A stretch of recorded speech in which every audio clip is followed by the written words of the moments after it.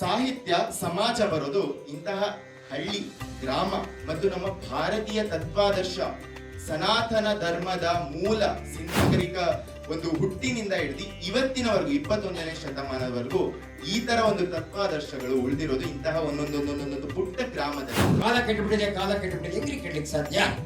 ಹುಟ್ಟತಕ್ಕಂಥ ಮಕ್ಕಳೆಲ್ಲ ದೇವರಂತ ಮಕ್ಕಳು ಇರ್ತಕ್ಕಂಥ ದೊಡ್ಡ ದೊಡ್ಡ ದೇವ್ರು ಹಾಕ್ಬೇಕಲ್ಲ. ಆಗೇನಾದ್ರೂ ಯುವಕರು ಕೆಟ್ಟಿದ್ದಾರೆ ಅಂತಂದ್ರೆ ಡೆಫಿನೆಟ್ ಆಗಿ ಯುವಕರು ಕೆಟ್ಟಿಲ್ಲ, ಅವ್ರು ಸರಿ ಮಾಡ್ತಕ್ಕಂಥ ನಿಟ್ಟಿನಲ್ಲಿ ನಾವು ವಿಫಲರಾಗಿದ್ದೀವಿ, ಹಿರಿಯರು ಕೆಟ್ಟಿದ್ದಾರೆ ಅಂತೇಳಿ ಭಗವಂತ ವಿಶೇಷವಾಗಿ ಯೋಚನೆ ಮಾಡಿ ನಮ್ಮ ತಿಳುವಳಿಕೆಯನ್ನು ಕೊಟ್ಟಿದ್ದಾನೆ. ನೀನು ತನ ಅಲ್ಲ, ನೀನು ಜನ ಅಂತೇಳಿ. ನಿನಗೆ ಗಳಿಸೋದು ಗೊತ್ತಿದೆ, ಬಳಸೋದು ಗೊತ್ತಿದೆ, ಉಳಿಸೋದು ಗೊತ್ತಿದೆ. ಆ ಗಳಿಕೆ ಬಳಕೆಗಳ ಮಧ್ಯೆ ಈ ತಿಳುವಳಿಕೆಯನ್ನು ತಂದು ಕೊಟ್ಟಿದ್ದೀನಿ. ಆ ತಿಳುವಳಿಕೆಯನ್ನು ಆಧಾರವಾಗಿ ಇಟ್ಟುಕೊಂಡು ಈ ನೆಲ ಸ್ವರ್ಗ ಮಾಡು. ಉಪನಿಷತ್ ತಾಳಿ, ವೇದ ತಾಳಿ, ಆಗಮ ತಾಳಿ, ಭಗವದ್ಗೀತೆ ತಾಳಿ, ರಾಮಾಯಣ ತಾಳಿ, ಮಹಾಭಾರತ ತಾಳಿ, ಭಾಗವತ ತಾಳಿ, ಕುವೆಂಪು ತಾಳಿ, ಬಸವಣ್ಣರು ತಾಳಿ, ಅಕ್ಕಮಹಾದೇವಿ ತಾಳಿ, ಕನಕದಾಸರು, ಪುರಂದರದಾಸರು ಎಲ್ಲರ ಆತ್ಯಂತಿಕವಾದಂತಹ ಉದ್ದೇಶ ಜನ ನೆಮ್ಮದಿಯಿಂದ ಬಾಳಬೇಕು. ರಾಶಿ ಮಹಾಪುರುಷರ ಸಾಹಿತ್ಯದ ಎದುರುಗಡೆ ಇಲ್ಲ ಅಂದ್ರೆ, ಇಂಥ ಸಿರಿಕಂಠದ ಗಾಯಕರ ನಮ್ಮ ಎದುರುಗಡೆ ಇಲ್ಲ ಅಂದ್ರೆ, ಒಬ್ಬ ರಾಜ್ಕುಮಾರ್ ಅಂತ ಕಲಾವಿದರು ಅದ್ಭುತವಾದಂತಹ ದೈತ್ಯ ಪ್ರತಿಭೆಗೆ ನಮ್ಮ ಎದುರಿಗಿಲ್ಲ ಅಂದ್ರೆ ಡೆಫಿನೆಟ್ ಆಗಿ ಬದುಕು ಸೋಲ್ತಿತ್ತಲ್ವ? ಅದೇಂದ್ರೆ ಒಂದು ಜೀವಂತಿಕೆ ಇರ್ತಿತ್ತ ಅಲ್ಲಿ. ಭೂತವೋ ಪ್ರೇತವೋ, ಪುನರ್ಜನ್ಮವೋ ಕೈಲಾಸವಾಸವೋ, ತಿರುಗಿ ಬಂದವರಿಲ್ಲ, ವರದಿ ತಂದವರಿಲ್ಲ, ಇಹದ ಬಾಳಿಗೆ ಪರದ ಚಿಂತೆ ಹೇಗೋ ಮಂಗುತಿ ಮಾಡುತ್ತೆ.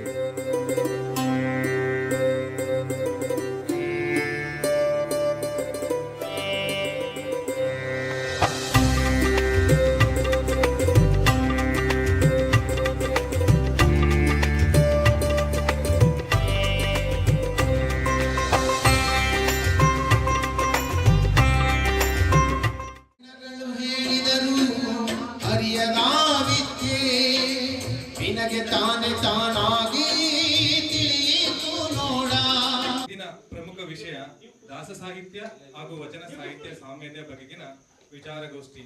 ಪ್ರಸ್ತುತ ಕಾರ್ಯಕ್ರಮವನ್ನು ಪ್ರಾರಂಭಿಸುವುದಕ್ಕಿಂತ ಮುಂಚೆ ಒಂದು ಪ್ರಾರಂಭಿಕ ವಿಘ್ನೇಶ್ವರನನ್ನು ಕುರಿತು ಒಂದು ಪ್ರಾರ್ಥನೆಯನ್ನು ಕುರಿತು ವೇದಿಕೆಗೆ ಚಂದನ್ ಅವರು ಪ್ರಾರ್ಥನೆಯನ್ನು ಕೋರ್ತಾ ಇದ್ದಾರೆ. ಸಿದ್ದಯ್ಯ ಸ್ವಾಮಿ ಬಂದರು ನಮ್ಮೂರಿಗೆ, ಕಂದಾಯ ಹೊತ್ತು ತಂದರು, ಕಂದಾಯ ತಂದರು. ನನ್ನ ಅಪೇಕ್ಷೆ, ನಾನು ಬರುವಾಗ ಹೇಳ್ತಿದ್ದೆ, ನಾನು 70 ಜನಕ್ಕೆ ನಾನು ಫೋನ್ ಮಾಡಿ ಹೇಳಿದ್ದೆ ಬರಬೇಕು ಅಂತೇಳಿ. ಇಲ್ಲಿ ನನ್ನ ಕಣ್ಣಿನ ದೃಷ್ಟಿಯಲ್ಲಿ ಒಂದು 4-5 ಜನ ಮಾತ್ರ ಬಂದಿಲ್ಲ, ಇನ್ನೆಲ್ಲರೂ ಕೂಡ ಬಂದಿದ್ದಾರೆ. ಹಾಗಾಗಿ ಹೃತ್ಪೂರ್ವಕವಾಗಿರ್ತಕ್ಕಂಥ ಸ್ವಾಗತದ ಜೊತೆಗೆ ಧನ್ಯವಾದಗಳನ್ನು ನಿಮ್ಗೆ ಅರ್ಪಿಸ್ತೇನೆ. ಮೊದಲಿಗೆ ಶ್ರಾವಣ ಸಂಜೆಯ ಕಾರ್ಯಕ್ರಮದ 25ನೇ ದಿನದ ಕಾರ್ಯಕ್ರಮ, 25ನೇ ಕಾರ್ಯಕ್ರಮ ನಮ್ಮ ಮನೇಲಿ ಇವತ್ತು ನಡೀತಾ ಇದೆ. ಈ ಕಾರ್ಯಕ್ರಮದ ಮೂಲ ಸ್ವರೂಪ ನಮ್ಮ ಸಾಹಿತ್ಯ ಏನು ಪರಿಷತ್ತಿನ, ಶರಣ ಸಾಹಿತ್ಯ ಪರಿಷತ್ತಿನ, ಅಖಿಲ ಭಾರತ ಪರಿಷತ್ತಿನ ಅಧ್ಯಕ್ಷರಾಗಿರ್ತಕ್ಕಂಥ ಪ್ರಭುಲಿಂಗ ಶಾಸ್ತ್ರಿಗಳು ಇದ್ದಾರೆ. ಅವರಿಗೆ ನಿಮ್ಮೆಲ್ಲರ ಪರವಾಗಿ ಸ್ವಾಗತವನ್ನು ಬಯಸ್ತೇನೆ. ನನ್ನ ಮಾರ್ಗದರ್ಶಕರು ಹಾಗೂ ಸಾಹಿತ್ಯದಲ್ಲಿ ಸಾಹಿತ್ಯವನ್ನ ಹೇಗೆ ಹುಡುಕಬೇಕು ಅಂತೇಳಿ ಜನರನ್ನ ಮನದಟ್ಟು ಮಾಡಿಕೊಳ್ಳುವ ಮೂಲಕ ಅವರಿಗೆ ಜನರಿಗೆ ರಸದೌತಣವನ್ನ ಹೇಗೆ ಉಳಿಸ್ಬೇಕು ಅಂತ ಗೊತ್ತಿತ್ತು, ಜನರ ಜೊತೆಗೆ ಬೆರೆತು ನನ್ನಂತವ್ರಿಗೂ ಕೂಡ ತುಂಬಾ ಜನಕ್ಕೆ ಮಾರ್ಗದರ್ಶನ ಮಾಡ್ಕೊಂಡು ಬಂದಿರತಕ್ಕಂಥ ಚಟ್ನಳ್ಳಿ ಮಹೇಶ್ ಅಣ್ಣವರು ಇವತ್ತು ಈ ಕಾರ್ಯಕ್ರಮ ಅಂದ್ರೆ ದಾಸ ಸಾಹಿತ್ಯ ಹಾಗೂ ವಚನ ಸಾಹಿತ್ಯದ ಸಾಮ್ಯತೆಯನ್ನ ನಮ್ಮ ಮುಂದೆ ಉಣಬಡಿಸ್ಲಿಕ್ಕೆ ಬಂದಿದ್ದಾರೆ. ಅವರು ಕೂಡ ಹೃತ್ಪೂರ್ವಕವಾಗಿರ್ತಕ್ಕಂಥ ಸ್ವಾಗತವನ್ನ ನಮ್ಮೆಲ್ಲರ ಪರವಾಗಿ ವೈಯಕ್ತಿಕವಾಗಿ ಬಯಸ್ತೇನೆ. ಹಾಗೆ ರೋಹನ್ ಭಾರ್ಗವಪುರಿ ಇವರು ನವ ಯುವಕ, ಒಂದಷ್ಟು ಸಮಾಜಮುಖಿ ಕೆಲಸ ಮಾಡ್ತಾ ಇದ್ದಾರೆ. ಅವರು ಈ ಏನು ಕಾರ್ಯಕ್ರಮದ ಜೊತೆಯಾಗಿ ನಮ್ಮ ಮನೆಗೆ ಇವತ್ತು ಬಂದಿದ್ದಾರೆ. ಅವ್ರಿಗೂ ಕೂಡ ಹೃತ್ಪೂರ್ವಕವಾಗಿರ್ತಕ್ಕಂಥ ಸ್ವಾಗತವನ್ನ ಬಯಸ್ತೇನೆ. ನನ್ನ ಆತ್ಮೀಯ ಸ್ನೇಹಿತರು, ಕಷ್ಟ ಸುಖಗಳಿಗೆ ಜಗಳ ಸಂತೋಷ ಎಲ್ಲವನ್ನೂ ಆಡ್ಕೊಂಡು ಬರ್ತಾ ಇರ್ತಕ್ಕಂಥ, ಹಾಗೆ ನಾವು ಮಾತೆತ್ತಿ ಜಗಳ ಆಡ್ಕೊಂಡೆ ಪ್ರೀತಿಯಿಂದ ಮಾತಾಡೋರು. ಹಾಗೆ ಇವತ್ತು ಶೃಂಗೇರಿ ಮಠದ ಅಧೀನದಲ್ಲಿರ್ತಕ್ಕಂಥ ಉದ್ಭವ ಗಣಪತಿಯ ಏನು ನಮ್ಮೂರಿನ ಉದ್ಭವ ಗಣಪತಿ ಇದೆ ಅದರ ಕಾರ್ಯದರ್ಶಿಯಾಗಿ ಕೆಲಸ ಮಾಡ್ತಾ ಇದ್ದಾರೆ ನಮ್ಮ ಗಣೇಶ್ ಮೂರ್ತಿಗಳು. ಅವ್ರಿಗೂ ಕೂಡ ಹೃತ್ಪೂರ್ವಕವಾಗಿರ್ತಕ್ಕಂಥ ಸ್ವಾಗತವನ್ನು ಬಯಸ್ತೇನೆ. ಅವರು ಇನ್ನೂ ಕೂಡ ನಿವೃತ್ತರಾಗಿಲ್ಲ, ಇನ್ನೂ ಶಿಕ್ಷಣದಲ್ಲಿ ಇಲಾಖೆಯಲ್ಲಿ ಕೆಲಸ ಮಾಡ್ತಾ ಇದ್ದಾರೆ. ಹಾಗೆ ನನ್ನ ಎಲ್ಲ ಕೆಲಸಗಳಿಗೂ ಕೂಡ ಭಾಗಿಯಾಗಿರ್ತಕ್ಕಂಥ ನನ್ನ ಅಮ್ಮನಿಗೂ ಕೂಡ ಇಂದ್ರಮ್ಮ ಅವ್ರಿಗೂ ಕೂಡ ಹೃತ್ಪೂರ್ವಕವಾಗಿರ್ತಕ್ಕಂಥ ಸ್ವಾಗತವನ್ನ ಬಯಸ್ತೇನೆ. ಹಾಗೆ ಕಷ್ಟ ಸುಖಗಳಿಗೆ ಮಾತಾಡ್ಕೊಳ್ಳೋದು, ಅದ್ರ ಜೊತೆಗೆ ಕೆಲವೊಂದು ಸಾಮಾಜಿಕ ಕಳಕಳಿಯ ವಿಚಾರಗಳನ್ನು ಇಟ್ಕೊಂಡು ನಾವು ಚರ್ಚೆಯ ಮೂಲಕ ಭಾಗವಹಿಸಿ, ಹಾಗೆ ಕನ್ನಡ ಸಾಹಿತ್ಯ ಪರಿಷತ್ನ ಜಿಲ್ಲಾ ಪ್ರಧಾನ ಕಾರ್ಯದರ್ಶಿಗಳಾಗಿ, ಅದಕ್ಕಿಂತಲೂ ವಿಶೇಷವಾಗಿ 2.5 ವರ್ಷ ಪಕ್ಕದ ಬೇಲೂರು ಕ್ಷೇತ್ರದ ಶಾಸಕರ ಕಾರ್ಯದರ್ಶಿಗಳಾಗಿ ಕೆಲಸ ಮಾಡಿದಂಥ ಶ್ರೀಯುತ ಪ್ರಸನ್ನ ಅವರು, ಬೆಳಗ್ಗೆ ಅವ್ರಿಗೆ ಮಾಡಿದೆ, ಅವರು ಕೂಡ ಬಂದೇ ಬರ್ತೀನಿ ಅಂತಂದ್ರು, ಅವರು ಕೂಡ ಹೃತ್ಪೂರ್ವಕವಾಗಿರ್ತಕ್ಕಂಥ ಸ್ವಾಗತವನ್ನು ಬಯಸ್ತೇನೆ. ನನಗೆಲ್ಲೋ ಅಂದ್ಕೊಂಡಿದ್ದೀನಿ, ನಮ್ಮ ಸಾಹಿತ್ಯ 2 ಪ್ರಕಾರಗಳನ್ನ ನಮ್ಮ ಆಸುವಕ್ಕಾಗಿರ್ತಕ್ಕಂಥ ಬದುಕಿನಲ್ಲೇ ಸೇರಿಸಿ ಬಂದಿರತಕ್ಕಂಥವು.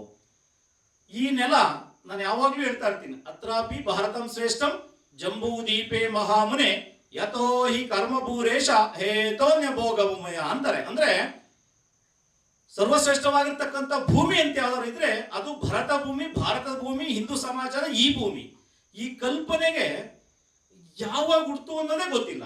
ಆದ್ರೆ ಕಾಲ ಕಾಲಕ್ಕೆ ಹಾಗೆ ತೇತ್ರಾಯುಗ ಇರ್ಬೋದು, ಅಥವಾ ದ್ವಾಪರ ಇರ್ಬೋದು, ಕಲಿಯುಗ ಇರ್ಬೋದು, ಹೀಗೆ ಬೇರೆ ಬೇರೆ ಯುಗಗಳು ಬಂದು, ಆ ಯುಗಗಳ ನಂತರದಲ್ಲಿ ನಮ್ಮ ಆಚಾರ ವಿಚಾರ ಪದ್ಧತಿಗಳು ಆಸುವಕ್ಕಾಗಿ ಈ ನೆಲದಲ್ಲಿರ್ತಕ್ಕಂಥ ಈ ಸಂದರ್ಭದಲ್ಲಿ ಯಾವ ಕಾಲದಲ್ಲಾದ್ರೂ ಸರಿ ನಮ್ಮ ಭಾಷೆಯ ಮೂಲಕ ಜನರಿಗೆ ತಿಳಿಸಿದ್ದು ಒಳ್ಳೇದನ್ನೇ. ಕೃಷ್ಣ ಇರ್ಬೋದು, ರಾಮ ಇರ್ಬೋದು, ಹನುಮಂತ ಇರ್ಬೋದು, ಹೀಗೆ ಯಾರು ಬೇಕಾದ್ರೂ ಇರ್ಬೋದು. ಇವತ್ತಿನ ಕಾಲಘಟ್ಟಕ್ಕೆ ಕನಕರಿಂದ ಹಿಡಿದು ಬಸವಣ್ಣವರಿಂದ ಹಿಡಿದು ಹೀಗೆ ಬೇಕಾದ ಅಂಬೇಡ್ಕರ್ ಇಂದ ಹಿಡಿದು ಬೇಕಾದಷ್ಟು ಜನ ನಮ್ಮ ಮಧ್ಯೆ ಕೆಲಸ ಮಾಡಿದವರು. ಅವರ ವಿಚಾರಗಳನ್ನ ನಾವು ತಿಳ್ಕೊಳ್ಬೇಕು, ಮತ್ತೆ ರಚನಾತ್ಮಕವಾಗಿರ್ತಕ್ಕಂಥ ಸಂಬಂಧಗಳನ್ನ ನಮ್ಮ ಮಧ್ಯೆ ನಾವು ಇಟ್ಕೊಳ್ಬೇಕು. ಉದಾಹರಣೆಗೆ ಸಣ್ಣದೊಂದು ಉದಾಹರಣೆ ಹೇಳಿದ್ರೆ, ನನಗೊಂದು ಅವತ್ತು ಒಳ್ಳೆಯದೇ ಹೇಳಿದ್ರು, ತಿಳಿಯ ಹೇಳುವೆ ಕೃಷ್ಣ ಕಥೆಯನ್ನು ಇಳೆಯ ಜಾಣರು ಮೆಚ್ಚುವಂತಿರೆ, ನೆಲಗೆ ಪಂಚಮ ಶ್ರುತಿಯ ನಡುವೆನು ಕೃಷ್ಣ ಮೆಚ್ಚಲಿಕೆ. ಅಂದ್ರೆ ಅವಾಗ ಯಾರು ದೊಡ್ಡವ್ರನ್ನ ಮೆಚ್ಚಿಸ್ಬೇಕು? ಕೃಷ್ಣ ದೇವರು, ಅಥವಾ ಆ ಕಾಲದ ಪರಮಾತ್ಮ, ಅಥವಾ ಆ ಕಾಲದ ಒಬ್ಬ ಕಳಕಳಿ ಇರ್ತಕ್ಕಂಥವ್ರು, ಅವ್ರನ್ನ ಮೆಚ್ಚಿಸ್ಬೇಕು. ಯಾರು ಮೆಚ್ಚಿಸ್ಬೇಕು? ಈ ಧರೆಲಿರ್ತಕ್ಕಂಥ ನಾವೆಲ್ಲರೂ ರಾಮನ್ ಮೆಚ್ಚಿಸ್ಬೇಕು, ಹನುಮನ್ ಮೆಚ್ಚಿಸ್ಬೇಕು. ಈ ಕಾಲಘಟ್ಟಕ್ಕೆ ಗಾಂಧಿ ಹಿಡಿದು ನಮ್ಮ ಅಂಬೇಡ್ಕರ್ ಇಂದ ಹಿಡಿದು ಕನಕರಿಂದ ಹಿಡಿದು ಎಷ್ಟು ಜನ ಆಸುವಕ್ಕಾಗಿಲ್ಲ ಅವರ ಅನುಯಾಯಿಗಳಾಗಿ ನಾವೆಲ್ಲರೂ ಕೂಡ ಈ ಸಮಾಜದಲ್ಲಿ ಕೆಲಸ ಮಾಡಬೇಕಾಗಿದೆ. ಕೆಲಸ ಮಾಡ್ತಾ ಮಾಡ್ತಾ ಮಾಡ್ತಾ ನಮ್ಮ ಮಧ್ಯೆ ಕಳಕಳಿ ಇರ್ತಕ್ಕಂಥವ್ರನ್ನ, ಹಿರಿಯರನ್ನ ಗೌರವಿಸಬೇಕಾಗಿದೆ. ಅದನ್ನು ಮೀರಿ ನಮ್ಮ ಆಲೋಚನೆಗಳು, ನಮ್ಮ ತುಡಿತಗಳು ಬೇರೆ ಎಲ್ಲೂ ಆ ಕಡೆ ಈ ಕಡೆ ಹೋಗದೆ ಸ್ವಾಭಾವಿಕವಾಗಿ ಸಮಾಜಮುಖಿಯಾಗಿರ್ತಕ್ಕಂಥ ಚಿಂತನೆಗಳನ್ನ ಇಟ್ಕೊಳ್ಬೇಕಾಗಿದೆ. ಹಾಗೆ ಇಟ್ಕೊಳ್ಳುವಂತಹ ವಿಷಯವನ್ನ ನಮಗೆ ಗುಣಪಡಿಸಿ, ಅದು ರಚನಾತ್ಮಕವಾಗಿರ್ತಕ್ಕಂಥ ವಿಷಯಗಳನ್ನ ನಮ್ಮ ಜೊತೆಗೆ ಹಂಚ್ಕೊಂಡು ನಮ್ಮನ್ನ ಸರಿದಾರಿಗೆ, ಯಾವಾಗಲೂ ಒಂದು ಹರ ಹಿಡ್ಕೊಂಡು ಒಂದು ಬಿಟ್ರೆ ಅದು ತುಕ್ಕಿಡಿಯುತ್ತೆ, ಆದ್ರೆ ಅದನ್ನು ಉಪಯೋಗಿಸ್ತಾ ಇದ್ರೆ ಅರ್ಥ ಆಗಿರುತ್ತೆ. ಹಾಗೆ ಈ ಕಾರ್ಯಕ್ರಮ ಅಂತ ನಾನಾದ್ರೂ ಅದನ್ನು ಭಾವಿಸ್ತಿದ್ದೀನಿ. ಅಷ್ಟು ಮಾತ್ರ ಅಲ್ಲ, ನಾವೆಲ್ಲರೂ ಕೂಡ ಸ್ವರ್ಗಕ್ಕೆ ಹೋಗ್ಬೇಕು ಅಂದ್ರೆ ನಾವು ಮಾಡುವಂತ ಕಿಂಕಾರ್ಯಗಳು ನಮ್ಮ ಮಧ್ಯೆ ಒಂದಷ್ಟು ಒಳ್ಳೆಯದೇ ಬಿತ್ತಬೇಕು. ಒಂದು ಸಣ್ಣ ಉದಾಹರಣೆ ಕೊಟ್ಟು ನಾನು ಮಾತು ಮುಗಿಸ್ತೀನಿ. ಅನಿವಾರ್ಯ ಕಾರಣಕ್ಕೋಸ್ಕರ ನಾನು ಇದು ಮಾತಾಡ್ತಾ ಇದ್ದೀನಿ. ಹೀಗೆ ಒಂದು ದೇವಸ್ಥಾನ ಕಟ್ತಾ ಇದ್ವಿ. ಚಟ್ಟಳ್ಳಿ ಮಹೇಶಣ್ಣನ ಚೆನ್ನಾಗಿ ಹೇಳ್ಬೋದೇನೋ ಗೊತ್ತಿಲ್ಲ. ಆ ದೇವಸ್ಥಾನ ಕಟ್ಟೋಕೆ ಪ್ರಾರಂಭ ಮಾಡಿದಾಗ ಕಲ್ ತಗೊಂಬಂದು ಹಾಕಿದ್ರಂತೆ. ಆ ಕಲ್ಗಳು ಅಲ್ಲಲ್ಲೇ ಮಾತಾಡ್ತಾ ಇದ್ವಂತೆ. ಅಲ್ಲ ಮರೆಯ ನನ್ ತಗೊಂಬಂದು ಇಲ್ಲಿಗೆ ಹಾಕ್ಬಿಟ್ಟಿಯರೆ, ಬಿಸಿಲು ಮಳೆ ಗಾಳಿ ಚಳಿ ಅಂದಲೆಯ ಯಾರಿಗ್ ಬೇಕ ಮರೆಯ ಅಂತಂತೆ. ಆಗ ಅಂತ ಕಲ್ಲನ್ನೇ ತಗೊಂಡೋಗ್ಬಿಟ್ಟು ಅಲ್ಲಿ ಯಾರು ಶಿಲ್ಪಿ ಇದಾರೆ ಅವರು ಮುಂದೆ ತಕ್ಷಣವೇ ಅವ್ರು ತಗೊಂಡ್ಬಿಟ್ಟು ಮುಂದೆ ನಡೆದಾಡ್ಕೊಂಡು ಹೋಗ್ತೀವಲ್ಲ ಬಾಗ್ಲ ಹತ್ರ, ಅಲ್ಗ ಹಾಕಿರಂತೆ, ಮೆಟ್ಲಿಕ್ಕಿಗೆ ಹಾಕ್ಬಿಟ್ರಂತೆ. ಇನ್ನೊಂದು ಕಲ್ಲು ಹೇಳ್ತಂತೆ, ಅವನು ಮೆಟ್ಲಿಕ್ಕಿಗೆ ಹೋದ, ನಾನಾರು ಹೋಗ್ಬಾರ್ದಿತ್ತೆ, ಆದ್ರೂ ನನಗೂ ಕಷ್ಟ ಕೊಡ ಮಾರ್ಯ, ಉಳಿ ಪೆಟ್ಟು ಕೊಡ್ತಾನೆ, ಮಳೆ ನೆನಿಬೇಕು ಅಂತೇಳಿ ಅಂತಂತೆ. ಅವಾಗ ಆ ಕಲ್ಲು ತಗೊಂಡು ಬಾಗ್ಲಿಗೆ ಹಾಕಿರಂತೆ. ಹಾಗೆ ನೆಕ್ಸ್ಟ್ ಹಂಗೆ ಬೇರೆ ಬೇರೆ ವಿಚಾರಗಳು ಮಾಡ್ಕೊಂಬಂದು ಯಾವುದೋ ಒಂದು ಕಲ್ಲು ಉಳಿತಂತೆ, ಏನೂ ಮಾತಾಡಿರ್ಲಿಲ್ಲ. ಏನಾದ್ರೂ ಆಗ್ಲಿ ಅನುಭವಿಸೇ ಬಿಡೋಣ ಅಂತ ಅನುಭವಿಸ್ತಿತ್ತಂತ. ಆ ಅನುಭವಿಸೋ ಕಲ್ಲು ವಿಗ್ರಹ ಆಗಿ ಅದನ್ನ ಸಾವಿರಾರು ಕೋಟ್ಯಾಂತರ ಉಳಿಪೆಟ್ಟನ್ನ ಕೊಟ್ಟು ಆ ಪೆಟ್ಟಿನ ನೋವೆಲ್ಲ ತಿಂದು ತಗೊಂಬಂದು ಗರ್ಭಗುಡಿಗೆ ಪ್ರತಿಷ್ಠಾಪನೆ ಮಾಡಿರಂತೆ. ಎಲ್ಲರೂ ಹೋಗಿ ಯಾರು ಪೂಜೆ ಮಾಡಿದ್ದು? ಹೆಚ್ಚು ಪೆಟ್ಟನ್ನ ತಿಂದಂತಹ, ಹೆಚ್ಚು ಮಳೆಯಲ್ಲಿ ನೆಂದಂತಹ, ಬೆಂದಂತಹವ್ರನ್ನ ಮಾಡಿದ್ರು. ಎಲ್ಲರೂ ಅವ್ರು ತುಳ್ಕೊಂಡು ಇದು ಮಾಡ್ಕೊಂಡು ಹೋಗಿ ಹಾಗೆ ಸಮಾಜಮುಖಿ ಆಗಿರೋರ್ಗೆ ಎಲ್ರಿಗೂ ಕೂಡ ಪೆಟ್ಟಿದ್ದಿದೆ. ಆ ಪೆಟ್ಟನ್ನು ತಿಂದು ಕೂಡ ನಾವು ಈ ರೀತಿಯ ಕಾರ್ಯಕ್ರಮಗಳ ಮಧ್ಯೆ ಭಾಗವಹಿಸುವ ಮೂಲಕ ಸಂಸ್ಕಾರದಿಂದ ಆಚಾರ ವಿಚಾರ ಪದ್ಧತಿಗಳನ್ನ ಇಟ್ಕೊಂಡು ಹೋದಾಗ ಮಾತ್ರ ನಮ್ಗೆಲ್ಲೋ ಒಂದ್ ಕಡೆ ಪ್ರಕೃತಿ ಮಾತೆ ನಮ್ಮನ್ನ ಪ್ರೀತಿಯಿಂದ ಅಪ್ಕೊಳ್ತಾಳೆ ಎಲ್ಲಾ ರಂಗದಲ್ಲೂ. ಆ ಕಾರಣಕ್ಕೋಸ್ಕರ ಮಾಡೋಣ ಅಂತ ಹೇಳ್ತಾ ನಾನು ಹಿರಿಯರಿಗೆ ನಾನು ಕೇಳ್ಕೊಳ್ಳೋದಿಷ್ಟೇ, ಲಕ್ಕೆ ಹೋಬಳಿಯಲ್ಲಿ ಒಂದೇ ಕಾರ್ಯಕ್ರಮ, ನಮ್ಮನೆ ಕಾರ್ಯಕ್ರಮ. ನಾನೀಗ ರಿಕ್ವೆಸ್ಟ್ ನಂದು ಕೇಳ್ತಾ ಇರೋದು ಏನಂತ ಹೇಳಿದ್ರೆ, ಮುಂದಿನ ವರ್ಷಕ್ಕೆ ನಮ್ಮ ಹಿರಿಯರಿದ್ದಾರೆ, ನಮ್ಮ ಚಿಂತಕರಿದ್ದಾರೆ, ರೈತರಿದ್ದಾರೆ, ಕೂಲಿ ಕಾರ್ಮಿಕರಿದ್ದಾರೆ, ಅವ್ರ ಮನೇಲಿ ಮಾಡಿಸ್ತೀವಿ. ಒಂದು 4-5 ಕಾರ್ಯಕ್ರಮ ಕೊಡಿ, ಅವ್ರ ಮನೇಲಿ ಮಾಡಿಸ್ತೀವಿ. ಅವ್ರ ಮನೇಲಿ ಇದ್ದಿರ್ತಕ್ಕಂಥದ್ದು ಏನೋ ಒಂದಷ್ಟು ಮಾಡಿ ತಲೆಗೆ ಹೂರ್ಣವನ್ನ ತುಂಬೋಗೋಣ ಅಂತ ಹೇಳ್ತಾ ತುಸು ಮಾತಾಡಿದ ಹೆಚ್ಚಾಗಿದ್ರು ಕೂಡ ಅನಿವಾರ್ಯವಾಗಿತ್ತು ಅಂತ ನಾನಾದ್ರೂ ಭಾವಿಸ್ತಾ, ದಯಮಾಡಿ ಹೋಗ್ತಾ ಯಾರು ಹಾಗೆ ಹೋಗ್ಬಾರ್ದು. ಲಘು ಉಪಹಾರ ಇರುತ್ತೆ, ನಿಮ್ಗೆಲ್ರಿಗೂ ಪ್ರೀತಿಯಿಂದ ನಾವು ಮಾಡಿರ್ತಕ್ಕಂಥದ್ದು. ಅದ್ರ ಜೊತೆಗೆ ನಮ್ಮ ಮನೆಯಲ್ಲೇ ಒಂದು ಫ್ಯಾಕ್ಟ್ರಿಯನ್ನ ಮಾಡಿದೀವಿ, ತೃಪ್ತಿ ಸಿರಿಧಾನ್ಯ ಸರಿ ಅಂತೇಳಿ. ಅದು ಇವತ್ತು ರಾಜ್ಯ ವ್ಯಾಪ್ತಿ, ಮೊನ್ನೆಯ ಪತ್ರಿಕೆಯಲ್ಲಿ ಬಂದು ರಾಜ್ಯದ ಇಶ್ಯೂ ಆಗಿ ನಮಗೆ ಬೇರೆ ಬೇರೆ ಕಡೆಯಿಂದ ಫೋನ್ ಬಂದು ಅದು ಆ ಮೂಲಕ ಒಂದಷ್ಟು ನಾವು ಕಳಿಸ್ಕೊಡ್ತಾ ಇದ್ದೀವಿ. ಅದರ ಏನು ಪ್ರಾಡಕ್ಟ್ ನ ಉಪಯೋಗ ಏನು ಅಂತೇಳಿ ನಮ್ಮನೆಯವರು ನಿಮಗೆ ಉಣಪಡಿಸ್ಲಿಕ್ಕೆ ಎಲ್ಲ ರೆಡಿ ಮಾಡಿದ್ದಾರೆ.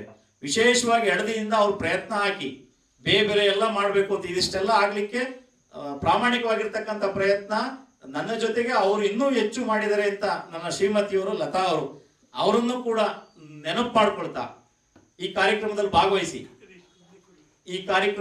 ಭಾಗವಹಿಸಿ ನಮ್ಗೆ ಕರೆಗೆ ಹೋಗೋ ಬಂದಂತ ಎಲ್ರಿಗೂ ಕೂಡ ಆ ಭಗವಂತ, ಆ ಉದ್ಭವ ಗಣಪತಿ, ಆ ಪರಮಾತ್ಮ ಆಯುಷ್, ಐಶ್ವರ್ಯ, ಆರೋಗ್ಯ, ಭಾಗ್ಯ, ಕೀರ್ತಿ, ಸಂಪತ್ತು, ಯಶಸ್ವಿ, ವಿದ್ಯೆ, ನೆಮ್ಮದಿ, ಗುಣ, ಜ್ಞಾನ ಹಾಗೂ ಶಕ್ತಿ ಎಲ್ಲವನ್ನು ಕೂಡ ಕರುಣಿಸ್ಲಿ ಅಂತ ಕೇಳ್ತಾ ತಮಗೆಲ್ಲರಿಗೂ ಹೊಂದಿಸಿ ನನ್ನ ಸ್ವಾಗತದ ಜೊತೆಗೆ ಒಂದಷ್ಟು ಮಾತುಗಳನ್ನು ಮುಗಿಸ್ತೇನೆ. ಧನ್ಯವಾದಗಳು. ಗ್ರಾಮದ ಆರಾಧ್ಯ ದೇವರಾದ ವೀರನಾರಾಯಣ ಸ್ವಾಮಿ ಹಾಗೂ ಉದ್ಭವ ಗಣಪತಿ ಸ್ವಾಮಿಯನ್ನು ನೆನೆಯುತ್ತಾ ವೇದಿಕೆ ಮೇಲೆ ಉಪಸ್ಥಿತರುವ ಎಲ್ಲಾ ಗಣ್ಯಮಾನ್ಯರ ಒಂದು ಪಾದಗಳಿಗೆ ನಮಸ್ಕರಿಸುತ್ತಾ, ಜೊತೆಗೆ ಇಲ್ಲಿ ನೆರೆದಿರುವಂತಹ ಅಷ್ಟು ಬಂಧು ಮಿತ್ರರು, ಅಣ್ಣಂದಿರು, ಅಕ್ಕಂದಿರು, ಎಲ್ಲರೂ ಗ್ರಾಮಸ್ಥರು ಎಲ್ಲರೂ ಬಂದಿದ್ದೀರಾ. ನಿಮ್ಮೆಲ್ಲರಿಗೂ ಸ್ವಾಗತ, ನಮಸ್ಕಾರಗಳು. ಬಂಧುಗಳೇ, ನಾವು ಮಾಧ್ಯಮ ಸಂಸ್ಕೃತಿ ಪ್ರತಿಷ್ಠಾನ, ಅಖಿಲ ಭಾರತೀಯ ಸಾಹಿತ್ಯ ಪರಿಷತ್ತು ಮತ್ತು Isiri foundation in collaboration with Isiri today Shravana ಮಾಸದ ಪ್ರವಚನ ಮಾಲಿಕೆ ಚಟ್ನಳ್ಳಿ ಮಹೇಶ್ ರವರ ಅಂಗಳದೆಡೆಗೆ ಮಂಗಳ ನುಡಿ ನಡೆಗೆ ಅಭಿಯಾನವನ್ನ 2025ನೇ ಇಸ್ವಿಯ ಜುಲೈ 26ರಂದು ಈ ಕ್ಷೇತ್ರದ ಜನಪ್ರಿಯ ಶಾಸಕರಾದ HD ತಮ್ಮಯ್ಯಣ್ಣನವರ ಮನೆಯಲ್ಲಿ ಆರಂಭಗೊಂಡು ಇವತ್ತು ನಾವು 25ನೇ ದಿನ ಅಂದ್ರೆ ಸಿಲ್ವರ್ ಜುಬ್ಲಿ ಈ ಒಂದು ಕಾರ್ಯಕ್ರಮದ ಒಂದು 25 ದಿನ ನೋಡಿದ್ರೆ ಅದನ್ನ ನಮ್ಮ ರವೀಂದ್ರ ಅಣ್ಣನವರ ಮನೆಯಲ್ಲಿ ನಿರ್ವಹಿಸ್ತಿದ್ವಿ. ಅದಕ್ಕೊಂದು ಜೋರ ಚಪ್ಪಾಳೆ. ಇದು ವೈಯಕ್ತಿಕವಾದ ಅಭಿಪ್ರಾಯ ಬಂಧುಗಳೇ, ಒಂದಿಷ್ಟು ಹೇಳ್ಬೇಕನ್ಸ್ತು. ಇವತ್ತು ವಿಶೇಷವಾಗಿ ನಾವು ಸ್ವಲ್ಪ ಬೇಗವಾಗಿ ಬಂದ್ವಿ ಬೆಳ್ವಾಡಿಗೆ, ಜೊತೆಗೆ ದೇವರ ಒಂದು ದರ್ಶನ ಆಯ್ತು, ಊರಿನ ಒಂದು ದರ್ಶನ ಆಯ್ತು. ಇದು ಹೇಗಿದೆ ಅಂದ್ರೆ ಬೆಳಕಿನ ವಾಡಿ ಅಂದ್ರು, ಅದರಲ್ಲಿ ಬೆಳಕು. ಇವತ್ತಿನ ಒಂದು ಆಕಾಶ ದೀಪ, ನಾವೆಲ್ಲರೂ ಗ್ರೌಂಡ್ ಇಂದ ಅಂದ್ರೆ ನೆಲದಿಂದ ಮೇಲಿದ್ದೀವಿ. ಇವತ್ತು ಈ ಮನೆ ಒಂದು ಆಕಾಶ ದೀಪವಾಗಿ ಬೆಳವಾಡಿಯಲ್ಲಿ ರವೀಂದ್ರನ ಯಾವ್ದು ಸಂಕೇತ? ರವಿ, ಸೂರ್ಯನ ಸಂಕೇತ, ಬೆಳಕಿನ ಸಂಕೇತ. ಇವತ್ತು ಆ ಒಂದು ಏರ್ಪಾಡು, ಆಯೋಜಕರಾಗಿ ಇವತ್ತು ನೀವು ಇದನ್ನ ಮಾಡಿದಿರ ಅಣ್ಣ. ನಮ್ಮ ಇಡೀ ತಂಡದಿಂದ ನಿಮಗೆ ಹೃತ್ಪೂರ್ವಕವಾದ ಧನ್ಯವಾದಗಳು.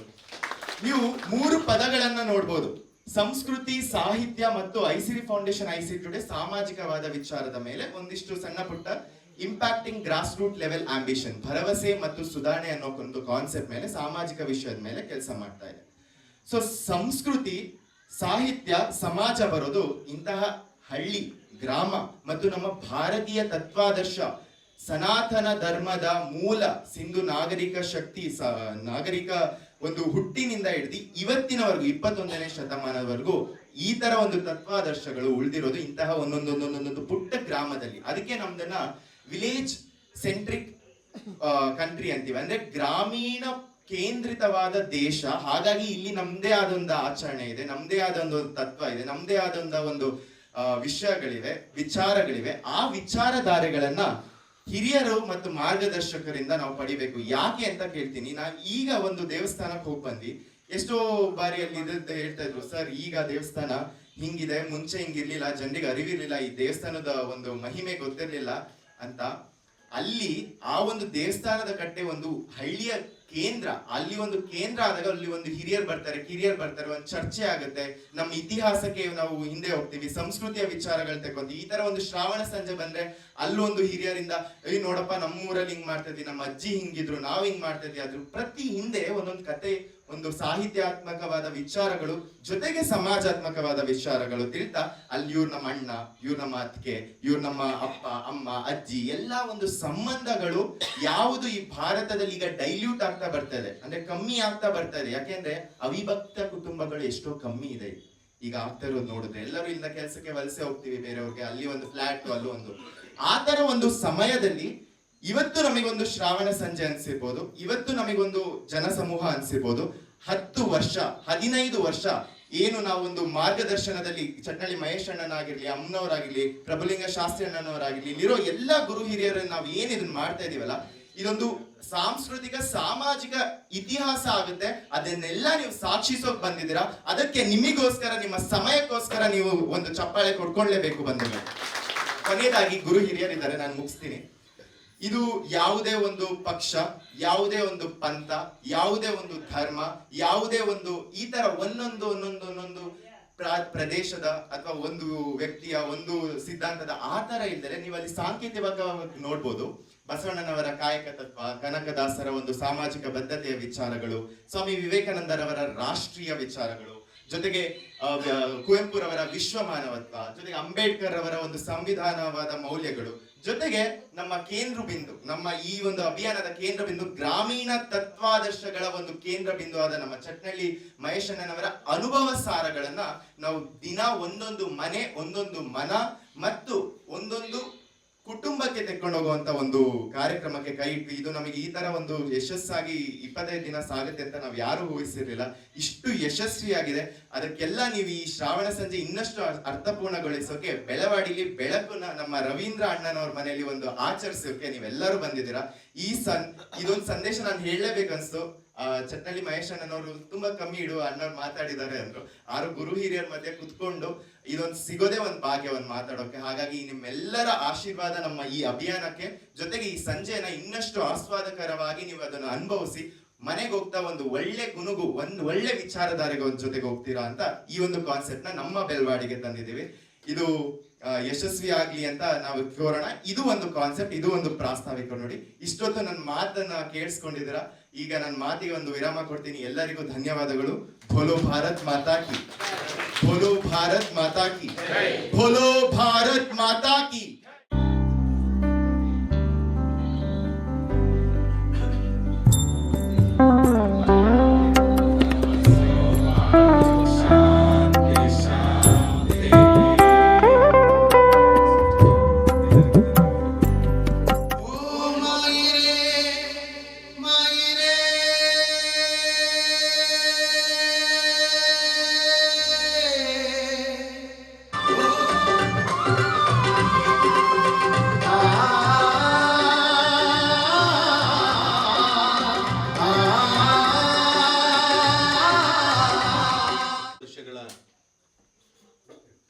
ಪರಿಚಯ ಇರತಕ್ಕಂಥ ಶ್ರೀಯುತ ಪ್ರಭುಲಿಂಗ ಶಾಸ್ತ್ರಿಗಳೇ, ನಮ್ಮ ಗೆಳೆಯನಿಗಿಂತ ಹೆಚ್ಚಾಗಿ ಮಾರ್ಗದರ್ಶಕರಾಗಿರ್ತಕ್ಕಂಥ ಚಟ್ನಳ್ಳಿ ಮಹೇಶ್ ಅಣ್ಣನವರೇ, ಚಿಕ್ಕ ವಯಸ್ಸಾದರೂ ತುಂಬ ಹುರುಪಿನಲ್ಲಿರ್ತಕ್ಕಂಥ ಭಾರ್ಗವ ಪುರಿಯವರೇ, ಹಾಗೆ ನನ್ನ ಆತ್ಮೀಯ ಸ್ನೇಹಿತನಾಗಿರ್ತಕ್ಕಂಥ ಪ್ರಸನ್ನರವರೇ, ಹಾಗೂ ಮೊದಲೇ ಹೇಳಿದ್ದಾನೆ ರವಿ, ಒಡನಾಡಿಗಳಾಗಿರ್ತಕ್ಕಂಥ ರವೀಂದ್ರ ಬೆಳವಾಡಿ ಮತ್ತು ಅವರ ಕುಟುಂಬದವರೇ, ಹಾಗೂ ಆತ್ಮೀಯರಾಗಿರ್ತಕ್ಕಂಥ ಚಂದ್ರಶೇಖರ್ ಮತ್ತು ಎಲ್ಲ ಸ್ನೇಹಿತರೆ, ಈ ಸಾಹಿತ್ಯ ಅಂತಕ್ಕಂಥದ್ದು ಸುಮ್ಮನೆ ಮೈಗೆ ಹತ್ಕೊಳ್ಳೋದಿಲ್ಲ.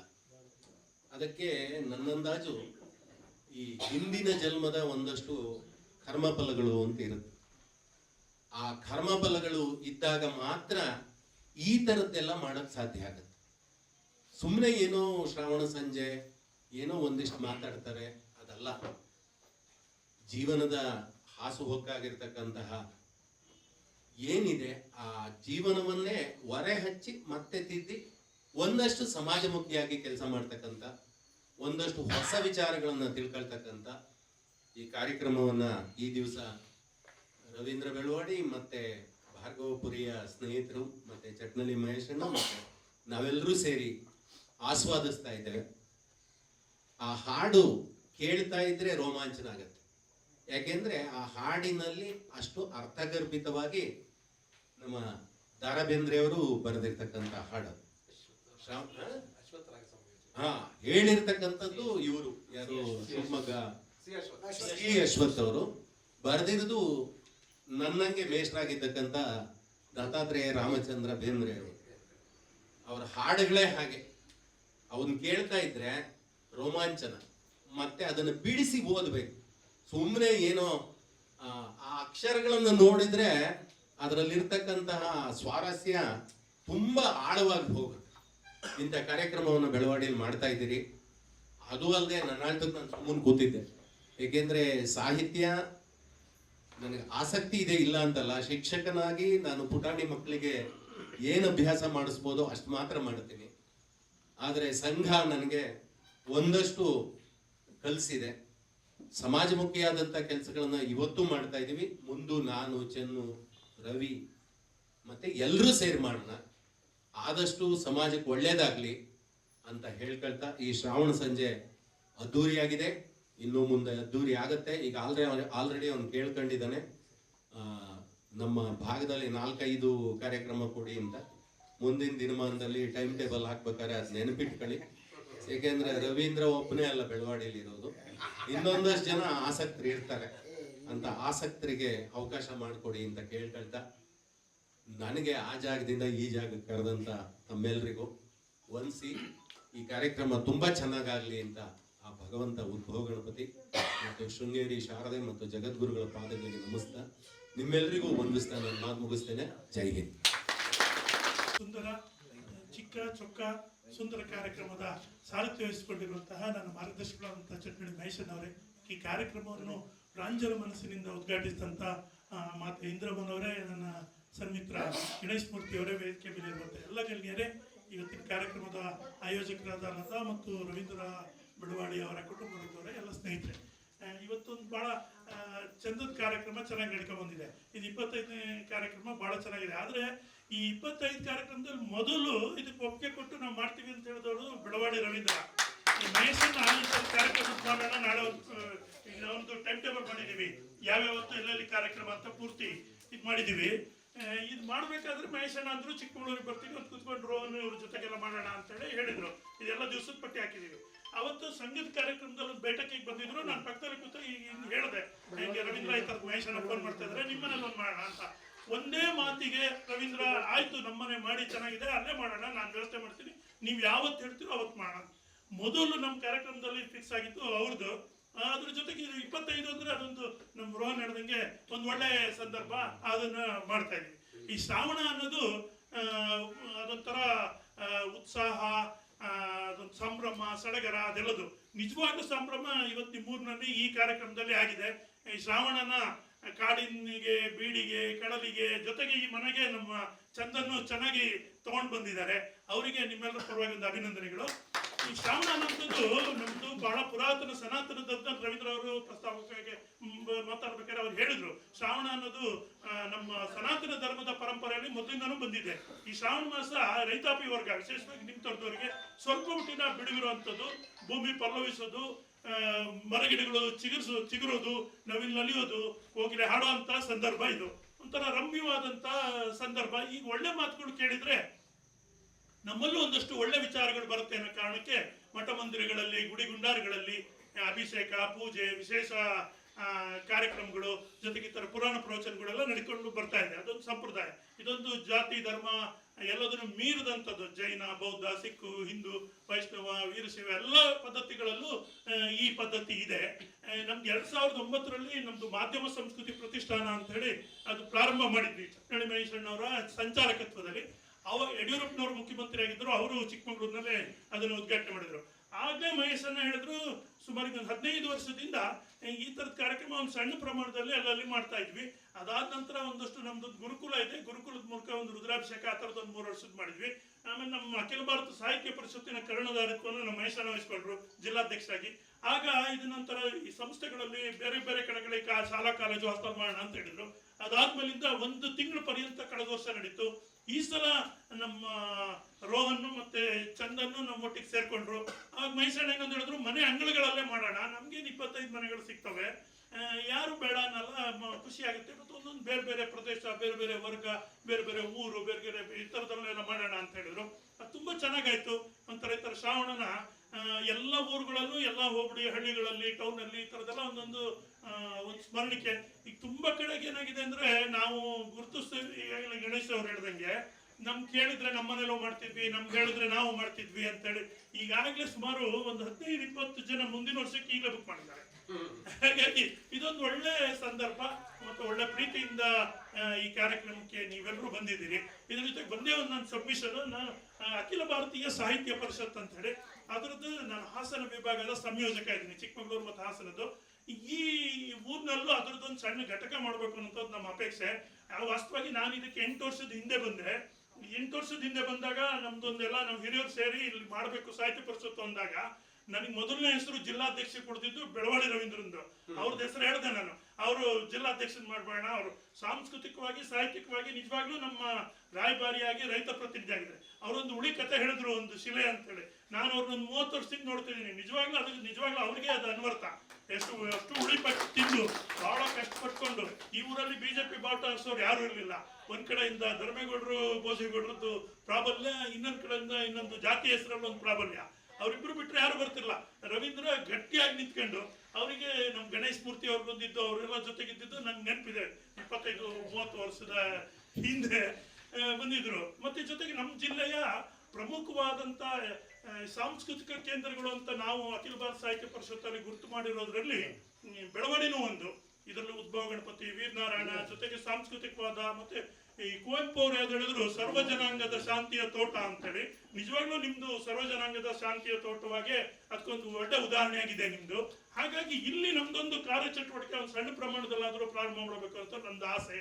ಅದರಿಂದ ಬೆಳವಾಡಿ ರವೀಂದ್ರ ಅವರು ಬಿಜೆಪಿನಲ್ಲಿ ಅಧಿಕೃತವಾಗಿ ಜವಾಬ್ದಾರಿ ಇರೋದ್ರಿಂದ ನಮ್ಮ ಸಂಘಟನೆಯಲ್ಲಿ ಯಾವುದೇ ಪೊಲಿಟಿಕಲ್ ಪಾರ್ಟಿ ಅಥವಾ ಯಾವುದೇ ಸಂಘಟನೆಯಲ್ಲಿ ಇದ್ದವ್ರನ್ನ ನಾವು ಪದಾಧಿಕಾರಿಯಾಗಿ ಅಥವಾ ಒಳಗೊಳಿಸ್ಕೊಳ್ಳಲ್ಲ, ಕಾರ್ಯಕ್ರಮಕ್ಕಷ್ಟೇ ಮಾಡ್ತೀವಿ. ಹಾಗಾಗಿ ನಮ್ಗೆ ಇವರೆಗೂ ಆಗಿಲ್ಲ. ನಂದೊಂದು ನಿಮ್ಮೆಲ್ಲರಲ್ಲಿ ಒಂದು ಮನವಿ, ಬೆಳವಾಡಿ ರವೀಂದ್ರ ಅವರು ಆಗ್ಬೋದು ಅಥವಾ ಲತಕ್ಕ ಆದ್ರೂ ಆಗಲಿ, ಸ್ವಲ್ಪ ಒಂದು ಲೀಡ್ ತಗೊಂಡು ಇದ್ರದ್ದೊಂದು ಸಣ್ಣ ಘಟಕ ಮುಂದಿನ ದಿವಸಗಳಲ್ಲಿ ಮಾಡೋಣ. ಈ ಥರ ಮಹೇಶ್ ಅಣ್ಣನ ಕರ್ಕೊಂಡ್ಬಂದು ಸಾಂದರ್ಭಿಕವಾಗಿ ಬೇರೆ ಬೇರೆ ತಂದದನ್ನು ಅವರು ನಮ್ಮ ಮಾರ್ಗದರ್ಶಕ ಮಂಡಳಿ ಸದಸ್ಯರು ಈ ಇವರು ಹಿರೇಮಗಳೂರು ಕಣ್ಣನ್ನು ಎಲ್ಲ ಇದ್ದಾರೆ, ನಿಮ್ ಜೊತೆಗೆ ಯಾವಾಗಲೂ ಬರ್ತಾರೆ. ಇಲ್ಲೊಂದಿಷ್ಟು ಸಾಂಸ್ಕೃತಿಕ ಚಟುವಟಿಕೆಗಳನ್ನ ಈ ವೀರನಾರಾಯಣ, ಉದ್ಭವ ಗಣಪತಿ ಸಾನ್ನಿಧ್ಯದಲ್ಲಿ ಮುಂದುವರ್ಸೋಣ ಅಂತ ಹೇಳ್ತಾ, ನಮ್ ಗಣೇಶ್ ಮೂರ್ತಿನೂ ಇನ್ನೇನು ರಿಟೈರ್ಡ್ ಅಲ್ಲಿ ಇದ್ದಾರೆ, ಅವ್ರದ್ದು ನೇತೃತ್ವ ತಗೊಂಡು ಈ ಸಂಘಟನೆನೂ ಇಲ್ಲೊಂದು ಬೇರೂರಕ್ಕೆ ನೀವೆಲ್ಲರೂ ಸಹಕಾರ ಕೊಡಬೇಕು ಅಂತ ಹೇಳ್ತಾ, ಇವತ್ತಿನ ಕಾರ್ಯಕ್ರಮದಲ್ಲಿ ಇದೊಂದು ಔಚಿತ್ಯಪೂರ್ಣ ಕಾರ್ಯಕ್ರಮ. ನಾನು ಬೇರೆನೇ ಡಿವೇಟ್ ಮಾಡಿ ಮಾತಾಡಿದೆ, ದಯಮಾಡಿ ಕ್ಷಮಿಸಿ. ಎಲ್ರಿಗೂ ವಂದನೆ. ಮೂಕನಾಗಬೇಕು, ಜಗದೊಳು ಭಾಗ್ಯವಾಗಿರಬೇಕು. ಯಾವ ಗೊತ್ತಿಲ್ಲ, ಪ್ರಾಯಶಃ ಶೃಂಗೇರಿ ದಕ್ಷಿಣಾಂಬೆ ಪೀಠದ ಪ್ರತಿನಿಧಿಯಾಗಿ ಕೆಲಸ ಮಾಡ್ತಾ ಇರ್ತಕ್ಕಂಥ ಗಣೇಶ್ ಮೇಷ್ಟ್ರು ಇಲ್ಲಿ ಸಾನ್ನಿಧ್ಯ ವಹಿಸುವ ಮುಖೇನ ನಮ್ಗೆ ಇಡೀ ಶೃಂಗೇರಿಯ ಕ್ಷೇತ್ರದ ಪಾವಿತ್ರ್ಯತೆಯನ್ನು ಈಸಬೇಕು ಅಂದ್ಕೊಂಡ್ರು ಅಂತಕ್ಕಂಥದ್ದನ್ನ ಅತ್ಯಂತ ಖುಷಿಯಿಂದ ಹೇಳಲಿಕ್ಕೆ ಇಷ್ಟಪಡ್ತೇನೆ ಬಂಧುಗಳೇ. ನಮ್ಮ ಪ್ರಭುದೇವಿ ಶಾಸ್ತ್ರಿಗಳು ಹೇಳಿದ ಹಾಗೆ ಅವರೊಂದು ಪ್ರೇರಣೆ ಅಂತಕ್ಕಂಥದ್ದು 10-15 ವರ್ಷಗಳಿಂದ ಸಾಂಸ್ಕೃತಿಕವಾದಂಥ ಒಂದು ಗುಂಗಿಗೆ ಅವರ ಪ್ರೀತಿ ಅಂತಕ್ಕಂಥದ್ದು ಕಾರಣ ಅಂತಕ್ಕಂಥದ್ದನ್ನು ಕೂಡ ಹೇಳುತ್ತಾ, ಈ ಸರಿ ಮತ್ತೊಂದು ಹೊಸ ಸೇರ್ಪಡೆ ಅಂತಕ್ಕಂಥದ್ದನ್ನು ಅವರು ಹೇಳಿದ್ರು, ನಮ್ಮ ರೋಹನ್ ಭಾರ್ಗವ ಪುರಿ ಸೇರ್ಪಡೆ ಅಂತೇಳಿ. ಪ್ರಾಯಶಃ ಅನೇಕ ಜನಕ್ಕೆ ಗೊತ್ತಿರುತ್ತೆ. ಅದು ಐಸಿರಿ ಫೌಂಡೇಶನ್ ಅಂತಕ್ಕಂಥ ಒಂದು ಸಂಸ್ಥೆ ಅಧ್ಯಕ್ಷರಾಗಿ ಐಸಿರಿ ಟುಡೇ ಅಂತಕ್ಕಂಥ ಒಂದು ಯೂಟ್ಯೂಬ್ ಚಾನಲ್ ಮಾಡಿಕೊಂಡು ಈ 17-18 ವರ್ಷ ಚಿಕ್ಕ ವಯಸ್ಸಿಗೆ ಒಂದು ಪತ್ರಿಕೆ ಸಂಪಾದಕರಾಗಿ ಒಂದು ರಾಷ್ಟ್ರ ಕಟ್ಟಬೇಕು ಅಂತಕ್ಕಂಥ ರಾಷ್ಟ್ರೀಯ ಧರ್ಮವನ್ನು ವೈಗೂಡಿಸ್ಕೊಂಡಿರ್ತಕ್ಕಂಥ ಇಂಥ ಯುವಕರಿಗೆ ಬೆಂತಟ್ಟಬೇಕಾಯ್ತು, ಪ್ರೋತ್ಸಾಹಿಸಬೇಕಾಯ್ತು, ನಿಜಮಾನವನ ಕರ್ತವ್ಯ ಅಂತಕ್ಕಂಥದ್ದನ್ನ ಅತ್ಯಂತ ಖುಷಿಯಿಂದ ಹೇಳಲಿಕ್ಕೆ ಇಷ್ಟಪಡ್ತೀನಿ ಅಂತೇಳಿ. ಕಟ್ತಕ್ಕಂಥ ಕಾರ್ಯಕ್ಕೆ ಯಾರ್ಯಾರು ಮುಂದೆ ಬರ್ತಾರೆ, ಆ ಮುಂದೆ ಬರ್ತಕ್ಕಂಥವ್ರಿಗೆ ನೀರೇರಿಯೋದು ಬಿಟ್ಟು ಇನ್ನೇನೋ ಯೋಚನೆ ಮಾಡ್ತಾವಾದ್ರೆ ಅದು ಮನುಷ್ಯತ್ವಲ್ಲ ಅಂತಕ್ಕಂಥ ಪ್ರಜ್ಞೆ ಸದಾ ನಮ್ಮ ಹತ್ರ ಜಾಗೃತವಾಗಿರ್ಬೇಕು ಅಂತಕ್ಕಂಥ ಆಶಯವನ್ನು ಕೂಡ ಅತ್ಯಂತ ತುಂಬಾ ಕಾಠಿಣ್ಯದಿಂದ ಈ ಮಾತನ್ನು ಹೇಳ್ತ ಕಾರಣ ಸಹಜವಾಗಿ ಒಂದು ಮಾತು ಹೇಳ್ತೀವಿ, ಕಾಲ ಕೆಟ್ಟುಬಿಟ್ಟಿದೆ, ಕಾಲ ಕೆಟ್ಟುಬಿಟ್ಟಿದೆ. ಹೆಂಗ್ರಿ ಕೆಡ್ಲಿಕ್ಕೆ ಸಾಧ್ಯ? ಹುಟ್ಟತಕ್ಕಂಥ ಮಕ್ಕಳೆಲ್ಲ ದೇವರಂತ ಮಕ್ಕಳು ಇರ್ತಕ್ಕಂಥ ದೊಡ್ಡ ದೊಡ್ಡ ದೇವರಾಗಬೇಕಲ್ಲ. ಹಾಗೇನಾದ್ರೂ ಯುವಕರು ಕೆಟ್ಟಿದ್ದಾರೆ ಅಂತಂದ್ರೆ ಡೆಫಿನೆಟ್ ಆಗಿ ಯುವಕರು ಕೆಟ್ಟಿಲ್ಲ, ಅವ್ರು ಸರಿ ಮಾಡ್ತಕ್ಕಂಥ ನಿಟ್ಟಿನಲ್ಲಿ ನಾವು ವಿಫಲರಾಗಿದ್ದೀವಿ, ಹಿರಿಯರು ಕೆಟ್ಟಿದ್ದಾರೆ ಅಂತೇಳಿ. ಆ ಕಾರಣಕ್ಕೋಸ್ಕರ ಇಂಥ ಗುರುಸ್ತಕ್ಕಂಥ ದೃಷ್ಟಿಯಂತೆ ಸೃಷ್ಟಿ ಅಂತೇಳಿ ನಾವು ಒಳ್ಳೆಯ ದೃಷ್ಟಿಯಿಂದ ನೋಡ್ತಾ ಅಲ್ಲಲ್ಲಿ ಇಂಥ ಯುವಕರನ್ನ ಆಯ್ಕೆ ಮಾಡಿಕೊಳ್ತಾ ಈ ಕಟ್ಟುವ ಕ್ರಿಯೆಗೆ ಬಳಕೆ ಮಾಡಿಕೊಳ್ಬೇಕು ಅಂತಕ್ಕಂಥದ್ದು ಕೂಡ ಪ್ರಾಯಶಃ ನಮ್ಮ ಈ ಕಾರ್ಯಕ್ರಮದ ಉದ್ದೇಶದಲ್ಲಿ ಒಂದು ಅಂತಕ್ಕಂಥದ್ದನ್ನ ತಮ್ಮ ಗಮನಕ್ಕೆ ತರ್ತಾ ನಿಜಕ್ಕೂ ಒಂದು ಯುವಶಕ್ತಿ ಅಂತಕ್ಕಂಥ ರಾಷ್ಟ್ರದ ಸಂಪತ್ರಿ. ನಾವು ಇದರ ನೋಡಿದ್ರ ವಿವೇಕಾನಂದರು ಭಾವಚಿತ್ರ ಹಾಕಿದೀವಿ, ಗಾಂಧೀಜಿಯವರು ಸ್ಮರಣೆ ಮಾಡ್ತೀವಿ, ಯುವಕರಾಗಿದ್ದಾಗಲೇ ಮಹತ್ತರ್ವ ಕ್ರಾಂತಿ ಮಾಡಿದಂಥ ಬಸವಣ್ಣವ್ರ ನೆನಪು ಮಾಡ್ಕೊಂತ ಇದೀವಿ. ಇಡೀ ಒಂದು ರೀತಿ ಭ್ರಷ್ಟಾಚಾರ, ಒಂದು ರೀತಿಯ ಮೋಟಿದ ವಿರುದ್ಧ ಹೋರಾಟ ಮಾಡಿದಂಥ ಕನಕದಾಸರ ನೆನಪು ಮಾಡ್ಕೊಳ್ತಾ ಇದ್ದೀವಿ. ಇವರೆಲ್ಲರೂ ಕೂಡ ಸಮಾಜ ಕಟ್ಟತಕ್ಕಂಥ ಕಾರ್ಯ ಮಾಡಿದ್ದು ಆ ಯುವ ವಯಸ್ಸಿನಲ್ಲಿ ಇಂತೆ. ಆ ಕಾರಣಕ್ಕೋಸ್ಕರ ನಿಮ್ಮಲ್ಲಿ ಒಂದು ವಿನಂತಿ, ಇವತ್ತಿನ ಅತಿಥೇಯವನ್ನು ವಹಿಸಿ ಒಂದು ಅದ್ಭುತವಾದಂಥ ಸ್ವಾಗತ ಮಾಡ್ತಾ ಈ ಪ್ರೀತಿಯ ಕ್ಷಣವನ್ನು ನಿರ್ಮಾಣ ಮಾಡಿದ್ರಲ್ಲ, ಇವತ್ತು ಸಮಾಜದ ನೆಮ್ಮದಿಗೆ ಬೇಕಾಗಿರ್ತಕ್ಕಂಥ ಬಹುದೊಡ್ಡ ಕಾರ್ಯ, ಬಹುದೊಡ್ಡ ಕಾಂಟ್ರಿಬ್ಯೂಷನ್ ಅಂದ್ರೆ ಇಂಥ ರಸಗಳಿಗೆ ನಿರ್ಮಾಣ ಮಾಡತಕ್ಕಂಥ ಮನಸ್ಸುಗಳು ಊರೂರಲ್ಲಿ ಜಾಸ್ತಿ ಆಗಬೇಕು ಅಂತೇಳಿ. ಪ್ರಾಯಶಃ ರವೀಂದ್ರ ಅವರು ಮಾಡಿದಂಥ ದೊಡ್ಡ ಮನಸ್ಸಿನಿಂದ ಇಂಥ ಒಂದು ಆಹ್ಲಾದಕರವಾದಂಥ ವಾತಾವರಣ ನಿರ್ಮಾಣ ಆಗಿದೆಯಲ್ಲ. ಅವ್ರಿಗಾಗಲೇ ಹೇಳಿದ್ರೆ ಯಾರಾದ್ರೂ ಕೇಳಬಹುದು. ಅಲ್ಲಮ್ಮ ಪ್ರಭು ಒಂದು ಪ್ರಶ್ನೆ ಮಾಡ್ತಾನೆ 12ನೇ ಶತಮಾನದಲ್ಲಿ, ಎತ್ತಣ ಮಾಮರ ಎತ್ತಣ ಕೋಗಿಲೆ ಎತ್ತಣಿಂದೆತ್ತ ಸಂಬಂಧವಯ್ಯ ಅಂತೇಳಿ. ಎತ್ತಣ ಸಮುದ್ರದ ಉಪ್ಪು, ಎತ್ತಣ ನೆಲ್ಲಿಕಾಯಿ. ಉಪ್ಪು ಗೊತ್ತಲ್ಲ, ಸಮುದ್ರದಾಗ ಆಗತ್ತೆ, ನೆಲ್ಲಿಕಾಯಿ ಮರದಲ್ಲಾಗುತ್ತೆ, ಉಪ್ಪಿಕಾಯಿ ಹಾಕಿ ತಿಂದ್ಬಿಡ್ತೀವಲ್ವಾ, ಏನು ಕನೆಕ್ಷನ್ ಅಲ್ವಾ? ಎತ್ತಣ ಮಾಮರ ಎತ್ತಣ ನೆಲ್ಲಿಕಾಯಿ, ಎತ್ತಣ ಸಮುದ್ರ, ಎತ್ತಣ ಉಪ್ಪು, ಎತ್ತಣಿಂದೆತ್ತ ಸಂಬಂಧ ಅಂತೇಳಿ ಸಂಬಂಧದ ಬಗ್ಗೆನೇ ಪ್ರಶ್ನೆ ಮಾಡ್ತಾರೆ. ಅದನ್ನೇ ರವೀಂದ್ರ ಉದಾಹರಿಸಿದ್ದು ಸಂಬಂಧಗಳನ್ನು ಗಟ್ಟಿ ಮಾಡ್ಲಿಕ್ಕೆ ಈ ಕಾರ್ಯಕ್ರಮಗಳು ಪ್ರೇರಣೆ ಆಗಬೇಕು ಅಂತೇಳಿ. ನಿಮ್ಗೇನಾದ್ರು ಸಾಹಿತ್ಯಿಕವಾಗಿ ಜಿಜ್ಞಾಸೆ ಬಂದು ಎತ್ತಣ ಬೆಳವಾಡಿ, ಎತ್ತಣ ರವೀಂದ್ರ, ಎತ್ತಣ ಮಹೇಶಣ್ಣ, ಎತ್ತಣ ಕನಕದಾಸ, ಎತ್ತಣ ಬಸವಣ್ಣ, ಎತ್ತಣಿಂದ ಒತ್ತ ಸಂಬಂಧ ಅಂತೇಳಿ ನೀವ್ಯಾರಾದ್ರೂ ಪ್ರಶ್ನೆ ಮಾಡಿದರೆ ಖಚಿತವಾಗಿ ಹೇಳ್ತೀನಿ, ನಮ್ಮ ಬೆಳವಾಡಿ, ನಮ್ಮ ರವೀಂದ್ರರ ಸಂಬಂಧ ಅಂತಕ್ಕಂಥದ್ದು ಇದೆಯಲ್ಲ, ಅದು ಪಕ್ಷ ಸಂಬಂಧ, ರಾಜಕೀಯ ಸಂಬಂಧವನ್ನು ಮೀರಿದಂಥ ಸಾಂಸ್ಕೃತಿಕ ಸಂಬಂಧ, ಅದೊಂದು ಧಾರ್ಮಿಕ ಸಂಬಂಧ, ಅದೊಂದು ಸ್ನೇಹ ಸಂಬಂಧ, ಅದೊಂದು ಪರಂಪರಾಗತವಾದಂಥ ಒಂದು ಅದ್ಭುತವಾದಂಥ ಬಾಂಧವ್ಯ ಪೂರಿತ ಸಂಬಂಧ ಅಂತಕ್ಕಂಥದ್ದನ್ನ ನಿಮ್ಮ ಸಭೆಯ ಗಮನಕ್ಕೆ ತರ್ತಾ ಅವರು ವಿಶೇಷವಾಗಿ ಅವ್ರು ಹೇಳಿದ್ರು. ನನಗನ್ಸುತ್ತೆ ನಮ್ಮ ಚಿಕ್ಕಮಗಳೂರು ಜಿಲ್ಲೆಯಲ್ಲೇ ಗಣೇಶ್ ಸರ್ ಫಸ್ಟ್ ಏನಾದ್ರು ನೀನಾಸಂ ಪ್ರಾಡಕ್ಟ್ ಅಂತೇಳಿ ಹೇಳ್ಬೋದಾದಂಥ ಅತ್ಯಂತ ಕಲಾಭಿರುಚಿಯನ್ನು ಮೈಗೂಡಿಸ್ಕೊಂಡಿರ್ತಕ್ಕಂಥ ಒಬ್ಬ ವ್ಯಕ್ತಿ ಅಂದ್ರೆ ನವೀನ್ ರವೀಂದ್ರ ಅಂತಕ್ಕಂಥದ್ದು ಖುಷಿಯಾಗಿರುತ್ತೆ. ನಾವು 25-30 ವರ್ಷಗಳಿಂದ ಲೆಕ್ಕ ಹುಡುಗಿ ಕಸಾಪ ಅಧ್ಯಕ್ಷರು ಮಾಡಿದ್ಯೋ. ನಾನು ಅವಾಗ ಸಾಡೆ ಹೇಳಿದ್ರು ಸಮೇತ ಅವ್ರು ಮಾಡ್ತಾ ಇರ್ತಕ್ಕಂಥ ಕಾರ್ಯಕ್ರಮಕ್ಕೆ ಅಲ್ಲಿಂದ ಬೈಕಲ್ಲಿ ಬರ್ತಿದ್ದೆ ಅಂತೇಳಿ. ಯಾಕೆ ಬೈಕಲ್ಲಿ ಬರ್ತಿದ್ದೆ? ರವೀಂದ್ರ ಒಂದು ಕಾರ್ಯಕ್ರಮ ಆರ್ಗನೈಸ್ ಮಾಡಿದ್ರೆ ಅಲ್ಲೊಂದು ಸಭಾ ಶಿಸ್ತಿರುತ್ತೆ, ಅಲ್ಲೊಂದು ಡೆಕೋರಮ್ ಇರುತ್ತೆ, ಯಾವುದೋ ಒಂದು ಉತ್ತಮವಾದಂಥ ಮೆಸೇಜ್ ಶ್ರೋತೃಗಳಿಗೆ ಹೋಗ್ಬೇಕು ಅಂತಕ್ಕಂಥ ಕನ್ಸರ್ನ್ ಇರುತ್ತೆ, ಕಾಳಜಿ ಇರುತ್ತೆ. ಆ ಕಾರಣಕ್ಕೆ ಸಾಣೇಳಿಂದ ಹೊಸದುರ್ಗದಿಂದ ಬೈಕಲ್ಲಿ ಬರ್ತಿದ್ದೆ, ಕಾರ್ಯಕ್ರಮ ಅಟೆಂಡ್ ಮಾಡ್ತಿದ್ವಿ. ಅದಾದ್ಮೇಲೆ ಇಲ್ಲಿ ಚಿನ್ನು ಕೂತಿದ್ದಾರೆ. ಎಷ್ಟು ಸರಿ ನಾನು ಹೇಳಿದ ಎಷ್ಟು ಸರಿ ಕರಿತೀನಿ ಮಾರಿ, ರಾಜ್ಯೋತ್ಸವದಲ್ಲಿ ಬಂದಾಗೆಲ್ಲ ನಂದೇ ಭಾಷಣ ಅಂತೇಳಿ.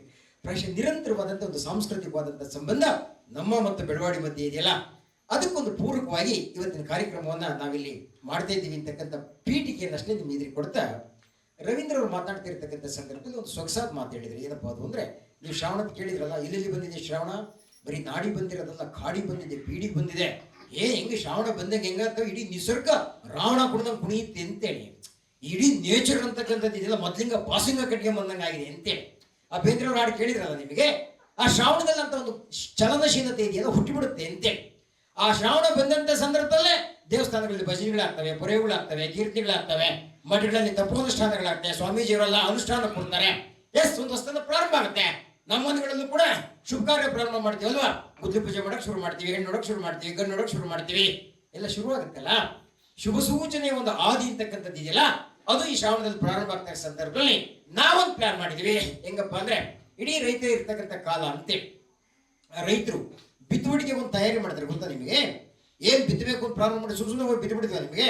ಆ ನೆಲ 2-3 ಸರಿ ನೀರು ಹೊಡಿಬೇಕು, ಆಮೇಲೆ ಅರಗಬೇಕು, ಆಮೇಲೆ ಕಳ್ಳು ಹೊಡಿಬೇಕು, ಆಮೇಲೆ ಎಲ್ಲ ಸರಿ ಮಾಡ್ಕೊಂಡು ಒಂದು ಹದ ಮಾಡ್ಕೊಂಡು ಭೂಮಿ ಸಿದ್ಧ ಮಾಡ್ಕೊಂಡು ಆಮೇಲೆ ಬೀಜ ಬಿತ್ತೀವಲ್ಲ, ಹಾಗೆ ನಾವು ಯೋಚನೆ ಮಾಡೋದು ಪ್ರಾಯಶಃ ಒಂದು ಸಾಂಸ್ಕೃತಿಕವಾದಂಥ ಆಯಸ್ಸಿದೆಯಲ್ಲ, ಸಾಂಸ್ಕೃತಿಕವಾದ ಅವಧಿ ಇದೆಯಲ್ಲ, ಅಲ್ಲಿ ನಾವು ಮೌಲಿಕವಾದಂಥ ಬೀಜ ಬಿತ್ತಬೇಕು ಅಂದರೆ ಈ ಶ್ರಾವಣದಲ್ಲಿ ಸ್ವಲ್ಪ ಮನಸ್ಸು ಹದ ಮಾಡಿಬಿಡೋಣ ಅಂತೇಳಿ.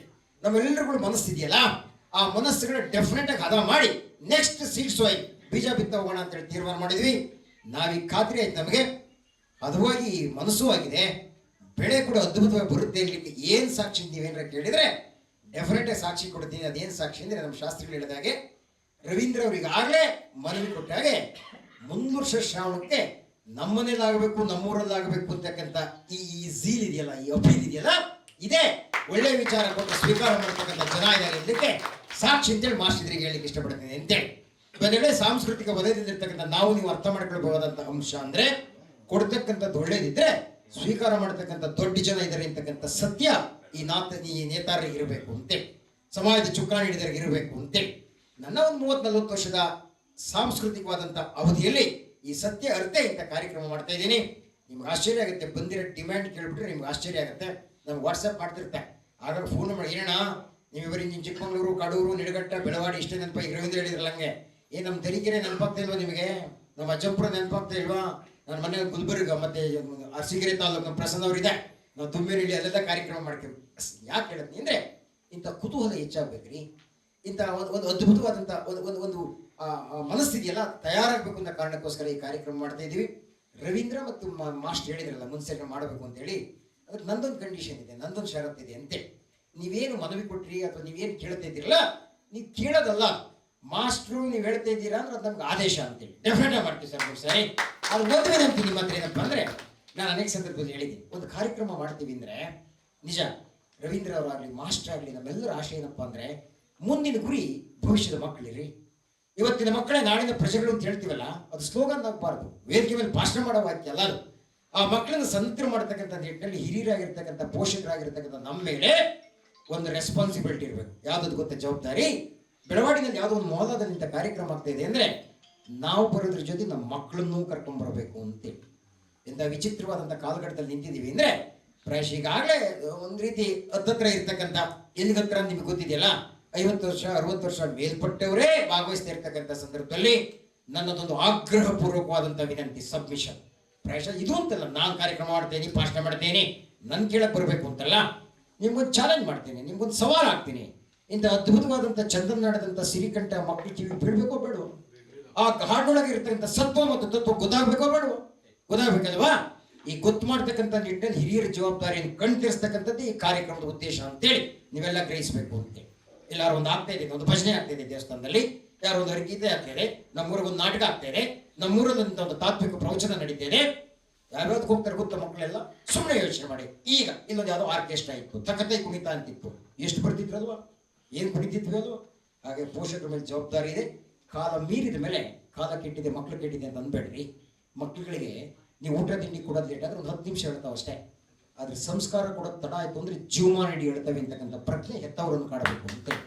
ಜೊತೆಗೆ ತಾಯಂದಿರಿದ್ರೆ ನಾನು ಬೆಳವಾಡಿದ ಹೆಲ್ತ್ ಡಿಪಾರ್ಟ್ಮೆಂಟಲ್ಲಿ ಕೆಲಸ ಮಾಡೋದು ನಾನು ಅಂತೇಳಿ ಮಕ್ಕಳಿಗೊಂದು ಟ್ರಿಪಲ್ ಆಂಟಿಜನ್ ಕೊಡ್ತೀವಲ್ವಾ?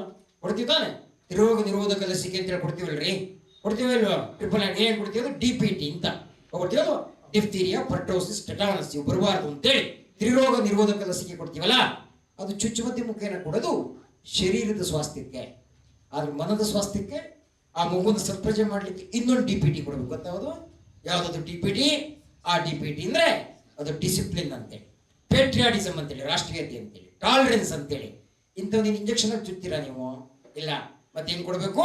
ಆ ಮನಸ್ಸುಗಳಿಗೆ ಇಂಥ ಗಾಯನದ ಮುಖೇನ ಕೊಡಬೇಕು, ಮಾತಿನ ಪ್ರವಚನದ ಮುಖೇನ ಕೊಡಬೇಕು, ನಮ್ಮ ಬದುಕಿನಲ್ಲಿ ಇಂಥ ಹಿರಿಯರಿದ್ದಾರೆ ಅಂತಕ್ಕಂಥ ದರ್ಶನದ ಮುಖೇನ ಕೊಡಬೇಕು ಅಂತೇಳಿ ಇಂಥ ಒಂದು ಪ್ರಜ್ಞೆ ನಮ್ಮಲ್ಲಿ ಸದಾ ಜಾಗೃತವಾಗಿ ಇಟ್ಕೊಳ್ಳೋಣ ಅಂತಕ್ಕಂಥ ಮಾತನ್ನು ಹೇಳ್ತಾ ನೇರವಾದ ಟಾಪಿಕ್ ಬರ್ತೀನಿ.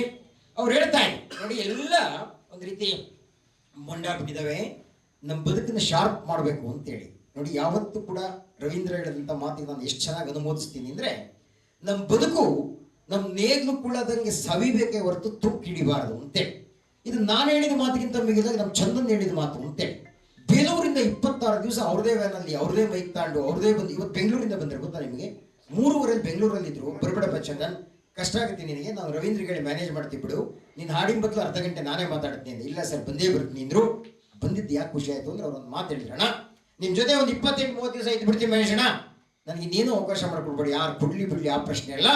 ನನ್ನ ಬದುಕು ತೂಕಿಡಿಬಾರ್ದು, ಅದು ಸವಿಬೇಕು ಅಂತೇಳಿ. ಇದೆಲ್ಲ ರೈತರಿದ್ದೀರಲ್ವಾ, ನೀವು ಸುಮ್ಮನೆ ಯೋಚನೆ ಮಾಡಿ.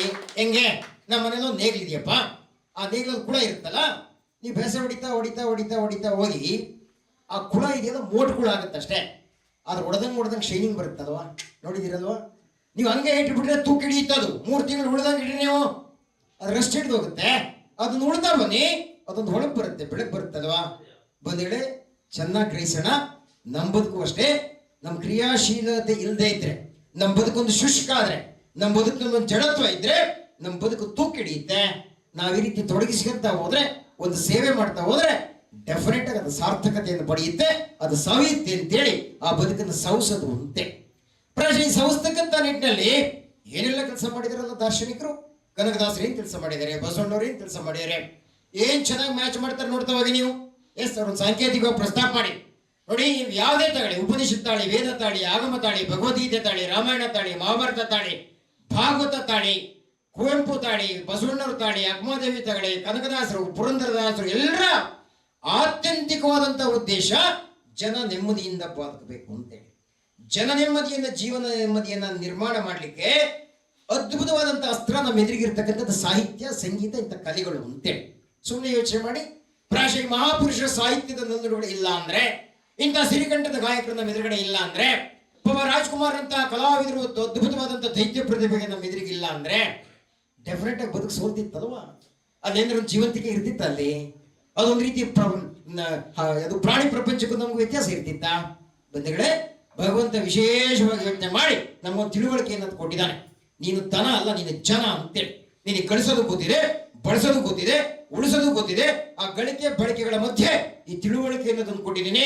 ಆ ತಿಳುವಳಿಕೆಯನ್ನು ಆಧಾರವಾಗಿ ಇಟ್ಟುಕೊಂಡು ಈ ನೆಲ ಸ್ವರ್ಗ ಮಾಡು ಹೇಳಿದ್ರಲ್ಲ ಯಾರು, ರವೀಂದ್ರ, ಸ್ವರ್ಗ ಮಾಡು ಅಂತೇಳಿ. ಈ ಸ್ವರ್ಗ ಮಾಡಬೇಕು ಅಂತೇಳಿ ಬಯಸ್ತೀವಿ. ಅವ್ರು ಹೇಳಿದ್ರಲ್ಲ ಶಾರ್ಪ್ ಮಾಡಬೇಕು ಅಂತೇಳಿ, ಕುಡ್ಲನ್ನ ಶಾರ್ಪ್ ಮಾಡ್ಬೇಕು. ನಿಜ. ಬಸವಣ್ಣ ಒಂದು ಅಪರೂಪದ ವಚನ ಹೇಳ್ತಾರೆ. ನಾನು ಬಸವಣ್ಣ ವಚನ ಸಾಹಿತ್ಯ, ದಾಸ ಸಾಹಿತ್ಯ ಸಮೀಕರಿಸಿ ನೀವು ಬೆಳಕು ಚೆಲ್ತೀನಿ ಅಂತೇಳಿ. ಹೆಂಗೆ ಅವ್ರು ಎಷ್ಟು ಹೇಳ್ತಾರೆ ನೋಡಿ, ಒಳ್ಳೆ ಬೆಳೆ ಬೆಳಬೇಕು ಅಂದ್ರೆ ನಾವು ಹಂಗೆ ಸುಮ್ಮಿದ್ರಾಗತ್ತಾ? ಕಳೆ ಕೀಳ್ಬೇಕಲ್ವಾ? ಕಳೆ ಕೀಳಿಲ್ಲ ಅಂದ್ರೆ ಕಳೆದೇ ಅಪ್ರ ಜಾಸ್ತಿ ಆಗುತ್ತೆ, ಬೆಳೆ ಕಮ್ಮಿ ಆಗ್ಬಿಡುತ್ತೆ. ಹೋಗ್ತಾನೆ ಕಳೆ ಕೀಳ್ಬೇಕಲ್ವಾ? ಸ್ವಿಚ್ ಆಫ್ ಮಾಡ್ಕೊಳ್ಳಿ. ಕಳೆ ಕೀಳ್ಬೇಕಲ್ವಾ? ಆ ಕಳೆ ಕೀಳಕ್ಕೆ ಏನ್ ಬಯಸ್ತೀವಿ? ಕುಡ್ಲು ಬಯಸ್ತೀವಲ್ವಾ? ಕುಡ್ಲು ಬಳಸ್ತೀವಿ ತಾನೆ. ಬೆಳೆಯುವ ಭೂಮಿಯಲ್ಲಿ ಒಂದು ಪ್ರಳಯದ ಕಸ ಹುಟ್ಟಿ ತಿಳಿಯಲಿಯದು ಎಚ್ಚರಾಲಿಯದು ಎನ್ನ ಅವಗುಣವೆಂಬ ಕಳೆಯ ಕಿತ್ತು ತೆಗೆಯ ಲಿಂಗ ತಂದೆ ಸುಳಿದೆಗೆದು ಬೆಳೆಯುವುದು ನೋಡ ಕೂಡಲ ಸಂಗಮ ದೇವ ಅಂತಾರೆ. ಗಮನಿಸಿದ್ರೆ ನಿಮಗೆ ನೋಡಿ, ಕಳೆ ಅಲ್ಲಷ್ಟೇ ಬೆಳೆಯಲ್ಲ ರೀ ಭೂಮಿಲಿ, ನಮ್ಮೊಳಗಡೆ ಒಂದು ಕಳೆ ಬೆಳೆಯುತ್ತೆ ಅಂತಾರೆ. ಗಮನಿಸಿ ನಿಮಗೆ, ಬೆಳೆಯೋದು ಕಳೆ, ಹೊಟ್ಟೆ ಕಿಚ್ಚು ಅನ್ನೋದಿದೆ, ಮೋಸ ಮಾಡಬೇಕು ಅನ್ನೋದಿದೆ, ಸುಳ್ಳು ಹೇಳ್ಬೇಕು ಅನ್ನೋದಿದೆ, ತಲೆ ಹೊಡಿಬೇಕು ಅನ್ನೋದಿದೆ. ಇವೆಲ್ಲ ಕಳೆಗಳೇ ತಾನೆ. ಈ ಕಡೆ ಹೆಂಗ್ ಕಿಳಿತೀರಾ? ಹಿಂಗ್ ಕುಡ್ಲು ತಂಡು ಪಕ್ಕಡಕ್ಕಾಗತ್ತ ನಾವು? ಆಗಲ್ಲಲ್ವಾ? ಬೆಳೆಯುವ ಭೂಮಿಯಲ್ಲಿ ಒಂದು ಪ್ರಳಯ, ಅಲ್ಲಿನ ಕುಡ್ಲು, ಆ ಬೆಳೆ ಕಳೆತಿಗೆ ಕುಡ್ಲು ಉಪಯೋಗಿಸ್ತೀವಿ. ಇಲ್ಲೊಂದು ಕುಡ್ಲು ಉಪಯೋಗಿಸ್ಬೇಕು ಅಂತಾರೆ ಅವರು. ಯಾವ್ದದು? ಎನ್ನ ಅವಗುಣವೆಂಬ ಕಳೆಯ ಕಿತ್ತು ತೆಗೆಯ ಲಿಂಗ ತಂದೆ. ನನ್ನೊಳಗಡೆ ಕೆಟ್ಟ ಗುಣ ಅನ್ನೋದಿದೆಯಲ್ಲ, ಅದು ಕಿತ್ತು ತೆಗೆದು ಬಿಡು. ಯಾವ್ದ್ರಿಂದ ತೆಗಿಬೇಕಾದ ಕಿತ್ತು? ಮನಸ್ಸು ಅಂತಕ್ಕಂಥ ಪುಡುಗೋಲಿಂದ ತೆಗಿಬೇಕಲ್ವಾ? ನಿಜ. ಅವ್ರು ಹೇಳಿದಾಗ, ರವೀಂದ್ರ ಹೇಳಿದಾಗೆ, ಆ ಮನಸ್ಸು ಅಂತಕ್ಕಂಥ ಕುಡುಗೋಲು ಇದೆಯಲ್ಲ, ಅದು ಮೊಂಡಾಗ್ಬಿಟ್ಟಿದೆ. ಮೊಂಡಾಗಿದೆ ಅಲ್ವಾ? ಏನೋ ಜಂಜಟಗಳು, ಯಾವುದೋ ಗಲಾಟೆಗಳು, ಯಾವುದೋ ದ್ವೇಷಗಳು, ಯಾವುದೋ ಒಂದು ಇದಕ್ಕೆ ಅದು ಮೊಂಡಾಗ್ಬಿಟ್ಟಿರುತ್ತೆ. ಈ ಮೊಂಡಾಗಿರೋ ಮನಸ್ಸನ್ನ ಹೆಂಗ್ ಶಾರ್ಪ್ ಮಾಡ್ತೀರಾ? ಕುಟ್ಲಾದ್ರೆ ಮಸ್ಗಲ್ಲಿದೆ. ಈಗ ಟೆಕ್ನಾಲಜಿ ಎಲ್ಲರೂ ಹೋಗಿ ಶಾರ್ಪ್ ಮಾಡ್ತೀವಪ್ಪ. ಅದಕ್ಕೆ ಮನಸ್ಸನ್ನ ಕುಟ್ಲು ಮೊಂಡ ಇದಿಲ್ರಿ, ಅದನ್ನ ಹೆಂಗ್ ಮಾಡ್ಬೇಕು ಹೇಳಿ? ಅಲ್ಲಿ ಶಾರ್ಪ್ ಮಾಡ್ಬೇಕಲ್ಲ. ಅದನ್ನ ಶಾರ್ಪ್ ಮಾಡ್ಲಿಕ್ಕೆ ಬೇಕಾಗಿರ್ತಕ್ಕಂಥದ್ದೇ ಈ ಸತ್ಸಂಗ ಅಂತೇಳಿ, ಅದೇ ಗೀತೆ ಅಂತೇಳಿ, ಅದೇ ಸಾಹಿತ್ಯ ಅಂತೇಳಿ, ಅದು ನಮ್ಮ ಸಂಸ್ಕೃತಿಯ ಪ್ರಜ್ಞೆ ಅಂತೇಳಿ. ಆ ಮುಖೇನ ನೀವು ಶಾರ್ಪ್ ಮಾಡ್ಬಿಡಿ, ನಮ್ಮ ಒಳ್ಳೆ ಇರ್ತಕ್ಕಂಥ ಕೆಟ್ಟಗಳನ್ನು ಡೆಫಿನೆಟ್ ಆಗಿ ಕಿತ್ತಾಕ್ಬೋದು ಅಂತೇಳಿ. ಗೊತ್ತಾನೆ ಬಸವಣ್ಣ? ಆ ಕಿತ್ತಾಕ್ಬಿಡಿ. ಅವ್ರು ಹೇಳಿದ್ರಲ್ಲ, ಇಡೀ ನೆಲನೇ ಸ್ವರ್ಗ ಆಗ್ಬೇಕು ಅಂತೇಳಿ, ಈ ಭೂಲೋಕವೇ ಸ್ವರ್ಗ ಆಗ್ಬೇಕು ಅಂತೇಳಿ. ಎಂತ ಪ್ರಜ್ಞೆ ಕೊಟ್ಟಿದ್ದಾರೆ ಕನಕದಾಸರು. ಪ್ರಾಯಶಃ ನಮ್ಮ ರವೀಂದ್ರ ಕೇಳಿದಂಗೆ ವ್ಯಾಸರಾಯರು ಅವರು ಮಹರ್ಷಿಗಳು ಕೇಳ್ತಾರೆ. ನೋಡಪ್ಪ, ಇವತ್ತಿನ ಮಕ್ಳು ಕೇಳಿದ್ರೆ ಏನೇನು ಹೇಳ್ತಾ ಗೊತ್ತಾ ನಿಮಗೆ? ಮಕ್ಳು ಕೇಳ್ತಾರೆ, ನೋಡಪ್ಪ, ಎಲ್ಲ ಕೂತು ಬಿಡಿದ್ರು ವಿದ್ಯಾರ್ಥಿಗಳು, ಸ್ವರ್ಗಕ್ಕೆ ಯಾರ್ಯಾರು ಹೋಗ್ಬೇಕು ಅಂತಿದ್ದೀರಾ? ಎಲ್ಲರೂ ಕೈ ಎತ್ತಿದ್ರು. ನಾವು ಖಂಡಿತ ಸ್ವರ್ಗಕ್ಕೆ ಹೋಗ್ಬೇಕು, ನಾನು ಹೋಗ್ಬೇಕು ಅಂತೇಳಿ. ಒಬ್ಬ ಮಾತ್ರ ಕೈ ಎತ್ತಕ್ಕೆ ಕೂತ್ಬಿಟ್ಟಿದ್ದ. ಅವನು ಕೇಳಿದ್ರಲ್ಲಪ್ಪ, ಎಲ್ಲ ಸ್ವರ್ಗಕ್ಕೆ ಹೋಗ್ಬೇಕು ಅಂತಾರೆ, ನೀನು ಯಾಕಪ್ಪ ಕೈ ಎತ್ತೇ ಇಲ್ಲ ಅಂದರು.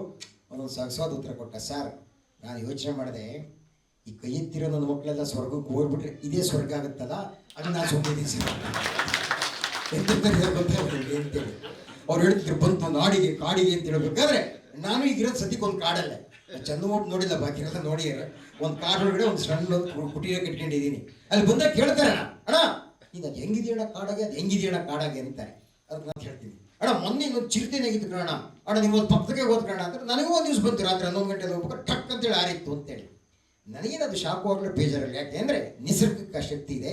ನಾನು ಅವ್ರಿಗೆ ಒಂದು ಉತ್ತರ ಕೊಟ್ಟೆ. ನಾನು ಯಾಕೆ ಕಾಡಲ್ಲಿದ್ದೀನಿ ಅಂದರೆ ನಾನೊಂದು ಮಾತು ಹೇಳಿದೆ, ನೋಡಪ್ಪ, ಕಾಡಲ್ಲಿ ಕಾಡು ಪ್ರಾಣಿಗಳು ಮಾತ್ರ ಇರ್ತವೆ. ಅರ್ಥ ಆಯ್ತಾ ನಿಮಗೆ? ಈ ಕಾಡಲ್ಲಿ ಕಾಡು ಪ್ರಾಣಿಗಳು ಮಾತ್ರ ಇರ್ತವೆ, ಆದರೆ ನಾಡಲ್ಲಿ ಕಾಡುವ ಪ್ರಾಣಿಗಳಿರ್ತವೆ ಅಂತೇಳಿ ಅದೇ ಒಂದು ವ್ಯತ್ಯಾಸ. ಹಾಗಾಗಿ ಕಾಡು ಪ್ರಾಣಿಗಳ ಮಧ್ಯೆ ಬದುಕಬಹುದು, ಕಾಡುವ ಪ್ರಾಣಿಗಳು ಜಾಸ್ತಿ ಇದ್ದಾಗಿದೆಯಲ್ಲ ಅದೆಷ್ಟು ಟಫ್ ಅಂತೇಳಿ ನನಗೂ ಗೊತ್ತಿದೆ ಅಂತಕ್ಕಂಥದ್ದನ್ನು ಅವ್ರಿಗೆ ಸಹಜವಾಗಿ ಹೇಳಿದೆ ಅಂತೇಳಿ. ಹಾಗಾಗಿ ಪ್ರಾಯಶಃ ಇಂಥ ಸಂದರ್ಭದಲ್ಲಿ ನಾವು ನಮ್ಮೊಳಗಿರ್ತಕ್ಕಂಥ ಭೃಗಂತುಗಳನ್ನು ನಿರ್ನಾಮ ಮಾಡಿ ಆ ಜಾಗದಲ್ಲಿ ಮನುಷ್ಯತ್ವದ ಗುಣಗಳನ್ನು ಬಿತ್ತಕ್ಕಂಥ ನಿಟ್ಟಿನಲ್ಲಿ ಈ ನೆಲ ಸ್ವರ್ಗ ಮಾಡಬೇಕು ಅಂತಕ್ಕಂಥದ್ದಿದೆ. ಅದು ಕನಕದಾಸರ ಆಶಯ ಅಂತೇಳಿ. ಹೆಂಗಿತ್ತು ಕನಕದಾಸರ ವಿಷನ್ ನೋಡಿ, ನೀವು ಗಮನಿಸಿ ಎಷ್ಟು ಚೆನ್ನಾಗಿ ಹೇಳ್ತಾರೆ ಅಂದರೆ ಅವ್ರು ಕೇಳ್ತಾರೆ ಸ್ವರ್ಗಕ್ಕೆ ಹೋದ್ರ ಬಗ್ಗೆ ಹೇಳ್ತಾರಲ್ಲ, ಯಾರ್ಯಾರು ಸ್ವರ್ಗಕ್ಕೆ ಹೋಗ್ಬೇಕಿದ್ದೀರಿ ಅಂತ ಹೇಳಿದಾಗ ವಿಜಯದಾಸರು ಅಂತಾರೆ ಹೇಳ್ತಾರೆ, ವಿಠ್ಠಲ ದಾಸರು ಅಂತಾರೆ ಹೇಳ್ತಾರೆ, ಎಲ್ಲ ದಾಸರು ಎಲ್ಲ ಕೂಡ ಅವರು ಉತ್ತರ ಹೇಳ್ತಾರೆ. ಕನಕದಾಸ ನೀನೇನು ಹೇಳ್ತೀಯ ಕನಕ? ಸ್ವರ್ಗಕ್ಕೆ ಹೋಗೋದ್ರ ಬಗ್ಗೆ ನೀನ್ಯಾಕೆ ಕೈ ಎತ್ತಿಲ್ಲ, ನೀನ್ಯಾಕೆ ಆಸೆ ಇಲ್ಲ, ನೀನ್ಯಾಕೆ ಹೋಗಲ್ವಾ ಅಂದ ತಕ್ಷಣ ಕನಕ ಒಂದು ಮಾರ್ಮಿಕವಾದಂಥ ಉತ್ತರ ಕೊಡ್ತಾರೆ. ಗೊತ್ತಾ ನಿಮಗೆ? ಏನು ಹೇಳ್ತೇನೆ ಗೊತ್ತಾ? ಇಲ್ಲ ಸ್ವಾಮೀಜಿ, ಹೋಗ್ಬೇಕು ಅಂತಿದ್ದೀನಿ, ಬಟ್ ಯಾವಾಗ ಹೋಗ್ತೀನಿ ಯಾವಾಗ ಹೋಗ್ಬೇಕು ಅನ್ನೋ ಪ್ರಜ್ಞೆ ನನಗಿದೆ. ಯಾವಾಗ ಹೋಗ್ತೀನಿ ಅಂದರೆ ನಾನು ಹೋದ್ರೆ ಹೋಗ್ತೀನಿ. ಮೂರೇ ಶಬ್ದ. ಏನು ಅದ್ಭುತವಾಗಿದೆ ಅಲ್ವಾ? ಅರ್ಥವಾಗಿಲ್ಲ ಅದಾಗ ಏನು ಹೇಳ್ತೇನೆ ಗೊತ್ತವನು? ಸ್ವರ್ಗ ಏನು ಎಲ್ಲೂ ಹೋಗ್ಬೇಕಾಗಿಲ್ಲ, ನನ್ನೊಳಗಡೆ ನಾನು ನಾನು ನಾನು ಅನ್ನೋ ಅಹಂಕಾರ ಇರುತ್ತೆ. ಗೊತ್ತಾ ನಿಮಗೆ? ನನ್ನಿಂದ ನಾನಿಲ್ಲದ್ರೆಲ್ಲ ಆಗ್ತಿತ್ತು. ನಾನು ನಾನು ನಾನು ನಾನು ಹೋದ್ರೆ ನಾನು ಸ್ವರ್ಗಕ್ಕೆ ಹೋಗ್ತೀನಿ ಅಂತೇಳಿ ನಾನು ಅನ್ನೋ ಅಹಂಕಾರ ಇದೆಯಲ್ಲ, ಅಹಂಕಾರ ಹೋಗ್ಬಿಟ್ರೆ ನಾನು ಸ್ವರ್ಗಕ್ಕೆ ಹೋಗ್ತೀನಿ ಅಂತೇಳಿ ಈ ಅಹಂಕಾರವನ್ನು ಕಡಿತಕ್ಕಂಥ ನಿಟ್ಟಿನಲ್ಲೇ ನೀವು ಅನೇಕ ಪೂರ್ವಜರು ನಮ್ಮ ಸಾತ್ವಿಕ ಸಂಪ್ರದಾಯಗಳಲ್ಲಿ ಏನೇನಿದೆ ಅಲ್ವ ನಿಮಗೆ? ಅವರು ದೇವಸ್ಥಾನದ ಬಗ್ಗೆ ಹೇಳ್ಬೇಕಾದ್ರೆ ನನಗೆ ನೆನಪಾಯಿ. ಈಗ ಬಿಡಿ, ಒಳ್ಳೆ ದೇವಸ್ಥಾನ ಕಟ್ತೀವಿ, ಗರ್ಭಂಕಣ ದೊಡ್ಡದು, ಏರಿಯೇಷನ್ ದೊಡ್ಡದಿರುತ್ತೆ, ಭಾರಿ ಚೆನ್ನಾಗಿರುತ್ತೆ ಪ್ರಸನ್ನ. ಆದ್ರೆ ನಾನು ಯೋಚನೆ ಮಾಡೋದು, ನಿಮ್ಮ ಹಳೆಯ ಕಾಲದಲ್ಲಿ ಎಲ್ಲರೂ ಕೊಟ್ಟಿನಳ್ಳಿಲೋ ಅಥವಾ ಬೆಳವಾಡಿಲೋ ಇಲ್ಲೆಲ್ಲರೂ ಕರೆಕಾಲಹಳ್ಳಿಲೋ ಅಥವಾ ಒಟ್ಟಳ್ಳಿಲೋ ಹಳೇ ದೇವಸ್ಥಾನ ಹೊಲ್ದಾಗಿದ್ರು ನೋಡ್ರಿ. ಹಳೆಯ ದೇವಸ್ಥಾನ ಗಮನಿಸಿ, ನಿಮಗೆ ಚೆನ್ನಾಗಿರುತ್ತೆ. ಒಳಗೆ ಹೋಗ್ಬೋದು, ಕುತ್ಕೋಬೋದು, ಕೈ ಮುಗಿಬೋದು. ಆದ್ರೆ ಒಳಗೆ ಎಂಟ್ರಾಗ ಬಾಗಿಲಿದೆಯಲ್ಲ, ಒಳಗೆ ಕಿಟಕಿ ಇದ್ದಂಗೆ ಇರುತ್ತೆ. ನೋಡಿದ್ದೀರಿ ಹಳೆ ದೇವಸ್ಥಾನ? ಖುಷಿ ನನಗೆ, ಒಳಗೆ ಹೋಗೋದೇ ಖುಷಿ ಅಂತೇಳಿ. ನೀವು ಸ್ವಲ್ಪ ನಾವು ಓದ್ಬಿಟ್ಟಿರ್ತೀವಿ, ಕೇಳಿ ನಿಮ್ಮ ಅಜ್ಜನ. ಏನೋ ಜನ ಮಳೆ ಕಾಲದಲ್ಲಿ ಸ್ವಲ್ಪ ಬುದ್ಧಿ ಇಲ್ಲ, ಒಳಗಿನ ಪರವಾಗಿ ಕುತ್ಕೋಬಹುದು, ಒಳ್ಳೆ ಆ ಬಾಗಿಲೊಳಗೆ ಕಿಟಕಿ ಇಟ್ಟಾಗಿದ್ದಾರೆ ಕಣ ಸಣ್ಣದ ಅಂದ್ರೆ ಅಜ್ಜ ಒಂದು ಲೋಕಾನುಭವ ಮಾತಾಡ್ತಾನೆ. ಗೊತ್ತಾ ನಿಮಗೆ? ನಮ್ಮ ಹಿರಿಯರಿನ ತಟ್ಟರಲ್ಲ ಕಳ್ಳ ಮಗ, ಈ ಶರೀರಕ್ಕೊಂದು ಕೆಟ್ಟ ಗುಣ ಇದೆ, ನಾನು ನಾನು ನಾನು ಅಹಂಕಾರ ಅಂತೇಳಿ, ಎಲ್ಲ ನನ್ನಿಂದಲೇ ಅಂತೇಳಿ. ತೆನೆ ಹೊತ್ತಂತ ಭತ್ತ ಕೂಡ ಬಾಗುತ್ತೆ, ಗೊನೆ ಹೊತ್ತಂತ ಬಾಳೆ ಕೂಡ ಬಾಗುತ್ತೆ. ಆದ್ರೆ ಏನೇನು ಇಲ್ಲದೆ ಇರ್ತಕ್ಕಂಥ ಈ ಜಂಬದ ಶರೀರ ಸುಮ್ಮನೆ ಬೀಗುತ್ತೆ. ಈ ಬೀಗ್ತಾ ಇರೋ ಶರೀರ ಕಡೆ ಪಕ್ಷ ದೇವಸ್ಥಾನ ಬಾಗ್ಲಿಗೆ ಬಂದಾಗಲಾರು ತಗ್ಗಿ ಬಗ್ಗಿ ನಡೀಲಿ ಅಂತೇಳಿ ನಮ್ಮ ಹಿರಿಯರ ಲೋಕಾನುಭವ ಅಲ್ವಾ? ಏನು ಒಂದು ಸೈಂಟಿಫಿಕ್ ಅಪ್ರೋಚ್ ಇದೆ ಅಲ್ವಾ ಅದರಲ್ಲಿ? ಇದನ್ನ ಹಿರಿಯರ ಅನುಭವ ಅಂತಾರೆ. ಅನುಭವ ಗೊತ್ತಾಗಬೇಕಲ್ಲ ಮಕ್ಕಳು ಮೊಮ್ಮಕ್ಕಳಿಗೆ. ಎಲ್ಲಿ ಕಲಿಸ್ತೀರಾ? ನೀವು ಚಾಲೆಂಜ್ ಮಾಡ್ತೀವಿ. ಇಲ್ಲಿ ಪ್ರಕಾಶ್ ಮಾಸ್ಟರ್, ನೀವು ಶಾಲೆಗಳಲ್ಲಿ ಅವ್ರದೇ ಆದಂಥ ಸಿಲೆಬಸ್ ಇರುತ್ತೆ ರೀ, ಅವ್ರದೇ ಆದಂಥ ಟೆಕ್ಸ್ಟ್ ಇರುತ್ತೆ, ಅವ್ರದೇ ಆದಂಥ ಸೀಮಿತವಾದ ಅವಧಿ ಇರುತ್ತಲ್ಲ. ಶಾಲೆನ ಅಷ್ಟೇ ಅಲ್ಲ, ಹೊರಗೂ ಕಲಿಬೋದು ಅಂತೇಳಿ ಈ ಬೈಲೊಂದು ಯೂನಿವರ್ಸಿಟಿ ಆಗಬೇಕು, ನಮ್ಮೂರ ಈ ಕಾರ್ಯಕ್ರಮ ಒಂದು ಸ್ಕೂಲ್ ಆಗಬೇಕು ಅಂತೇಳಿ ಈ ದಿಸೆಯಲ್ಲಿ ಮಕ್ಕಳನ್ನ ಸಾಂಸ್ಕೃತಿಕವಾಗಿ ಬೆಳೆಸ್ತಕ್ಕಂಥ ದೊಡ್ಡ ಪ್ರಜ್ಞೆ ನಮಗೆ ಬೆಳೆಯಬೇಕು ಅಂತಕ್ಕಂಥದ್ದು ಇದೆಯಲ್ಲ, ಆ ಮುಖೇನ ಕನಕ ಇಲ್ಲಿ ಸ್ವರ್ಗ ಹೇಗೆ ಸೃಷ್ಟಿ ಮಾಡಬೇಕು ಅಂತೇಳಿ ಯೋಚನೆ ಮಾಡುತ್ತಾ ಆ ಐ ಅನ್ನೋದಿದೆಯಲ್ಲ, ಇಂಗ್ಲಿಷ್ ಅನ್ನೋದು ಮಾತಿದೆ, the greatest problem of this world is I problem ಅಂತ. ಐ ಅಲ್ಲ, ಕಣ್ಣಿನ ಪ್ರಾಬ್ಲಮ್ ಅಲ್ಲ, ABCDEFGH ಐ ನಾನು ಏನಾರು ಎಲ್ಲ ನನ್ನಿಂದಲೇ. The greatest comedy of this world is you. ಒಳ್ಳೇದಾದ್ರೂ ನಾನು, ಸ್ವಲ್ಪ ಎಡವಟ್ಟಾದ್ರೆ ನಾನಲ್ಲಪ್ಪ ನೀನು ಅನ್ನೋದು ವಿಚಿತ್ರ ಅಲ್ವಾ? ಒಳ್ಳೇದಾದ್ರೂ ನನಗೆ, ಸ್ವಲ್ಪ ಎಡವಟ್ಟಾದ್ರೂ ನೀನು ಅನ್ನೋದು. The greatest remedy for this problem is we. I ಅನ್ನೋದು ಬೇಡ, ಯು ಅನ್ನೋದು ಬೇಡಪ್ಪ. WEV ಅಂದ್ರೆ ನಾವು ಒಂದು ಬಿಡೋದಪ್ಪ, ನೀನು ಅಲ್ಲ ನಾನು ಅಲ್ಲ, ನಾವು ಒಂದು ಬಿಡಿ. ಏನು ಅದ್ಭುತವಾದ ಸ್ವರ್ಗ ಅಲ್ವಾ? ಏನು ಅದ್ಭುತವಾದ ಸ್ವರ್ಗ ಅಲ್ವಾ? ಅದೇ ಅಲ್ವಾ ಸ್ವರ್ಗ ಅಂತೇಳಿ. ಈ ಮುಖೇನ ಸ್ವರ್ಗ ಕಾಣಬೇಕು ಅಂತಕ್ಕಂಥದ್ದು ಕನಕನ ಆಶಯ ಅಂತೇಳಿ. ಇಲ್ಲಿಗೆ ಸ್ವರ್ಗ ಆಗಬೇಕು ಅಂತಲೇ ಯಾರು ನೋಡಿದ್ವಲ್ಲ? ನಾವು ನೋಡಿದೀವಿ ಸ್ವರ್ಗ? ಯಾರು ಹೋಗಿ ಬಂದಿದ್ವಿ? ನಿಂಗಿತ್ತು ಅಂತ ಯಾರು ರಿಪೋರ್ಟ್ ಕೊಟ್ಟಿಯಾರೇನ್ರಿ? ಇಲ್ಲಲ್ವಾ? ಯಾರು ಹೇಳಿಲ್ಲಲ್ವಾ? ಬೇಂದ್ರೆಯವರು ಒಂದು ಮಾತು ಹೇಳ್ತಾರೆ, ಸಾರಿ ಡಿ ಗುಂಡಪ್ಪನವ್ರು ಒಂದು ಮಾತು ಹೇಳ್ತಾರೆ, ಭೂತವೋ ಪ್ರೇತವೋ ಪುನರ್ಜನ್ಮವೋ ಕೈಲಾಸವಾಸವೋ ತಿರುಗಿ ಬಂದವರಿಲ್ಲ, ವರದಿದ್ದಂದವರಿಲ್ಲ. ಇಹದ ಬಾಳಿಗೆ ಪರದ ಚಿಂತೆ ಏಕೋ ಮಂಕುತಿಮ್ಮ ಅಂತೇಳಿ ಮನೆಗೆ ಬಂದು ರಿಪೋರ್ಟ್ ಕೊಟ್ಟಿಲ್ಲ ಹೆಂಗಿದೆ ಅಂತ ಕತೆ ಕೆಟ್ಟಿರ್ಬೋದು, ಅದು ಬೇರೆ ಪ್ರಶ್ನೆ. ಬಟ್ ಇಲ್ಲಿ ಬಾಳೋದಕ್ಕೆ ಆ ಚಿಂತೆಯಾಗಿ ಇಲ್ಲಿ ಚೆನ್ನಾಗಿ ಬದುಕು ಅಂತಾರೆ. ಒಪ್ಕೊಂತೀರಿ ಮಾತನ್ನ? ಒಪ್ಪಿರ್ತಾನೆ ನಿಮಗೆ? ನಾನು ನನ್ನೊಬ್ಬ ಪ್ರವಚನಕಾರ ಬೆಳವಡಿ ಬಂದಿದ್ದ ಭಾಷಣ ಮಾಡಕ್ಕೆ ಅಂತೇಳಿ ಬಂದವನು ನೋಡ್ದ, ಅವ್ನ ಹೆಂಡತಿಗೆ ಒಂದು ಲೆಟರ್ ಬರ್ಬಿಟ್ಟಿದ್ದೇನೆ, ಅದು ಎಲ್ಲ ಹಾಕ್ಬೇಕು ಅಂತ ಗೊತ್ತಿಲ್ಲ. ಅಲ್ಲಿ ಒಬ್ಬ ಸಣ್ಣ ಹುಡುಗ ಸಿಕ್ಕಿದ, ಮರಿ ಪೋಸ್ಟ್ ಆಫೀಸಲ್ಲಿದೆ ಅಂತ. ಆ ಹುಡುಗ ಕ್ಲೀನಾಗಿ ಅಡ್ರೆಸ್ ತೋರಿಸಿ, ಮುಂದೆ ಹೋಗಿ ಸರ್ ಒಂದು ಸರ್ಕಲ್ ಸಿಗುತ್ತೆ ಸರ್, ಎಡಗಡೆ ತಿಳಿ ಸರ್, ಆ ದೇವಸ್ಥಾನ ಇದೆ ಸರ್, ಒಂಚೂರು ಬಲ್ಕ್ ಹೋಗಿ ಸರ್, ಅಲ್ಲಿ ಡೆಫಿನೆಟ್ ಪೋಸ್ಟ್ ಆಫೀಸ್ ಸಿಗುತ್ತೆ ಸರ್ ಅಂತ ಹೋಗ್ತಾನೆ. ಹಂಗೆ ಪೋಸ್ಟ್ ಆಫೀಸ್ ಸಿಕ್ಬಿಡ್ತೀನಿ. ಖುಷಿ ಆಯ್ತು ಅವ್ರಿಗೆ. ಲೆಟರ್ ಹಾಕಿದ, ಏನು ಚೆನ್ನಾಗಿ ದಾರಿ ತೋರಿಸಿದ. ವಾಪಸ್ ಬಂದು ಬಸ್ ಸ್ಟ್ಯಾಂಡಲ್ಲಿದ್ದ ಹುಡುಗ, ಮಗು ತುಂಬ ಚೆನ್ನಾಗಿ ದಾರಿ ತೋರಿಸ್ತೆ ಕಣೆ, ವೆರಿ ಗುಡ್, ತುಂಬ ಚೆನ್ನಾಗಿ ದಾರಿ ತೋರಿಸ್ತೆ ಅಂತೇಳಿ ಒಂದು 10 ರೂಪಾಯಿ ಟಿಪ್ಸ್ ಕೊಟ್ಟು, ಅಬ್ಬ ಇವತ್ತು ರಾತ್ರಿ ನನ್ನೊಂದು ಪ್ರವಚನ ಇದೆ, ನೀವು ಪುಕ್ಕಟ್ಟೆ ಬಂದು ಕೇಳ್ಕೊಂಡು ಹೋಗೋಕೆ ದುಡ್ಡು ಕೊಡು ಬಂದಿಲ್ಲ, ಇಲ್ಲ ರವೀಂದ್ರ ಅವ್ರ ಮನೆಗಳಲ್ಲಿ ನಡೀತಾ ಇರುತ್ತೆ, ನೀವು ಬಂದು ಕೇಳ್ಕೊಂಡು ಹೋಗು ಅಂತ. ಆ ಹುಡುಗ ಕೇಳ್ದ, ಬರ್ತೀವಿ ಸ್ವಾಮಿ, ಬರಲ್ಲ ಅಂತಲ್ಲ, ಯಾವುದ್ರ ಮೇಲೆ ಭಾಷಣ ಮಾಡ್ತೀರಾ, ಯಾವುದ್ರ ಮೇಲೆ ಪ್ರವಚನ ಮಾಡ್ತೀರಾ ಅಂತ. ನೋಡಪ್ಪ, ಹಿಂದ್ಗಡೆ ಒಂದು ಫ್ಲೆಕ್ಸ್ ಹಾಕಿರ್ತಾರೆ, ಅದ್ರಲ್ಲಿ ಬರೆದಿರ್ತಾರೆ ಯಾವುದ್ರ ಮೇಲೆ ವಿಷಯ ಅಂತ. ಈಗ ಹಾಕಿದೀವಲ್ವ, ಅಂಗಳದೆಡೆಗೆ ಮಂಗಳ ನುಡಿ ನಡಿಗೆ, ಇಲ್ಲಿದೆಯಲ್ವ ವಿಷಯ ಇದೆ. ನಂದು ಪ್ರವಚನಕ್ಕೆ ಟೈಟ್ಲ್ ಹಾಕಿರ್ತಾರೆ, ವಿಷಯ ಹಾಕಿರ್ತಾರೆ, ನೀವು ಬಂದು ಕೇಳ್ಕೊಂಡು ಹೋಗು. ಯಾವ ವಿಷಯ? ಸ್ವರ್ಗಕ್ಕೆ ದಾರಿ. ಈ ವಿಚಾರದ ಮೇಲೆ ನಾನು ಮಾತಾಡ್ತೀನಿ, ನೀವು ಬಂದು ಕೇಳ್ಕೊಂಡು ಹೋಗು. ಹಂಗಂತಿದ್ದಂಗೆ ಆ ಸಣ್ಣ ಸಿಟ್ಟು ಬಂದ್ಬಿಡ್ತಾರೆ, ಏ ಹೋಗ್ರಿ ರೀ, ನಿಮ್ಗಂತೂ ಕೆಲಸ ಇಲ್ಲ ಅಂದ್ರೆ ನನಗೆ ಕೆಲಸ ಬರಲ್ಲ ಹೋಗ್ರಿ ಅಂತ. ಸಾವಿರಾರು ಭಾಷಣ ಮಾಡ್ರ ನನ್ನಂಗೆ ಅವ್ರಿಗೆ. ಅವ್ನು ಶಾಕ್ ಆಗ್ಬಿಡ್ತು, ಯಾಕಪ್ಪ ಬರಲ್ಲ, ಯಾಕ್ರಿ ಬರ್ಬೇಕು? ಅಲ್ರಿ, ಸ್ವರ್ಗಕ್ಕೆ ದಾರಿ ಬಗ್ಗೆ ನೀವು ಪ್ರವಚನ ಮಾಡ್ತೀರಾ, ನಾನು ಕೇಳ್ಬೇಕಾ? ನನಗೆ ಬುದ್ಧಿ ಇಲ್ಲ ಅಂತ ಮಾಡಿದ್ದೀರಾ? ಅಲ್ರಿ, ನಮ್ಮೂರು ಪೋಸ್ಟ್ ಆಫೀಸ್ಗೆ ದಾರಿ ಗೊತ್ತಿರಲಿಲ್ಲ, ಈಗ ನಾನು ತೋರಿಸ್ತೀನಿ. ಇನ್ನು ಸ್ವರ್ಗಕ್ಕೆ ದಾರಿ ಬಗ್ಗೆ ನೀವೇನು ಪ್ರಶ್ನೆ ಮಾಡ್ತೀರಾ, ನಾನೇನು ತೋರಿಸ್ಬೇಕು ಅಂತ. ನಿಜ ಅಲ್ವಾ? ಯಾವುದೋ ಇಲ್ಲದೆ ಇರ್ತಕ್ಕಂಥ ಊಹಾಲೋಕಕ್ಕೆ ಜೋತ್ ಬಿಡೋದಕ್ಕಿಂತ ಇಹಲೋಕನೇ ಸ್ವರ್ಗ ಮಾಡ್ತಕ್ಕಂಥದ್ದು ಇದೆಯಲ್ಲ, ಇದನ್ನೇ ಬಸವಣ್ಣವ್ರು ಹೇಳಿರ್ತಕ್ಕಂಥದ್ದು. ಎಷ್ಟು ಚೆನ್ನಾಗಿ ಹೇಳ್ತಾರಲ್ವ ನಿಮಗೆ. ದೇವಲೋಕ ಮರ್ತ್ಯಲೋಕವೆಂಬುವು ಬೇರಿಲ್ಲ ಕಾಣಿರು, ಸತ್ಯವನ್ನು ನುಡಿಯುವುದೇ ದೇವಲೋಕ, ಮಿಥ್ಯವನ್ನು ನುಡಿಯುವುದೇ ಮರ್ತ್ಯಲೋಕ. ಅಯ್ಯ ಎಂದರೆ ಸ್ವರ್ಗ, ಎಲವ ಎಂದರೆ ನರಕ, ಆಚಾರವೇ ಸ್ವರ್ಗ, ಅನಾಚಾರವೇ ನರಕ, ಮರ್ತ್ಯಲೋಕವೆಂಬುದೊಂದು ಕರ್ತಾರನ ಕಮ್ಮಟವಯ್ಯ. ಇಲ್ಲಿ ಸಲ್ಲುವರು ಅಲ್ಲಿಯೂ ಸಲ್ಲುವರಯ್ಯ, ಇಲ್ಲಿ ಸಲ್ಲದವರು ಎಲ್ಲಿಯೂ ಸಲ್ಲರಯ್ಯ ಅಂತೇಳಿ. ಇಷ್ಟೊಂದು ಆಕ್ಯುರೇಟ್ ತೀರ್ಮಾನ ಎಲ್ಲರೂ ಕೇಳಿದ್ದೀರೇನ್ರಿ? ಎಲ್ಲರೂ ಓದಿದ್ದೀರಾ? ಏನ್ ಚೆನ್ನಾಗಿ ಹೇಳ್ತಾರಲ್ವಾ. ಫಸ್ಟ್ ಇಲ್ಲಿ ಸಲ್ಲಪ್ಪ ನೀನು, ಇಲ್ಲಿ 4 ಜನಕ್ಕೆ ಬೇಕಾದಂತ ಬದುಕು, ಆ ಡೆಫಿನೆಟ್ ಆ ಲೋಕ ನಿನಗೆ ಸಿಗುತ್ತೆ ಅಂತ ಹೇಳ್ತಾರಲ್ಲ. ಸಹಜವಾಗಿ ನಮ್ಮ ಅನುಭವ ಬಂದಿದೆ ಅದು. ಅಂತೀವಲ್ಲ ನಮ್ಮ ಊರಲ್ಲಿ, ಅಣ್ಣ ಏನಣ್ಣ ಎಂತೆಂತಾರಣ್ಣ, ನಮ್ಗೆ ದುಷ್ಟಪ್ಪಾರು ಅಂತಿದ್ರು, ಬೀರೇಗೌಡರು ಅಂತಿದ್ರು, ಎಂತೆಂತ ಪುಣ್ಯಾತ್ಮರಣ ಅವ್ರಿದ್ದಾಗ ಅಣ್ಣ ದೊಡ್ಡ ಮನುಷ್ಯರು ಕಣ. ಏನಾದ್ರು ಊರಾಗ ಒಂದು ಕೆಲಸ ಆದ್ರೂ ಮುಂದಿನ ಮಾಡ್ತಾ ಇದ್ರು. ದೇವ್ರು ಬರುತ್ತೆ ಅಂದ್ರೆ ಅವ್ರೆ, ಜಾತ್ರೆ ಅಂದ್ರೆ ಅವ್ರೆ, ಸ್ವಾಮಿಗಳು ಬರ್ತಾರೆ ಅಂದ್ರೆ ಅವ್ರೆ, ಕಾರ್ಯಕ್ರಮ ಅಂದ್ರೆ ಅವ್ರೆ, ಏನು ಮುಂದಿನ ಮಾತಾಡ್ತೀರಣ್ಣ, ದೊಡ್ಡ ಮನುಷ್ಯರು ಕಣ ಯಜಮಾನ್ರುಗಳೆಲ್ಲವ. ಮೊನ್ನೆ ಅವ್ರು ಹೋಗ್ಬಿಟ್ರು ಕಣ, ನಮ್ಮೂರು ಲಕ್ಷ್ಮಿನೇ ಓದಂಗ ಆದ ಕಾರಣ, ನಮ್ಮೂರು ಜೀವನೇ ಓದಂಗ ಆದ ಕಾರಣ, ನಮ್ಮೂರು ಭಾಗ್ಯನೇ ಓದಂಗ ಅಂತ ಅಂತೀವಲ್ವಾ. ಪ್ರಾಯಶಃ ಅವ್ರ ಆ ಕಾರಣಕ್ಕೋಸ್ಕರ ಈ ನಾಡಿನ ಸ್ವರ್ಗ ಮಾಡಿದವರು ಅಂತೇಳಿ, ಈ ಭೂಮಿನ ಸ್ವರ್ಗ ಮಾಡಿದವರು ಅಂತೇಳಿ ಅಂತ ಪರೋಪಕಾರದ ಚಿಂತನೆಗಳಿದೆಯಲ್ಲ, ಅದು ಮಕ್ಳಿಗೆ ಗೊತ್ತಾಗ್ಬೇಕಲ್ಲ. ಎಸ್, ನಮ್ಮ ಬದುಕಿನ ಹಿಂದೆ ಬಸವಣ್ಣ ಇದ್ದಾರೆ, ಕನಕದಾಸ್ ಇದ್ದಾರೆ, ಜಾನಪದ ಇದೆ, ನಮ್ಮ ಅಜ್ಜ ಹಿಂಗಿದ್ದ, ನಮ್ಮ ಅಜ್ಜಿ ಹಿಂಗಿದ್ಲು, ಈ ಎಲ್ಲದರ ಪರಿಚಯ ಮಾಡ್ಕೊಡ್ತಕ್ಕಂಥದ್ದು ಇದೆಯಲ್ಲ, ಇದು ಪ್ರಾಯಶಃ ಈ ಶ್ರಾವಣಯಾನದ ಉದ್ದೇಶ ಅಂತ. ಕನಕದಾಸರು ಸುಮ್ಮನೆ ಕಲ್ಪನೆ ಮಾಡ್ಕೊಳ್ಳಿ ನಿಮಗೆ, ಎಲ್ಲೆಲ್ಲಿವರೆಗೆ ರಿಲೆವೆಂಟ್ ಆಗ್ತಾರೆ ಅಂತೇಳಿ. ಇವತ್ತು 21ನೇ ಶತಮಾನದಲ್ಲಿ ಮಾತಾಡ್ತೀವಲ್ವ ನಾವು. ಏನ್ ಮಾತಾಡ್ತೀವಿ? ಜಾತಿ ಜಾತಿ ಅಂತಕ್ಕಂಥ ವಿಷಸರ್ಪ ಮನುಷ್ಯರ ಮಧ್ಯೆ ಗೋಡೆ ನಿರ್ಮಾಣ ಮಾಡ್ತಾ ಇದೆ ಅಂತೇಳಿ. ಆ ಜಾತಿ ವಿರುದ್ಧ ಯಾವಾಗ ಕೂಗು ಹಾಕಿದ್ದಾರೆ ಕನಕದಾಸರು? ಯಾವಾಗ ಹೇಳಿ? 600 ವರ್ಷಗಳ ಹಿಂದೆ. ಇವತ್ತಲ್ಲ, 500-600 ವರ್ಷಗಳ ಹಿಂದೆ ಹೇಳ್ತಾರೆ, ಕುಲ ಕುಲ ಕುಲವೆಂದು ಬಡಿದಾಡದಿರಿ, ಕುಲದ ಮೇಲೆ ಏನಾದ್ರು ಬಂದಿರ ಅಂತ ಪ್ರಶ್ನೆ ಮಾಡ್ತಾರೆ ಅಲ್ವಾ. ಕಡೆಗೆ ಒಂದು ಮಾತಾಡ್ತಾರೆ, ಬೆಳವಾಡಿ ಕೋಟ್ ಬಿಡ್ತಿದ್ಯಲ್ಲ, ನೀರಿನೊಂದು ಸಾಂಕೇತಿಕವಾಗಿ ಅಂತಾರೆ ಅವರು. ನೀರಿನೊಂದು ನಿಜವಾದಂತ ದೇವರ ಪ್ರಸಾದ ಅಂತ ಅಂತಾರೆ, ಅದು ಸೃಷ್ಟಿಯ ಮುಕುಟಮಣಿ ಅಂತ ಅಂತಾರೆ. ಏನ್ ಹೇಳ್ತಾರೆ ಅವರು? ಏನ್ ಹೇಳ್ತಾರೆ? ಮಾತಾಡ್ಬೇಡಿ, ಕೂತ್ಕೊಳ್ಳಿ. ಏನ್ ಹೇಳ್ತಾರೆ ಗೊತ್ತಾ ನಿಮ್ಗೆ? ಬೆಳವಡಿ ಕೆರೆ ನೋಡಿದ ತಕ್ಷಣ, ನೀರು ನೋಡಿದ ತಕ್ಷಣ ಅನ್ಸ್ಬೇಕು ನಿಮಗೆ. ಕನಕದಾಸರು ಜಾತಿಯ ವಿರುದ್ಧ ಕೂಗಾಕ್ಬೇಕಾದ್ರೆ ನೀರನ್ನ ಮುಂದೆ ನಿಲ್ಲಿಸ್ತಾರ. ಅವರು ಏನಂತಾರೆ ಗೊತ್ತಾ ಅವರು? ಜಲವೇ ಸಕಲ ಕುಲಕ್ಕೆ ತಾಯಿ ಅಲ್ಲವೇ, ಜಲದ ಕುಲವ ನೀನಾದರೂ ಬಲ್ಲಿರ ಅಂತೇಳಿ. ಆಶ್ಚರ್ಯ ಅದಲ್ವಾ? ಬೆಳವಡಿ ಕೆರೆ ನೀರು ನೋಡಿದ ತಕ್ಷಣ ಅನ್ಸ್ಬೇಕಲ್ಲ ನಿಮಗೆ. ಜಾತಿ ಇದೆಯೇನ್ರಿ ಅದಕ್ಕೆ? ಇಲ್ಲ ಅಲ್ವಾ? ಇದನ್ನ ಯಾರು ಹೇಳಿದ ಮಾತಿದು? ಕನಕದಾಸ ಹೇಳಿದ್ದು. ಜಲವೇ ಸಕಲ ಕುಲಕ್ಕೆ ತಾಯಿ ಅಲ್ಲವೇ, ಅಲ್ಲಿ ಜಾತಿ ಪ್ರಶ್ನೆ ಇಲ್ಲ, ಆ ಜಲ ಎಲ್ಲರಿಗೂ ಒಂದೇ ತಾನೆ. ವಚನಕಾರರು ಹೇಳ್ತಾರಲ್ವಾ ನೋಡಿ, ಜಲದ ಬಗ್ಗೆ ಪ್ರಸ್ತಾಪ ಮಾಡ್ತಾ ಸಿದ್ದರಾಮಣ್ಣವರು ಒಂದು ಅಪರೂಪದ ವಚನ ಬರೀತಾರೆ, ಗಮನಿಸ್ಬೇಕು ನಿಮಗೆ. ಕೇಳಿ, ನಿಮ್ಗೆ ಎಷ್ಟು ಹೇಳ್ತಾರೆ ಪ್ರಕಾಶ್ ಮಾಸ್ಟ್ರೆ, ಆಶ್ಚರ್ಯ ಆಗುತ್ತೆ. ವಚನ ಸಾಹಿತ್ಯಕ್ಕೂ ದಾಸ ಸಾಹಿತ್ಯ ಹೆಂಗ್ ಸಾಮ್ಯ ಇದೆ ಅಂತೇಳಿ, ಏನ್ ಹೊಂದಾಣಿಕೆ ಇದೆ ಅಂತೇಳಿ. ಬಾಯಾರಿಕೆಯಾದವರು ನೀರು ಕುಡಿಯ ಹೋದರೆ, ಈ ಬೆಳವಣಿಗೆಯಲ್ಲಿ ನೀರು ಕುಡಿಯಕ್ಕೆ ಹೋಗ್ತಾರೆ, ಬಾಯಾರಿಸಿರುತ್ತೆ ಅಂತೇಳಿ. ಬಾಯಾರಿದವರು ನೀರು ಕುಡಿಯ ಹೋದರೆ ನೀ ಆ ಜಾತಿ ಈ ಜಾತಿ ಸುಡು ಸುಡು ಹೋಗೆಂದು ನೂಕಿತ್ತೆ ಆ ಜಲವು. ಕನಕದಾಸರಿಗೂ ಸಿದ್ದರಾಮಯ್ಯರಿಗೂ ಗೊತ್ತಿದೆ ಅಂತ ಅನ್ಸಲ್ವ ನಿಮಗೆ? ಯಾವ್ದಾದ್ರು ಹಳ್ಳದ ನೀರು ಕೆರೆ ನೀರು ಕುಡಿಯಕ್ಕೆ ಹೋದ ತಕ್ಷಣ ಇಲ್ಲಪ್ಪ ನೀನು ನನ್ನ ಜಾತನೆಲ್ಲ ಕುಡಿಯಕ್ಕೆ ಬರಬೇಡ ಅಂತೇಳಿ ಯಾರು ನೂಕಿದೇನ್ರಿ? ನೂಕಿದೆಯಾ? ಸುಡು ಎಂದು ನೂಕಿತ್ತೆ ಆ ಜಲವು. ಆ ಜಲದಂತಾಗಬೇಡವೇ ನಮ್ಮ ಹಿರಿಯರು. ಏನ್ ಹೇಳ್ತಾರೆ ಅವರು?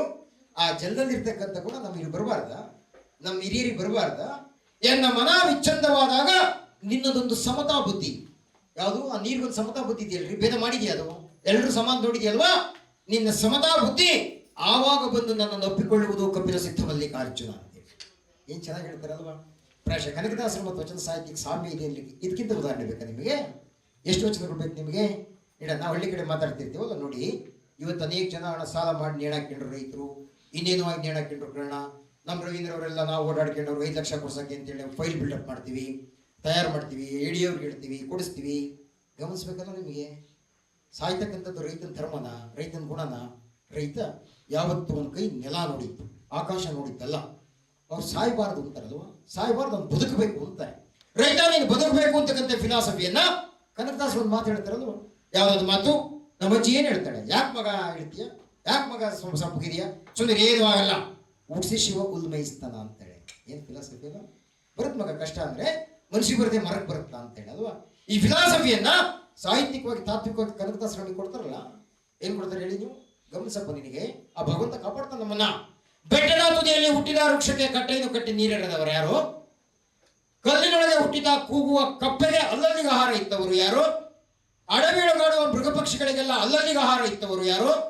ನೀನು ಇದೆಯಲ್ಲಿ ಆಹಾರ ಕೊಡೋಕೆ ಎಲ್ಲ ಬದುಕಿಸ್ತಾ ಇದ್ದಲ್ವಾ?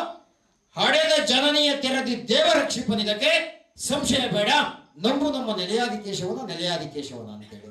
ಏನ್ ಚೆನ್ನಾಗಿ ಹೇಳಿದಾರಲ್ವಾ? ನಂಬಪ್ಪ ಭಗವಂತನ, ಯಾವ ಕಾರಣಕ್ಕೂ ನೀನು ಕೈ ಬಿಡಲ್ಲ ಅಂತ ಹೇಳ್ತಾರಲ್ಲ. ಇದು ಕನಕದಾಸರು ನಮ್ಮ ರೈತ ಸಮೂಹಕ್ಕೆ ಆತ್ಮಸ್ಥೈರ್ಯವನ್ನು ತುಂಬಲಿಕ್ಕೆ ಹೇಳಿರ್ತಕ್ಕಂಥ ಬಹುದೊಡ್ಡ ಮಾತು ಅಂತೇಳಿ. ಪ್ರಾಯಶಃ ವಚನ ಸಾಹಿತ್ಯದಲ್ಲಿ ಬಸವಣ್ಣವ್ರು ಹೇಳ್ತಾರಲ್ವಾ, ಯಾಕೆ ಗತಿ ಕೆಡ್ತೀಪ್ಪ, ಯಾಕೆ ಬೇಕಾಗ್ತೀಯ ನೀನು? ಅವ್ರು ಹೇಳ್ತಾನೆ, ಭಗವಂತನ ಲೀಲೆ ಮೆಚ್ಚಿದನೆಂದರೆ ಸೆಲೆ ಮಾರುವುದನೆಂದರೆ ತನುವನಲ್ಲಾಡಿಸಿ ನೋಡುವೆ ನೀನು, ಮನವನಲ್ಲಾಡಿಸಿ ನೋಡುವೆ ನೀನು, ಧನವನಲ್ಲಾಡಿಸಿ ನೋಡುವೆ ನೀನು. ಇದಕ್ಕಾವುದಕ್ಕೂ ಬೆದರದೆ ಬೆಚ್ಚದೆ ಇದ್ದರೆ ಭಕ್ತಿ ಕಂಪಿತ ನಮ್ಮ ಕೂಡಲ ಸಂಗಮ ದೇವ ಅಂತಾರೆ. ಎಷ್ಟು ಚೆನ್ನಾಗಿದೆ ಕನಕದಾಸರಿಗೆ ಬಸವಣ್ಣವ್ರಿಗೂ. ಎನಿಸೆನಿಸೆ ನೋಡನ ಧೃತಿಗಡನಯ್ಯ, ಎಂದು ತೋರಿದರೆ ನಾಡು ಹೊರಿದರೆ ಕರುಳು ಕುಪ್ಪಳಿಸಿದರು ನಾ ಧೃತಿಗಡನಯ್ಯ ಅಂತೇಳಿ. ರವೀಂದ್ರ ತಮಾಷೆ ಅಲ್ಲ. ನಾವು 2000 KBMP ಆಗಿದ್ದಾಗ ಇಂಥ ಕಾರ್ಯಕ್ರಮದ ಸಾಂಕೇತಿಕವಾಗಿ ಒಂದ್ ಕಡೆ ಮಾಡಿದ್ವಿ. ಅವಾಗ KMK ಕಡೂರು MLA ಅವ್ರು ಹೇಳಿದ್ರೆ ಒಂದ್ ಕಡೆ ಭಾರಿ ರೈತರು ಸಾಯ್ತಾ ಇದ್ರು.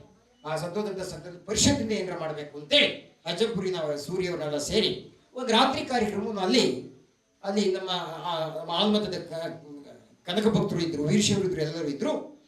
ಅವತ್ತಲ್ಲಿ ನಾನು ಮಾಡಿದ ಭಾಷಣ ಕನಕದಾಸ ಏನು ಹೇಳಿದ್ದಾರೆ, ಬಸವಣ್ಣ ಹೇಳಿದ್ದಾರೆ, ಯಾಕ್ರಿ ಸಾಯ್ಬೇಕು, ನಮ್ಮ ಬಿಂದಿಂತ ದರ್ಶನ ಹೇಳಿದ್ದಾರೆ ಅಂತೇಳಿ ಇಂಥದ್ದೇ ಒಂದು ಅರ್ಧ ಗಂಟೆ ಭಾಷಣ ಮಾಡಿದ್ದೆ. ಭಾಷಣ ಮಾಡಿದ್ಮೇಲೆ ರಿಸಲ್ಟ್ ಹೆಂಗಿತ್ತು ಗೊತ್ತಾ ನಿಮಗೆ? KMK ಇದ್ರವಾಗ, ಸರ್ ನಿಮ್ಗೆ ಆಶ್ಚರ್ಯ ಆಗುತ್ತೆ ಶಾಸ್ತ್ರಿಗಳೇ ಸರ್, ಭಾಷಣ ಮುಗಿದು ಎಲ್ಲ ಊಟಕ್ಕೆ ಕರ್ಕೊಂಡು ಹೇಳಿದಾಗ ಅದು ಒಬ್ಬ ಮನುಷ್ಯನ ತಮಾಷೆ ನಡೆಯುತ್ತೆ. ಕಾರ್ಯಕ್ರಮ ಎಷ್ಟು ಚೆನ್ನಾಗಿತ್ತು ಅಂದರೆ ನಾವು ಈಗ ಅಂದ್ಕೊಂತಿದ್ದೀವಣ್ಣ, ಈ ಕಾರ್ಯಕ್ರಮ ಒಂದು 15 ಮೊದಲಾಗಿದ್ದರೆ ನಮ್ಮ ತಿಮ್ಮಣ್ಣ ನಿಂಗಣ್ಣ ಇಬ್ಬರು ಸಾಯ್ತಿರ್ಲಿಲ್ಲ. ಆಶ್ಚರ್ಯ. ನನಗೆ ಸಾಹಿತ್ಯಕ್ಕೆ ಈ ಶಕ್ತಿ ಇದೆ, ಪ್ರವಚನಕ್ಕೆ ಈ ಶಕ್ತಿ ಇದೆ, ಗಾಯನಕ್ಕೆ ಈ ಶಕ್ತಿ ಇದೆ ಅಂತಕ್ಕಂಥದ್ದು ಪರಿಚಯ ಮಕ್ಕಳಿಗೆ ಆಗ್ಬೇಕ್ರಿ. ಎಸ್, ನೀವು ಕೇಳಿ, ನಾಳೆ ಯಾರಾದ್ರೂ ಕೇಳ್ಬೋದು, ಏನು ಭಯಶಣ್ಣ ಗಂಟೆಗಟ್ಟಲೆ ಭಾಷಣ ಮಾಡಿದ ಅದರಿಂದ ಏನಾದ್ರು ಲಾಭ ಆಯ್ತಾ, ಅವ್ರಿಗೆ ಏನು ಭಾರಿ ಸಿಕ್ತಾ ಅಂತ ಏನಾರ ಕೇಳಿದರೆ ಅದೇನು ಹೊಟ್ಟೆ ತುಂಬ ಊಟ ಕೊಡಲ್ಲ ಅಥವಾ ಕಣ್ ತುಂಬ ನಿದ್ದೆ ಕೊಡಲ್ಲ. ಡೆಫಿನೆಟ್ ಆಗಿ ಹೇಳ್ತೀನಿ, ಬದುಕಿಗೆ ಬೇಕಾದಂಥ ಒಂದು ಸ್ಪಿರಿಟ್, ಸ್ಫೂರ್ತಿ, ಉತ್ಸಾಹ ಡೆಫಿನೆಟ್ ಈಗ ಸಾಹಿತ್ಯದಿಂದ ಸಿಗುತ್ತೆ, ಇಂಥ ಸಂಗೀತದಿಂದ ಸಿಗುತ್ತೆ ಅಂತ ಹೇಳಬೇಕು. ಎಷ್ಟು ಯೋಚನೆ ನಾವು ಹೇಳ್ತಾರೆ. ನನಗೆ ಸುಮ್ಮನೆ ಅಧ್ಯಯನ ಮಾಡ್ತಾ ಹೋದ್ರೆ ನಿಜ, ಇವತ್ತಿನ ಕಾಲಘಟ್ಟದಲ್ಲಿ ಯಾರ ಮೊದಲೇನು ಪುಸ್ತಕಗಳಿಲ್ಲ, ಲೈಬ್ರರಿ ಇಲ್ಲ, ಓದೋರು ಇಲ್ಲ. ಇಂಥ ಸಂದರ್ಭದಲ್ಲಿ ಅವ್ರು ಬಂದು ಕೇಳಿ ಯಾಕೆ ಒತ್ತಾಯ ಆಗ್ತೀನಿ ಅಂದರೆ, ನಾನು ಅಲ್ಲ, ಪ್ರಕಾಶ್ ಮಿಶ್ರ ಆಗಲಿ, ರವೀಂದ್ರ ಆಗಲಿ ಒಂದು ಮಾತಾಡ್ತಾರೆ ಅಂದರೆ ಆ ಮಾತಾಡೋದನ್ನ ಅರ್ಧ ಗಂಟೆ ಕೇಳ್ತಿರಲ್ಲ ನೀವು. ಬಹುಶಃ ಅಷ್ಟು ನಿಮಗೆ ಗೊತ್ತಾಗಬೇಕು ಅಂದರೆ ಕಡಿಮೆ ಅಂದ್ರೆ ಒಂದು 50 ಪುಸ್ತಕ ಓದಬೇಕು. ಓದ್ತಾರ ಪ್ರಸನ್ನ? ಆ ಕಾರಣಕ್ಕೆ ಇಂಥ ಸಮೂಹನ ಬಳಸ್ಕೊಳ್ಳಿ ಅಂತೇಳಿ. ನೋಡಬಾರದನ್ನೆಲ್ಲ ನೋಡ್ತೀವಲ್ವ ಟಿವಿಲಿ, ಏನೇನು ನೋಡ್ತೀವಲ್ವ, ಒಂದು 2-3 ಗಂಟೆ ಇಂಥದಕ್ಕೆ ನೀವು ಮನಸ್ಸು ಕೊಟ್ಟಿದ್ದೀರ ಅಂದರೆ ರಿಯಲಿ ನೀವು ಗ್ರೇಟ್. ನೀವು ಕಲ್ಲಂಡಿ ಹಣ್ಣಂತ ಜನಗಳು ನೀವು ಬಂದಿರೋರು ಅಂತೇಳಿ, ತುಂಬ ಕ್ವಾಲಿಟಿ ಜನ ಅಂತೇಳಿ. ಹಾಗಾಗಿ ಪ್ರಾಯಶಃ ಎಲ್ಲಿ ಹೋಗಬೇಕು ಅಲ್ಲಿ ಹೋಗ್ಬೇಕು ಅಂತಾರೆ ಬಸವಣ್ಣವ್ರು, ಹೌದಲ್ವ? ಎಲ್ಲೆಲ್ಲ ಹೋಗಕ್ಕೆ ಕಾಲು ಕೊಟ್ಟಿರೋದು ಭಗವಂತ, ಏನೇನೋ ನೋಡೋಕೆ ಕಣ್ ಕೊಟ್ಟಿರೋದು, ಏನೇನೋ ಕೇಳಕ್ಕೆ ಕಿವಿ ಕೊಟ್ಟಿರೋದು. 12ನೇ ಶತಮಾನದಲ್ಲಿ ಇಂಥ ಗೈಡ್ಲೈನ್ ಕೊಡ್ತಾರಲ್ರಿ ಅವರು. ಏನೇನು ನೋಡಬಾರ್ದು, ನೀನು ನೋಡ್ಬೇಕಾದ್ದನ್ನೇ ನೋಡ್ಬೇಕು ಅಂತಾರೆ. ಅದಲಿಂದ ಹೋಗದಂತೆ ನನ್ನ ಹೆಣವನ್ನ ಮಾಡ ತಂದೆ, ಸುತ್ತಿ ಸುಳಿದು ನೋಡದಂತೆ ನನ್ನ ಅಂಧಕನ ಮಾಡೆಯ ತಂದೆ, ಮತ್ತೊಂದ ಕೇಳದಂತೆ ನನ್ನ ಕಿವುಡನ್ನ ಮಾಡೆಯ ತಂದೆ, ನಿಮ್ಮ ಶರಣರ ಪಾದವಲ್ಲದೆ ಬೇರೇನೋ ನನಗೆ ಕಾಣಿಸಿದು ಕಾಣ ಕೂಡಲ ಸಂಗಮ ದೇವ ಅಂತಾರೆ. ಏನು ಅಂದ್ರೆ ಬಸವಣ್ಣ ಹೇಳೋದು, ನೋಡಪ್ಪ, ನಿನ್ ಕಣ್ಣು ಒಳ್ಳೆದನ್ನೇ ನೋಡ್ಬೇಕು ಅಂತೇಳಿ, ನೀನ್ ಕಿವಿ ಕೊಟ್ಟಿರೋದು ಒಳ್ಳೆದನ್ನೇ ಕೇಳಬೇಕು ಅಂತೇಳಿ, ನೀನ್ ಕಾಲು ಕೊಟ್ಟಿರೋದು ಇದೆಲ್ಲ ಒಳ್ಳೆ ಜಾಗಕ್ಕೆ ಹೋಗು ಅಂತೇಳಿ, ಹಾಗಾಗಿ ನೀನ್ ಕೈ ಕೊಟ್ಟಿರೋದು ಒಳ್ಳೆ ಕೆಲಸ ಮಾಡ್ಬೇಕು ಅಂತೇಳಿ. ಬಹುಶಃ ನನಗನ್ಸುತ್ತೆ ಯಾವ್ಯಾವ ತಿಂಗಿಂಗ್ ಮಾಡಿದೀವೋ ಏನೇನು ನೋಡಿದೀವೋ ಗೊತ್ತಿಲ್ಲ, ಆದ್ರೆ ಸಿಲ್ವರ್ ಜೂಬ್ಲಿ ನಮ್ಮ ಶ್ರಾವಣ ಮಾಸದ ಈ ಕಾರ್ಯಕ್ರಮ ದಿವಸ ನಮ್ಮ ರವೀಂದ್ರರ ಮನೆಯಲ್ಲಿ ನಾವು ನೀವೆಲ್ಲ ಸೇರಿ ಒಳ್ಳೇದನ್ನೇ ನೋಡ್ತಾ ಇದ್ದೇವೆ, ಒಳ್ಳೇದನ್ನೇ ಕೇಳ್ತಾ ಇದ್ದೇವೆ, ಒಳ್ಳೆ ಕಡೆನೆ ಬಂದಿದ್ದೀವಿ ಅಂತಕ್ಕಂಥ ಖುಷಿಯಿಂದ ನಮಗೆ ನಾವು ಒಂದು ದೊಡ್ಡ ಚಪ್ಪಾಳೆ ತಟ್ಕೊಳ್ಳೋಣ ಅಂತೇಳಿ. ಇದು ನಿಜವಾದಂಥ ಒಂದು ಶಕ್ತಿ ಅಂತೇಳಿ, ಇದು ನಿಜವಾದಂಥ ಸಾಂಘಿಕ ಶಕ್ತಿ ಅಂತೇಳಿ. ಎಷ್ಟು ಸಾಮ್ಯ ಇದೆ ಅಲ್ವಾ? ಬಸವಣ್ಣವ್ರು ಒಂದ್ ಕಡೆ ಹೇಳ್ತಾರೆ, ಮಾತು ಹೆಂಗಿರ್ಬೇಕು ಅಂತೇಳಿ. ಇವತ್ತು ಗೊತ್ತಲ್ಲ ನೀವು ಮಾತಿನಿಂದ ಸಂಘರ್ಷ ಹೆಂಗಾಗ್ತಾ ಇದೆ ಅಂತೇಳಿ. ಹಳ್ಳಿ ಕಡೆ ಒಂದು ಗಾದೆ ಹೇಳ್ತಾರಲ್ವಾ, ನಾಲಿಗೆ ಕುಲ ಹೇಳ್ತು ಅನ್ನೋ ಗಾದೆ. ಕುಲ ಅಂದ್ರೆ ಜಾತಿ ಹೇಳ್ತು ಅಂತಲ್ಲ, ಅವ್ರ ವ್ಯಕ್ತಿತ್ವ ಹೇಳ್ತು ಅಂತೇಳಿ. ನಾಲ್ಗೊಂದು ಸರಿ ಇದ್ರೆ ಊರ್ನೇ ಗೆಲ್ಬೋದು ಕಾರಣ ಅಂತಾರಲ್ವಾ. ಇವತ್ತು ಕೆಟ್ಟಿರೋದು ಯಾವುದು? ನಾಲ್ಗೆನೆ ಬಾರಿ ಕೆಟ್ಟುಬಿಟ್ಟಿದೆ ಅಲ್ವಾ. ಈ ನಾಲ್ಗೆ ಸರಿ ಮಾಡೋದ್ರ ಬಗ್ಗೆ ಕನಕದಾಸರು ಮಾತಾಡ್ತಾರೆ ಅಂದ್ರೆ ಏನ್ ಆಶ್ಚರ್ಯ ಅಲ್ವಾ? ಗೊತ್ತ, ನೀವು ಕೇಳಿದಿರ? ಆಚಾರವಿಲ್ಲದ ನಾಲಿಗೆ ನಿನ್ನ ನೀಚ ಬುದ್ಧಿಯ ಬಿಡು ನಾಲಿಗೆ ಅಂತಾರೆ. ಆಚಾರವಿಲ್ಲದ ನಾಲಿಗೆ ನಿನ್ನ ನೀಚ ಬುದ್ಧಿಯ ಬಿಡು ನಾಲಿಗೆ, ಪರರನ್ನ ದೂಷಿಸಲೆಂದೇ ಚಾಚಿಕೊಂಡಿರುವ ನಾಲಿಗೆ, ಬೇರೆಯವರ ಮೇಲೆ ಚಾಡಿ ಹೇಳಲು ಬೇಡ ನಾಲಿಗೆ, ನಮ್ಮ ಕನಕದಾಸನ ನೆನೆ ನಾಲಿಗೆ ಅಂತಾರೆ. ನಾಲಿಗೆ ಏನು ಸೂತ್ರ ಕೊಟ್ಟಿದ್ರು ಕನಕದಾಸರು? ನಾನು ಅದು ಓದಿದ ತಕ್ಷಣ ಬಸವಣ್ಣವ್ರು ನೆನಪಾಗುತ್ತೆ ಪ್ರಕಾಶ ಮಾಸ್ಟ್ರೆ. ಅವ್ರೇನು ನಾಲಿಗೆ ಮೇಲೆ ಹೇಳ್ತಾರೋ, ಬಸವಣ್ಣವ್ರು ಹೇಳ್ತಾರೆ, ಕಾಮ, ಕ್ರೋಧ, ಲೋಭ, ಕ್ಷುದ್ರ, ಮಿಥ್ಯೆ ಇವನ್ನ ಎನ್ನ ನಾಲಿಗೆಯ ಮೇಲೆ ನತ್ತ ತೆಗೆದು ಕಡೆಯ, ಅದೇಕೆಂದರೆ ಅವು ನಿನ್ನತ್ತ ಬರಲಿಯವು. ಆ ನಾಲ್ಗೆ ಇದೆಯಲ್ಲ, ಕೆಟ್ಟ ತುಂಬ್ಕೊಂಡು ನಿನ್ನ ಹತ್ರ ಬರಕೆ ಆಗ್ತಿಲ್ಲ, ಅವನೊಂದ್ಸರಿ ಕಿತ್ತಾಕ್ಬಿಡು ಅಂತ ಹೇಳ್ತಾರಲ್ರಿ. ಏನ್ ಆಶ್ಚರ್ಯ ಅಲ್ವಾ? ಏನ್ ಅದ್ಭುತ ನೋಡಿದೀವಿ. ಎಲ್ಲದ್ರ ಬಗ್ಗೆ ಹೇಳ್ತಾರೆ ಬಸವಣ್ಣವ್ರು. ಹೇಳ್ತಾರೆ, ಜ್ಞಾನದ ಬಲದಿಂದ ಅಜ್ಞಾನದ ಕೇಡು ನೋಡಯ್ಯ ಅಂತಾರೆ. ಅದಾವ ಪ್ರಭು ಹೇಳ್ತಾರೆ, ಈ ಭೂಮಿ ನಿನ್ನದಲ್ಲ, ಹೇಮ ನಿನ್ನದಲ್ಲ, ಕಾಮಿನಿ ಯಾವ ನಿನ್ನವಲ್ಲಪ್ಪ, ಇವೆಲ್ಲ ಜಗಕ್ಕಿದ ವಿಧಿ, ನಿನ್ನ ಒಡವೆ ಎಂಬುದು ಜ್ಞಾನರತ್ನ ನೋಡ ಅಂತಾರೆ. ಈಗ ಪಡಿತಿದೀವಲ್ಲ ಜ್ಞಾನ, ಇದು ನಿಜವಾದ ಜ್ವೆಲ್, ಇದನ್ನ ನೀನ್ ಚೆನ್ನಾಗಿ ಕಳಿತಗ, ಇದೇ ನಿಜವಾದಂತ ಸಂಪತ್ತು ಅಂತಾರೆ. ಕನಕದಾಸರು ಅದನ್ನೇ ಹೇಳ್ತಾರಲ್ಲ. ಏನ್ ಹೇಳ್ತಾರೆ ಗೊತ್ತಾ ನಿಮಗೆ? ಸತ್ಯವಂತರ ಸಂಘವಿರಲು ತೀರ್ಥ ವ್ಯಾತಕ್ಕೆ, ನಿತ್ಯ ಜ್ಞಾನಿಯಾದ ಮೇಲೆ ಚಿಂತೆ ಯಾತಕ್ಕೆ, ಮಾನವೀಯನಾಗಿ ಬಾಳುವ ಮನುಜನೇತಕ್ಕೆ. ಏನ್ ಚೆನ್ನಾಗಿದೆ ಅಲ್ವ ನಿಮಗೆ? ಏನ್ ಅದ್ಭುತ ನೋಡಿ. ಜ್ಞಾನ ಕೂತು ಕೊಡ್ತಾರೆ, ಆ ಜ್ಞಾನ ಇಲ್ಲ ಅಂದ್ರೆ ಮನುಷ್ಯನೇ ಅಲ್ಲ ಅಂತಾರೆ.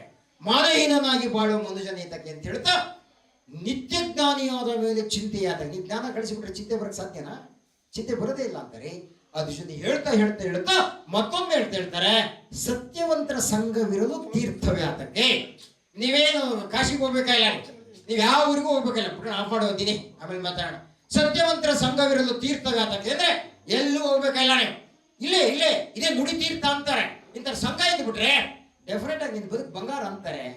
ಯಾವ ಸತ್ಯವಂತರ ಸಂಘ ಇರಬೇಕು ಅಂತ ಹೇಳಿ ಕನಕದಾಸರು ಹೇಳ್ತಾರೋ ಅದನ್ನೇ ಬಸವಣ್ಣವರು ಹೇಳ್ತಾರಲ್ಲ. ಏನ್ ಚೆನ್ನಾಗಿ ಹೇಳ್ತಾರೆ ಸರ್. ಸಾರಸ ಜನರ ಸಂಗಮ ಮಾಡುವುದು ದೂರ, ದುರ್ಜನರ ಸಂಘ ಬೇಡವಯ್ಯ. ಆವಹಾವಾದರೇನು ವಿಷವನ್ನೇ, ಅಂತವರ ಸಂಘ ಬೇಡವಯ್ಯ. ಅಂತರಂಗ ಶುದ್ಧವಿಲ್ಲದವರ ಸಂಘ ಸಿಂಗಿ ಕಾಳಕೂಟ ವಿಷವೂ ಕೂಡದ ಸಂಘ ಅಂತಾರೆ. ಬೇಕಲ್ಲ ಕನಕದಾಸಿಗೆ ನಮಗೆ, ಬೇಕಲ್ಲ ಬಸವಣ್ಣ ನಮಗೆ. ಎಷ್ಟು ಎಚ್ಚರಿಕೆ ನೋಡಿ. ನಾವು ಮಕ್ಳುಗಳಿಗೆ ಹೇಳ್ತಿದ್ದೋಣ, ನಮ್ಮ ಹುಡುಗ ಒಳ್ಳೆ ಹುಡುಗ ಕಾರಣ ಸವಾಸ ಮಾಡ್ಕಿಟ್ಬಿಟ್ಟ. ಯಾರ್ಯಾರು ಸವಾಸ ಮಾಡ್ತಿದ್ದೆ ನೋಡಿದ್ದೀರಾ ನೀವು? ಗಮನಿಸಿಲ್ಲಲ್ವ? ನಮಗೆ ಯಾರ್ಯಾರು ಸಂಘ ಮಾಡಿದ್ರೆ ನೋಡಿಲ್ಲಲ್ವ? ನಾವು ಕನಕ ಪರಂಪರೆ, ಬಸವ ಪರಂಪರೆ ಅಂದ್ರೆ ಸ್ವಲ್ಪ ಗಮನಿಸ್ಬೇಕಲ್ವಾ? ಎಸ್, ನನ್ನ ಮಗ ಎಲ್ಲಿ ಹೋಗ್ತಿದ್ದಾನೆ, ಏನ್ ನೋಡ್ತಿದ್ದಾನೆ, ಏನು ಟೆಕ್ಸ್ಟ್ ನೋಡ್ತಿದ್ದಾನೋ, ಅದು ಬದುಕಿಗೆ ಬೇಕಾದಂತ ಪಾಠ ನೋಡ್ತಿದ್ದಾನೋ, ಮೊಬೈಲಲ್ಲಿ ನೋಡ್ತಿದ್ದಾನೋ ಅಂತಕ್ಕಂಥದ್ದು ನಮಗೆ ಕಾಡ್ಬೇಕಲ್ವ? ಪಾಪ ನಾವು ಹಿರಿಯರಿಗೆ ಹೇಳ್ತೇವೆ, ನಾವು ಹುಡುಗನಿಗೆ ಹೇಳ್ತಿದ್ದಪ್ಪ, ನಿಮ್ಗೆ ಹೇಳಿದ್ರು ಕಣಪ್ಪ, ನೀನು ಬಾರಿ ಮೊಬೈಲ್ ನೋಡ್ತೀನಿ ತಡಿ, ನಿಮ್ಮ ಅಪ್ಪಗೋಸರಿ ಹೇಳ್ತೀಯ ಅಂತೇಳಿ ನಮ್ಮ ಗಣೇಶ್ ಮಾಸ್ಟರ್ ಎದುರಿಸಿರೆ, ಹೇಳಿಕೆ ಹೋಗಿ ಸರ್ ನಮ್ಮ ಅಪ್ಪಗೋಸರಿ ನಾನೇ ಕಮ್ಮಿ, ಅವ್ನು ರಾತ್ರಿ ಎಲ್ಲ ನೋಡ್ತಿರ್ತಾನೆ ಅಂತ. ಹೆಂಗಾಗ್ಬಿಟ್ಟಿದೆ ವಿಚಿತ್ರ. ಯಾರಿಗೆ ಹೇಳೋಣ ಅಂತೇಳಿ ನಮ್ಮಲ್ಲಿ ಹಿಂಗಾಗಿತ್ತು. ನಾವು ಸರಿ ಇದ್ದಾಗ ನಮ್ಮಲ್ಲಿ ಆಗಿತ್ತು ಅಂತೇಳಿ ಯಾರು ಬಾರಿ ಅಪ್ಪಗೆ ಹೇಳಿ, ಅಪ್ಪ ನಿಮ್ಮ ಮಗ ಸಿಕ್ಕಾಪಟ್ಟೆ ಸಿಗರೇಟ್ ಸೇದು ಬಿಡಿ ಸೇತಾನಂತೆ, ನೀನೇನು ಕೇಳಲ್ವಾ ಅಂದೆ. ಅವನೇನು ಅನ್ಬೇಕು, ಕೇಳ್ತಿ ಮಹೇಶಣ, ಬಡಿ ಮಗ ಕೊಡೋದೇ ಇಲ್ಲ, ಅವನೇ ಸೇತಾನೆ. ನಾವು ಸೇತಾನ ಇಲ್ಲ ಕೇಳೋ ಮಾರೆ ಅಂತಂದ್ರೆ ಕೇಳ್ತೀನಿ ನಾನು, ಬಡಿ ಮಗ ಕೊಡೋದೇ ಇಲ್ಲ, ಎಲ್ಲ ಅವನೇ ಸೇತಾನೆ ಅಂತ. ಇಂಥ ಪೋಷಕರು ಆಗ್ಬಿಟ್ರೆ ಮತ್ತೆ ಹೆಂಗೆ ಸವಾಸ ಮಾಡೋದು ನೋಡ್ತಿರ್ತೀವಿ. ನಿಮಗೆ ನಡೆದಿರೋ ಕಥೆ ಹೇಳ್ತೀನಿ, ಆ ಕಥೆ ಹೇಳಿ ನಾನು ಅಂತ್ಯಕ್ಕೆ ಬರ್ತೀನಿ. ಕಡೆ ಒಂದು ಸಾಮ್ಯದ ವಚನ ಹೇಳಿ ನಾನು ಮಾತು ಮುಗಿಸ್ತೀನಿ. ಈಗ ಗಮನಿಸ್ಬೇಕು ನೀವು. ಎಸ್, ನಮ್ಮ ಮಕ್ಕಳು ತೆಗಿಲಿ 98, 99 ಎಷ್ಟು ಪರ್ಸೆಂಟೇಜ್ ಆದ್ರೂ ತೆಗಿಲಿ, ತಪ್ಪೇನಿಲ್ಲ, ಅದು ಓದ್ಕೊಳ್ಳೋಣ, ಅದು ಬೇರೆ ಪ್ರಶ್ನೆ. ರಸಸನ್ನಿವೇಶಗಳನ್ನ ಆಸ್ವಾದಿಸ್ತಕ್ಕಂಥ ಒಂದು ಅದ್ಭುತವಾದಂಥ ಗಳಿಗೆ ನಮ್ಮ ಮನೆಗಳಲ್ಲಿ ಇದೆಯಾ ಇವತ್ತು? ನಮ್ಮ ಸಮಾಜದಲ್ಲಿ ಇವತ್ತಿನ ಕಾಲದಲ್ಲಿ ಇದೆಯಾ? ಇದೆಯಾ ಚಂದು? ಸಣ್ಣ ಸಣ್ಣ ಸಂಗತಿಗಳನ್ನು ಎಂಜಾಯ್ ಮಾಡ್ತಿದ್ದೀವಲ್ಲ ನಾವು. ಏನೇನು ಭಾರಿ ದೊಡ್ಡ ವಿಷಯಗಳಲ್ಲ ರೀ, ಭಾರಿ ಸಣ್ಣವೇ, ಬಟ್ ಸಂಭ್ರಮ, ಊರೆಲ್ಲ ಸಂಭ್ರಮ ಕೊಡ್ತಿದ್ದೀವಲ್ಲ, ಆ ಸಂಭ್ರಮದ ಇದೆಯೇ ಇದು ಮಾಸ್ಟ್ರೇ? ನಮಗೆ ನಿಮಗೆ ನಮ್ಮ ಬ್ಯಾಚಲ್ಲಿ ನಾವೆಲ್ಲರೂ ಸಮೇತ SLC ಪಾಸ್ ಮಾಡಿದಾಗ ನಾನೇನೋ ಒಂಚೂರು ಫಸ್ಟ್ ಕ್ಲಾಸ್ ಬಂದಿದ್ದೆ, ಇನ್ನು 5-6 ಜನ ಪಾಸ್ ಆಗಿದ್ರು, ಇನ್ನೊಂದು 4 ಜನ ಫೇಲ್ ಆಗಿದ್ರು. ನಿಮಗೆ ಸತ್ಯ ಹೇಳ್ತೀನಿ, ನಮ್ಮೂರಲ್ಲಿ SLC ರಿಸಲ್ಟ್ ಬಂದಾಗ ನಮ್ಮೂರವ್ರು ಎಲ್ಲರೂ ಕೇಳಿದ್ದು ಎಷ್ಟು ಪರ್ಸೆಂಟೇಜ್ ಮಗ ಅಂತ ಯಾರೂ ಕೇಳಲೇ ಇಲ್ಲ. ಕೇಳಿದಾರೆ? ಯಾರು ಕೇಳ್ತಿರ್ಲಿಲ್ಲ. ಅವ್ರು ಕೇಳ್ತಿದ್ದು ಒಂದೇ ಮಾತು, ಮಗ ಅಷ್ಟು ಒಟ್ಟಿಗೆ ಮಾಡ್ಕೊಂಡ ಅಂತ. ಎಷ್ಟು ಸಂಭ್ರಮ ಹೆಂಗ್ರಿ! ಆ SLC ಪಾಸ್ ಮಾಡ್ಕೊಂಡ್ಬಿಟ್ರೆ ಗಣೇಶನ ಮಾಸ್ಟರ್ಗಳಿಗೆಲ್ಲ ಸ್ವೀಟ್ ಅಲ್ವ ನಿಮಗೆ, ಊರು ತುಂಬ ಹಂಚ್ಕೊಂಡ್ ಬರ್ತಿದ್ದೀವಲ್ವಾ, ಏನ್ ಸಂತಸ ಅಂತಿದ್ದೀವಲ್ವಾ, ಏನ್ ಸಂತೋಷ ಅಂತಿದ್ದೀವಲ್ವಾ. ಎಷ್ಟು ಜಸ್ಟ್ ಪಾಸ್ 38, 39 ಜಸ್ಟ್ ಪಾಸ್ ಆಗಿದ್ದೆ ಊರಿಗೆಲ್ಲ ಸಂತಸ ಅಂತಿದ್ವಿ. ನಿಮ್ಗೆ ಆಶ್ಚರ್ಯ ಆಗುತ್ತೆ, ಮೊನ್ನೆ ಒಂದು ಹುಡುಗಿ 94% ತೆಗೆದೆ, ಅವ್ರಿಗೆ 98 ಬರ್ಬೇಕಾಯ್ತಂತೆ. ಇನ್ನೂ ಹಂಗೆ ಮಾತಾಡ್ತಾ ಇರೋಷ್ಟೊತ್ತಿಗೆ ಹೋಗನೆ ಬಾವಿ ಬಿದ್ದಿತ್ತು, ಹೋಗೇ ಬಿಡ್ತಾವೆ. ಬೇರೆ ಪ್ರಶ್ನೆ, ಏನು ವೀಕ್ ಪಾಯಿಂಟ್ ಅಲ್ವಾ, ಏನು ಅದ್ಭುತವಾದಂಥ ಬಲಹೀನವಾದಂಥ ಮನಸ್ಸಿದೆಯಲ್ಲ. ಕಾರಣ ಪೋಷಕರಾದವ್ರು ಇದ್ದಾವಲ್ಲ, ಮಾರ್ಕ್ಸು ಮಾರ್ಕ್ಸು ಮಾರ್ಕ್ಸ್ ಅಂತೇಳಿ ಮಾರ್ಕ್ಸ್ ಕೊಟ್ಕೊಟ್ಟಿದ್ದೀರಿ ಹೊರತು ಬದುಕಿನಲ್ಲಿ ಕೆಟ್ಟ ರಿಮಾರ್ಕ್ಸ್ ಬರಬಾರ್ದು ಅನ್ನೋ ಕಡೆ ಗಮನ ಕೊಟ್ಟೇ ಇಲ್ಲ ಅಂತೇಳಿ. ಆ ರಿಮಾರ್ಕ್ ಬರ್ದಂಗೆ ನೋಡ್ಕೋಬೇಕು ತಾನೆ. ಅಂಕ ಅಂಕ ಅಂಕ ಅಂಕ ಎಷ್ಟು ತೆಗೀರಿ ತಪ್ಪೇನಿಲ್ಲ, ಆದ್ರೆ ಅಂಕ ತೆಗಿಯೋದ್ರ ಜೊತೆಗೆ ಆ ಮಗ ಮಗಳನ್ನ ಅಂಕೆಗೆ ಒಳಪಡಿಸ್ಬೇಕಲ್ವಾ. ಹಳ್ಳಿ ಕಡೆ ಒಂದು ಭಾಷೆ ಇದೆ ಗೊತ್ತಲ್ವಾ, ಏನ್ ಹೇಳ್ತಾರೆ ನಮ್ಮ ಅಜ್ಜಿ, ಮಗ ಒಂಚೂರು ಅಂಕಿ ಇಲ್ಕಂಡು ಮಗ ಅಂತೇಳಿ. ಏನ್ ಅಂಕಿಲ್ಲ ಅಂದ್ರೆ ಡಿಸಿಪ್ಲಿನ್ ಇಲ್ಲ, ಶಿಸ್ತಿಲ್ಲ, ಸಂಯಮ ಇಲ್ಲ, ನಿಜವಾದಂತ ಒಂದು ಶಿಸ್ತಿಗೆ ಒಳಪಟ್ಟಿಲ್ಲ ಅಂತೇಳಿ. ಬಂಧುಗಳೇ, ಆ ಶಿಸ್ತಿಗೆ ಒಳಪಡಿಸುವ ಮುಖೇನ ಆ ಮಗಿಗೆ ನಮ್ಮ ಅಜ್ಜಿ ಅಂದ್ರೆ ಇದೊಂದು ಗೊತ್ತಿರಬೇಕು, ನಮ್ಮ ಅಜ್ಜಿ ಕಾಂಟ್ರಿಬ್ಯೂಷನ್ ಏನು ಗೊತ್ತಿರಬೇಕು. ಅವ್ವ ಅಂದ್ರೇನು, ಚಿಕ್ಕವ್ವ ಅಂದ್ರೇನು, ದೊಡ್ಡವ್ವ ಅಂದ್ರೇನು, ಅತ್ತಿಗೆ ಅಂದ್ರೆ, ನಮ್ಮೂರ್ ನಾಯಕ ಅಂದ್ರೆ, ನಮ್ಮೂರ್ ಲೀಡರ್ ಅಂದ್ರೆ, ನಮ್ಮೂರ್ ಯಜಮಾನ್ರು ಅಂದ್ರೆ, ನಮ್ಮೂರ್ ಗೌಡ್ರು ಅಂದ್ರೆ, ನಮ್ಮೂರ್ ಹಳ್ಳಿಕಟ್ಟೆ ಅಂದ್ರೆ, ನಮ್ಮೂರ್ ಪೊರೆಯರು ಅಂದ್ರೆ, ನಮ್ಮೂರ್ ಜಾತ್ರೆ ಅಂದ್ರೆ, ನಮ್ಮ ಅಮ್ಮನಪ್ಪ ಅಂದ್ರೆ, ಇಂಥ ಎಲ್ಲವೂ ಕೂಡ ನಿರಂತರವಾಗಿ ಪರಿಚಯ ಮಾಡ್ತಕ್ಕಂಥದ್ದು ಇದೆಯಲ್ಲ, ಅದು ಪರಂಪರೆಯ ಹಸ್ತಾಂತರ ಅಂತೇಳಿ, ಸಾತ್ವಿಕವಾದಂಥ ಸದ್ಗುಣಗಳ ಹಸ್ತಾಂತರ ಅಂತೇಳಿ. ಮತ್ತೆ ಹುಟ್ಟುವಾಗಲೇ ಬರೋದಲ್ಲ, ಹುಟ್ಟುವಾಗ ದೇವರಾಗೆ ಹುಟ್ಟಿರ್ತವೆ. ಆ ಹುಟ್ಟಿರ್ತಕ್ಕಂಥ ದೇವರಂತ ಮಕ್ಕಳು ದೆವ್ವ ಆಗಬಾರ್ದು ಅಂದ್ರೆ ಹಿರಿಯರಾಗಿರ್ತಕ್ಕಂಥ ನಾವು ಅಂತ ಸಾತ್ವಿಕವಾದಂಥ ನಡವಳಿಕೆಗಳನ್ನ ಮಾಡ್ತಾ ಮಾಡ್ತಾ ಒಂದು ಅದ್ಭುತವಾದಂಥ ಪ್ರಪಂಚವನ್ನ, ಅದ್ಭುತವಾದಂಥ ಭವಿಷ್ಯವನ್ನ ನಮ್ಮ ರೋಹನ್ ಹೇಳಿದಾಗೆ ಭರವಸೆಯ ಭವಿಷ್ಯವನ್ನ ನಿರ್ಮಾಣ ಮಾಡಬೇಕಾದಂಥ ಜವಾಬ್ದಾರಿ ಎಲ್ಲರ ಮೇಲಿದೆ ಅಂತಕ್ಕಂಥದ್ದನ್ನ ಕಣ್ಣು ತೆರೆಸಲಿಕ್ಕೆ ನಾವಿಂದು ಅಭಿಯಾನವನ್ನು ಶುರು ಮಾಡಿದ್ರಿ. ಮಿತಿಮೀರಿದಂಥ ಉತ್ಸಾಹ, ಮಿತಿಮೀರಿದಂಥ ಬೆಂಬಲ. ನನಗೂ ಬಾರಿ ಕಡೆ ಫೋನ್ ಮಾಡ್ತಿರ್ತಾರೆ, ದೂರ ಎಲ್ಲೆಲ್ಲಿ ಹೋಗ್ಬಿಟ್ಟಿದ್ದಾವೆ, ಎಲ್ಲೆಲ್ಲಿ ಹೋಗಿದ್ದಾವೆ ಅಂದ್ರೆ ಸ್ವಾಮೀಜಿಯವರು ಜಗದ್ಗುಳಿಗೆಲ್ಲ ಹೋಗಿದ್ದಾವೆ, ಅಲ್ಲಿಂದ ಕಂಪ್ಲೇಂಟ್ ಫೋನ್, ಏನಪ್ಪ ಮಹೇಶಣ ನೀನು ಬೈಪಾಸ್ ಸರ್ಜರಿ ಆಗಿ 4 ತಿಂಗಳೆಲ್ಲ ಸಿಕ್ಕಾಪಟ್ಟೆ ತಿರುಗ್ತಾ ಇದೆಯಂತೆ, ಭಾರಿ ಓಡ್ತಾ ಇದೆ ಅಂತೆ, ನಮಗೆ ಬರ್ತಿದ್ದೇವೆ ಅಂತ ಹೇಳ್ತಾರೆ. ಅವ್ರ ಕನ್ಸರ್ಗೆ ಕಾಳಜಿಗೆ ನನ್ನ ಮನಸ್ಸು ತುಂಬ ಬರುತ್ತೆ. ಅದು ಬೇರೆ ಪ್ರಶ್ನೆ. ನಮಗಿರ್ತಕ್ಕಂಥ ನೋಡ್ರಿ, ನನಗನ್ಸುತ್ತೆ ಇಲ್ಲಿ ಇರೋ ಪೈಕಿ ಎಲ್ಲ ನಾನು ಎವರೆಸ್ಟ್ ಶಿಂಗ್ ಅಂತಕ್ಕಂಥ ಹಿಲೇರಿಗಿಂತ ಸ್ಟ್ರಾಂಗ್ ನಾನು ಅಂತೆ. ಎವರೆಸ್ಟ್ ಹತ್ತಿರ್ಬೋದು, ಬಹುಶಃ ನಾನು ಅವನಿಗಿಂತ ಸ್ಟ್ರಾಂಗ್ ಅಂತೇಳಿ. ಕಾರಣ ನಮ್ಗೇನಾದ್ರೂ ಕಾಯಿಲೆಗಳಿದ್ರೆ ಅದು ನನ್ನ ಶರೀರಕ್ಕಷ್ಟೇ ಇದೆ, ಮನಸ್ಸಿಗಂತೂ ಇಲ್ಲ ಅಂತೇಳಿ ಜನ ಗ್ಯಾರಂಟಿ ಮಾಡ್ಕೊಂಡಿದ್ದೀರಲ್ಲ ನೀವು. ನಮಗೇನು ಮನಸ್ಸಿಗೆ ಕಾಯಿಲೆ ಬರಲ್ಲ. ಎಸ್ ಸರ್, ಎಷ್ಟೊತ್ತಾಗಲಿ ಓದ್ತಿ ಎಲ್ಲರೂ. ನನಗೆ ಮೊನ್ನೆ ಜೂನ್ ತಿಂಗಳಲ್ಲಿ ಆಪರೇಷನ್ ಆಗಿತ್ತು, ಬೈಪಾಸ್ ಸರ್ಜರಿ ಅಲ್ವಾ. ನನಗೆ ಬೆಳಿಗ್ಗೆ 9:30ಗೆ ಓಟಿಗೆ ಕರ್ಕೊಂಡು ಹೋದ್ರು, ರಾತ್ರಿ 1 ಗಂಟೆ ಕರ್ಕೊಂಡ್ಬಂದ್ರು. ಪುಣ್ಯಾತ್ಮ ಏನು ಕೊಯ್ದಿದ್ದಾರೆ ಅಷ್ಟ ಕಾಣಿಸ್ತಾರೆ. ಅದೇನು ಮಾಡಿ ನನಗೆ ಬೆಳಿಗ್ಗೆ 4:15 ಎಚ್ಚರ ಆಗ್ತದೆ, ಬೇರೆ ಪ್ರಶ್ನೆ. ನೆಕ್ಸ್ಟ್ ಡೇ 12 ಗಂಟೆಗೆ ನಮ್ಮ ಬಸವಮಂದಿರ ಸ್ವಾಮೀಜಿಗಳು ನಾನು ನೋಡ್ಕೊಂಡು ಹೋಗಿ ಅಂತ ಬಂದರು ಅಂತೇಳಿ. ಅವ್ರು ನೋಡ್ಕೊಂಡೋಗಿ ಅಂದ್ರೆ ಇನ್ನು ಅನ್ಕಾನ್ಶಿಯಸ್ಸು ಕೋಮಾದಾಗಿರ್ತಾನೆ ಅಥವಾ ಅವ್ನಿಗೆ ಪ್ರಜ್ಞೆ ಇಲ್ಲ, ಸುಮ್ಮನೆ ನೋಡ್ಕೊಂಡು ಹೋಗೋಣ ಅಂತೇಳಿ. ನನಗೆ ಅಷ್ಟೊತ್ತಿಗೆ 5:15 ಒಂಚೂರು ಎಚ್ಚರ ಆಯಿತು. 1 ಗಂಟೆ ಬಂದರು ಅಂತ ಗೊತ್ತಾಯಿತು. ಅದೇನು ನಾನು ಅದು ಯಾವ ಸ್ಪಿರಿಟ್ ಏನೋ ಗೊತ್ತಿಲ್ಲ, ಆಪ್ರೇಷನ್ ಆಗಿರೋದು ಮರ್ತೆ ಹಿಂಗೊಂದು ಟ್ರಿಪ್ಪಲ್ಲಿ ಸಡನ್ ಆಗಿ ಬುದ್ಧಿ ಯಾವ ಬಂದ್ರಿ ಬನ್ನಿ ಅಂದೆ. ಅಯ್ಯೋ ನಿನ್ನ ಮನೆಗೆ ಆಪ್ರೇಷನ್ ಆಯಿತು, ನೀನು ಯಾವ್ರು. ಆಮೇಲೆ ಡಾಕ್ಟ್ರೆಲ್ಲ ಬಂದರು, ಮಲಗಿಸಿದ್ರೆ ಅದು ಬೇರೆ ಪ್ರಶ್ನೆ. ಈಗ ಅದು 1 ತಿಂಗಳಾಗಿರ್ಬೋದು. ಜಗತ್ನಲ್ಲಿ ರೆಕಾರ್ಡ್, ಮೌಂಟ್ ಎವರೆಸ್ಟ್ ಹತ್ತಿದ್ದು ರೆಕಾರ್ಡ್ ಹೇಳ್ತಾರಲ್ಲ, ಬೈಪಾಸ್ ಆಪರೇಷನ್ ಮಾಡಿಸ್ಕೊಂಡಂತ ಕೇವಲ 45 ದಿವಸದ ನಂತರ ಅಮೇರಿಕಕ್ಕೆ ಹೋಗಿ 40 ದಿವಸ ಭಾಷಣ ಮಾಡಿ ಬಂದಿರೋದಿದ್ರೆ ಇಟ್ಟು ಜಗತ್ತಲ್ಲಿ ಅದು ಅವರೇ ಅಂತೇಳಿ. 45 ದಿವಸ ಅವ್ರು ಫಿಕ್ಸ್ ಮಾಡಿಬಿಟ್ಟಿದ್ರು, ಫ್ಲೈಟ್ ಟಿಕೆಟ್ ಎಲ್ಲ ಮಾಡಿಬಿಟ್ಟಿದ್ರು. ಹೋಗಲ್ಲ ಅಂದರೆ ಸಿಟ್ಟು, ನಮ್ಮ ಮನೇಲೆಲ್ಲ ಟೆನ್ಷನ್, ಬೆಂಕಿ ತಲೆಕೆಟ್ಟಿದೆಯಾ ಅಂತೇಳಿ. ಏನು ವಾರ ಪಾಪ ಅಷ್ಟು ಅಪೇಕ್ಷೆ ಪಡ್ತೀರಿ, ಏನೇನು ಆಗಲ್ಲ ಅಂತೇಳಿ 21 ಗಂಟೆ ಫ್ಲೈಟಲ್ಲಿ ಪ್ರಯಾಣ ಮಾಡಿ ನಾನು ಪೋಸ್ಟಿಂಗಿಗೆ ಘೋಷಣೆ ಕೇಳ್ತಿಲ್ಲ. ಇದೊಂದು ಒಂದು ಮನಸ್ಸಿಗೆ ಯಾವುದೇ ಕಾರಣಕ್ಕೂ ಖಾಸಿ ಆಗದೆ ಇದ್ದಾಗ, ಮನಸ್ಸಿನಲ್ಲಿ ನೋವಿಲ್ಲದೆ ಇದ್ದಾಗ, ಮನಸ್ಸಿನಲ್ಲಿ ಯಾವುದೇ ವಿಷಯ ಇಲ್ಲದೆ ಇರ್ತಕ್ಕಂಥ ಸಂದರ್ಭದಲ್ಲಿ, ಮನಸ್ಸಿಗೆ ಕಾಯಿಲೆಗಳಿಲ್ಲ ಅಂತಕ್ಕಂಥ ಇಲ್ಲದೆ ಇದ್ದ ಸಂದರ್ಭದಲ್ಲಿ ಇಂಥ ಸಾತ್ವಿಕವಾದಂಥ ಶಕ್ತಿ ಬರುತ್ತೆ ಅನ್ನಲಿಕ್ಕೆ ನಾನು ಕೂಡ ಒಂದು ಮಾಡೆಲ್ ಅನ್ನೋ ಕಾರಣಕ್ಕೋಸ್ಕರ ಇಷ್ಟು ಮಾತನ್ನು ಸಾಂಕೇತಿಕವಾಗಿ ಹೇಳಿ, ಎಸ್ ನಾವೊಂದು ಸ್ವರೂಪ ಕೊಟ್ಟಿದ್ದೀವಿ. ರೋಹನ್ ಶಾಸ್ತ್ರಿಗಳು ನಾವೆಲ್ಲ ಸೇರಿ ನಾನೇನೋ ಬಾರಿ ಕಲ್ತು ಓದ್ಬಿಟ್ಟೀನಿ, ನಾನು ಮಾತ್ರ ಭಾಷಣ ಮಾಡ್ತೀನಿ, ನೀವು ಕೇಳಬೇಕು ಅನ್ನೋದಿದೆಯಲ್ಲ, ಈ ಸಮಾರಂಭದ ಉದ್ದೇಶ ಅಲ್ಲ. ನಮಗಿಂತ ಮೀರಿದ ಬುದ್ಧಿವಂತರು, ನನಗಿಂತ ಮೀರಿದ ಜ್ಞಾನಿಗಳು, ನನಗಿಂತ ಅದ್ಭುತವಾದಂಥ ಮೇಧಾವಿಗಳು ನಿಮ್ಮಲ್ಲಿ ಇದ್ದೀರಾ ಅಂತೇಳಿ ನನಗೆ ಚೆನ್ನಾಗಿ ಗೊತ್ತಿದೆ ಅಂತೇಳಿ. ಇದು ಸತ್ಯನೂ ಕೂಡ ಹೌದು ಅಂತೇಳಿ. ನೆಕ್ಸ್ಟ್ ಅವ್ರು ಒಂದು ರೈತ ಗೀತೆ ಆಡ್ತಾರೆ, ಕೇಳಬೇಕು, ಈ ಜಗತ್ತಿನ ಶ್ರೀಮಂತ ಯಾರು ಅಂತ ನಮ್ಮ ರೈತನೇ ಅಂತೇಳಿ. ರೈತ ಎಷ್ಟು ಬುದ್ಧಿವಂತ ಅಂತ ಯೋಚನೆ ಮಾಡಿದ್ದೀರಾ? ನಿಮಗೆ ಯೋಚನೆ ಮಾಡಿದ್ದೀರಾ? ನಮ್ಮೆಲ್ಲರಿಗಿಂತ ಮೀರಿದ ಬುದ್ಧಿವಂತರು ಅಂದಕ್ಕೆ ನಿಮ್ಗೆ ಒಂದೇ ಒಂದು ಪ್ರಸಂಗ ಹೇಳ್ಬಿಟ್ಟು ಎಷ್ಟು ಬುದ್ಧಿವಂತ ಅಂತೇಳಿ. ಈ ರೈತನಿಗಿಂತ ಮೀರಿದ ಬುದ್ಧಿವಂತರು ಯಾರು ರೈತರು ನನಗೆ ತೋರಿಸಿ ನೋಡೋಣ ಅಂತೇಳಿ. ಯಾರನ್ನು ತೋರಿಸ್ತೀರಿ ನೋಡಿ ಅಂತೇಳಿ. ಎಷ್ಟು ಬುದ್ಧಿವಂತ ಗೊತ್ತಾ ನಿಮಗೆ? ಒಂದೇ ಒಂದು ಉದಾಹರಣೆ ಕೊಡ್ತೀನಿ ನಿಮಗೆ. ಅರಸೀಕೆರೆಯಿಂದ ದಾವಣಗೆರೆಗೆ ಹೋಗ್ತಿದ್ದ ಟ್ರೈನಲ್ಲಿ. ದಾವಣಗೆರೆಯಿಂದ ಬರ್ತಾ ಇದ್ದವ, ಹತ್ತಿ ಮಾರ್ಕೊಂಡು ಬರ್ತಿದ್ದವ ಅಥವಾ ಕಡಲೆಕಾಯಿ ಮಾರ್ಕೊಂಡ ಹೋಗ್ತಿದ್ದ ಅಥವಾ ಎಲ್ಲ ಮಾರಾಟ ಮಾಡ್ಕೊಂಡು ಬರ್ತಿದ್ದ. ಈ ಟ್ರೈನಲ್ಲಿ ಮೇಲೆ ಮಲಗಕ್ಕೆ ಒಂದು ಜಾಗ ಇರುತ್ತೆ ಗೊತ್ತಾ ನಿಮಗೆ? ಆ ರೈತ ಅಚ್ಚುಕಟ್ಟಾಗಿ ಮಲಗಿದ್ದ, ವ್ಯಾಪಾರ ಮಾಡ್ಕೊಂಬಂತ ಪಂಚೆ ಉಟ್ಕೊಂಡಿದ್ದ ರೈತ ಮಲಗಿದ್ದ. ಕೆಳಗಡೆ ಇಬ್ರು ಓದ್ದೇರಿದ್ದರು, ಪ್ರಸಂಗ ಭಾರಿ ಓದ್ದೆವು, ಚೆನ್ನಾಗೇ ಓದಿದವು ಹುಡುಗರು. ಒಂದಿಷ್ಟು ಒಂದಿನ ಒಂದು ತಗಾರಿಟೆ ಮಾಡೋಣ, ಒಂದು ಚಟಿಂಗ್ ಮಾಡೋಣ ಅಂತೇಳಿ. ನೀವು ಮಾಡ್ತಿರಲ್ಲ ಮೊಬೈಲ್ ಇಲ್ಲ ಚಾಟಿಂಗ್ ಮಾಡ್ತಾರಲ್ಲ, ಏನಾದ್ರು ಒಂದು ಕಿತಾಬಂದಿ ಮಾಡಬೇಕಲ್ಲ ಅಂತೇಳಿ ಸದನ ಯೋಚನೆ ಮಾಡಿದ್ರು. ಒಂದು ಕೆಲಸ ಮಾಡೋಣ, ಈ ಟ್ರೈನ್ ಚೈನ್ ಹೇಳಿ ನಿಲ್ಲಿಸ್ಬೇಡ. ನಿಲ್ಕೊಳ್ತಾರೆ ಟ್ರೈನು. ಯಾರು ಅಂತ ಹುಡುಗಿ ಬರ್ತಾರಲ್ಲ ನೋಡಿ, ಮೇಲೆ ಬಗ್ರ ಇದ್ದಂಗೆ ನಾನು ಪಂಚೆ ಹೊಡ್ಕೊಂಡು ನಾವು ನನ್ನ ಮಗ ಅವನು ಅಂತ ಹೇಳ್ಬೇಡ, ಇಟ್ಕೊಂಡು ಹೋಗ್ತಾರೆ. ಏನಾರು ಒಂದು ಬೋಸ್ಕೊಂಡು ಅಂತೇಳಿ ಯೋಚನೆ ಅಲ್ಲಪ್ಪ, ಅಕಸ್ಮಾತ್ ಸಿಗಾಕ್ಕೊಂಡ್ಬಿಡುವಪ್ಪ. ಸಿಗಾಕೊಂಡ್ರು ಒಂದು ಕೆಲಸ ಮಾಡೋಣ, ಕೆಳಗಡೆ ಒಂದು ಬೋರ್ಡ್ ಹಾಕಿದ್ರಲ್ಲಿ ನೋಡಿ, ಯಾರಾದರೂ ಚೈನ್ ಹೇಳೋದು ನಿಲ್ಲಿಸಿದರೆ 1,500 ರೂಪಾಯಿ ದಂಡ ಅಂತಿದೆ. ಏನು ಮಾಡೋದು? ಒಂದು ಕೆಲಸ ಮಾಡೋದು, ಹೇಳೋದು ನಿಲ್ಸೋಣ, ಅವನ ಮೇಲೆ ಹಾಕೋಣ, ಪಾಪ ಸಿಗಾಕೊಂತಾರೆ. ಒಂದು ವರ್ಷ ದಂಡ ಕಟ್ಟೋದಾದರೆ ಆಫ್ ಮಾಡಿ, ದಂಡ ಕಟ್ಟೋದಾದರೆ ನಿನ್ನ ಹತ್ರ ಎಷ್ಟಿದೆ ಅಂತ. ಅಣ್ಣ ನನ್ನ ಹತ್ರ 100 ರೂಪಾಯಿ 5 ನೋಟು 500 ರೂಪಾಯಿ ತಗೊಳ್ಳೋಣ ಅಂತ. ನಿನ್ನ ಹತ್ರ? ನನ್ನ ಹತ್ರ 500 ಬಿಟ್ಟು 1000 ರೂಪಾಯಿ ತಗೊಳ್ಳೋಣ. ಮತ್ತು ಬಿಡು 1,500 ಇತ್ತಲ್ಲ, ಏನು ಸಿಗಾಕೊಂಡ್ರೆ ದಂಡ ಕಟ್ಟಿದೆ ಹೋಗೋಣ, ಒಂದು ಕಿತಾಬಂದಿ ಮಾಡೋಣ ಅಂತೇಳಿ ಟಕ್ ಅಂತೇಳಿ ಚೈನ್ ಹೇಳಿದ್ರು. ನಿಂತು ಟ್ರೈನ್. ಆ ಇನ್ಸ್ಪೆಕ್ಟರ್ ಸೀದಾ ಕಂಪಾರ್ಟ್ಮೆಂಟ್ಗೆ ಬಂದ ತಕ್ಷಣ ಯಾರದು ಚೈನ್ ಹೇಳಿದ್ದು, ರೈಲ್ ಇನ್ಸ್ಪೆಕ್ಟರ್ ಯಾರದು ಅಂತಿದ್ದಂದ್ರೆ ಇವರಿಬ್ರು ಬಿದ್ದು ನಾವೇ ಕೇಳ ಸರ್ ಮಲಗಿ ನೋಡ್ರಿ ಮೇಲೆ ಎಳೆದೋ ಮಂಕೆಂಡ ಸ್ವಾಮಿ ಅವ್ರು ಎಳೆದಿತ್ತು ಅಂದರು. ಎಳೆಯ ಕೇಳಿಕೆ ನೀನೇ ಟ್ರೈನ್ ಚೈನ್ ಎಳೆದು ನಿಲ್ಲಿಸಿತ್ತು ಅಂದರು. ಹ್ಞೂ ಸ್ವಾಮಿ ನಾನೇ ಅಂದ. ಇವ್ರಿಗೆ ಖುಷಿ ಆಗ್ಬಿಡ್ತು, ಓದಿದ್ರಲ್ಲ, ಭಾರಿ ಓದಿದ್ರಲ್ಲ ಅವರು. ಸಿಗಾಕೊಂಡು ಹೋಗೋದು ನೋಡ್ತೀವಿ ನಮ್ಮ ಮಗ, ಇದಕ್ಕೆ ಮತ್ತೆ ಓದಬೇಕು ಅನ್ನೋದು. ಚೆನ್ನಾಗಿ ಸಿಗಾಕ್ಸಿದ್ವಿ ಅಂತೇಳಿ ಖುಷಿ ಅವನಿಗೆ ಸಿಗಾಕೊಂಡ ಅಂತೇಳಿ. ಯಾಕೆ ಎಳೆದು ನಿಲ್ಲಿಸಿದೆ ಅಂದರು. ಎಳಿಬೇಕಲ್ಲ ಸ್ವಾಮಿ, ಮತ್ತೆ ಇನ್ಯಾಕೆ ನಿಲ್ಲಿಸ್ತಿದ್ರೆ ನಾವು ಬದುಕಂಗೆ ಇಲ್ಲ ಸ್ವಾಮಿ. ಹೇಳೋದು ಯಾಕೆ ಸ್ವಾಮಿ? ನಾನು ದಾವಣಗೆರೆಯಿಂದ ವ್ಯಾಪಾರ ಮಾಡ್ಕೊಂಡು 1,500 ರೂಪಾಯಿ ಇಟ್ಕೊಂಡು ಬಂದಿದ್ದೆ. ಈ ನನ್ನ ಮಕ್ಳಿಬ್ರು ಹೊಡೆದು ಕಿತ್ಕೊಂಡ್ಬಿಟ್ರಿ ಸ್ವಾಮಿ, ಅದಕ್ಕೋಸ್ಕರ ಹೇಳಿ ನಿಲ್ಲಿಸ್ತೀನಿ. ಅವ್ರಿಗೆ ಕಲ್ತಿಟ್ಬಿಡ್ತು. ಸುಳ್ಳು ನಾವ್ಯಾಕೆ ಇಲ್ಲ ಇಲ್ಲ ನಾನ್ಯಾಕೆ ಸುಳ್ಳು ಯಾವ ಸ್ವಾಮಿ? ಈಗ ಚೆಕ್ ಮಾಡಿ ಬೇಕಾರೆ ಒಬ್ಬನ ಜೋಗ 100 ರೂಪಾಯಿ 500 ಇನ್ನೊಬ್ಬನ ಚೆಕ್ ಮಾಡಿ 500 ರೂಪಾಯಿ 1000 ಕೊಟ್ಟಿದ್ದಾವೆ. ಹಾಗೆ ನಾನೇ ಕೇಳಿದ್ದೀನಿ ಸ್ವಾಮಿ ಅಂತೇಳಿ. ಇದೆಲ್ಲ ಕಾಮನ್ ಸೆನ್ಸ್ ಇರ್ತಾರೆ, ಸಾಮಾನ್ಯ ಜ್ಞಾನ, ನೆಲಮೂಲದ ಜ್ಞಾನ ಅಂತಾರೆ, ಲೈಫ್ ಎಕ್ಸ್ಪೀರಿಯನ್ಸ್ ಅಂತಾರೆ.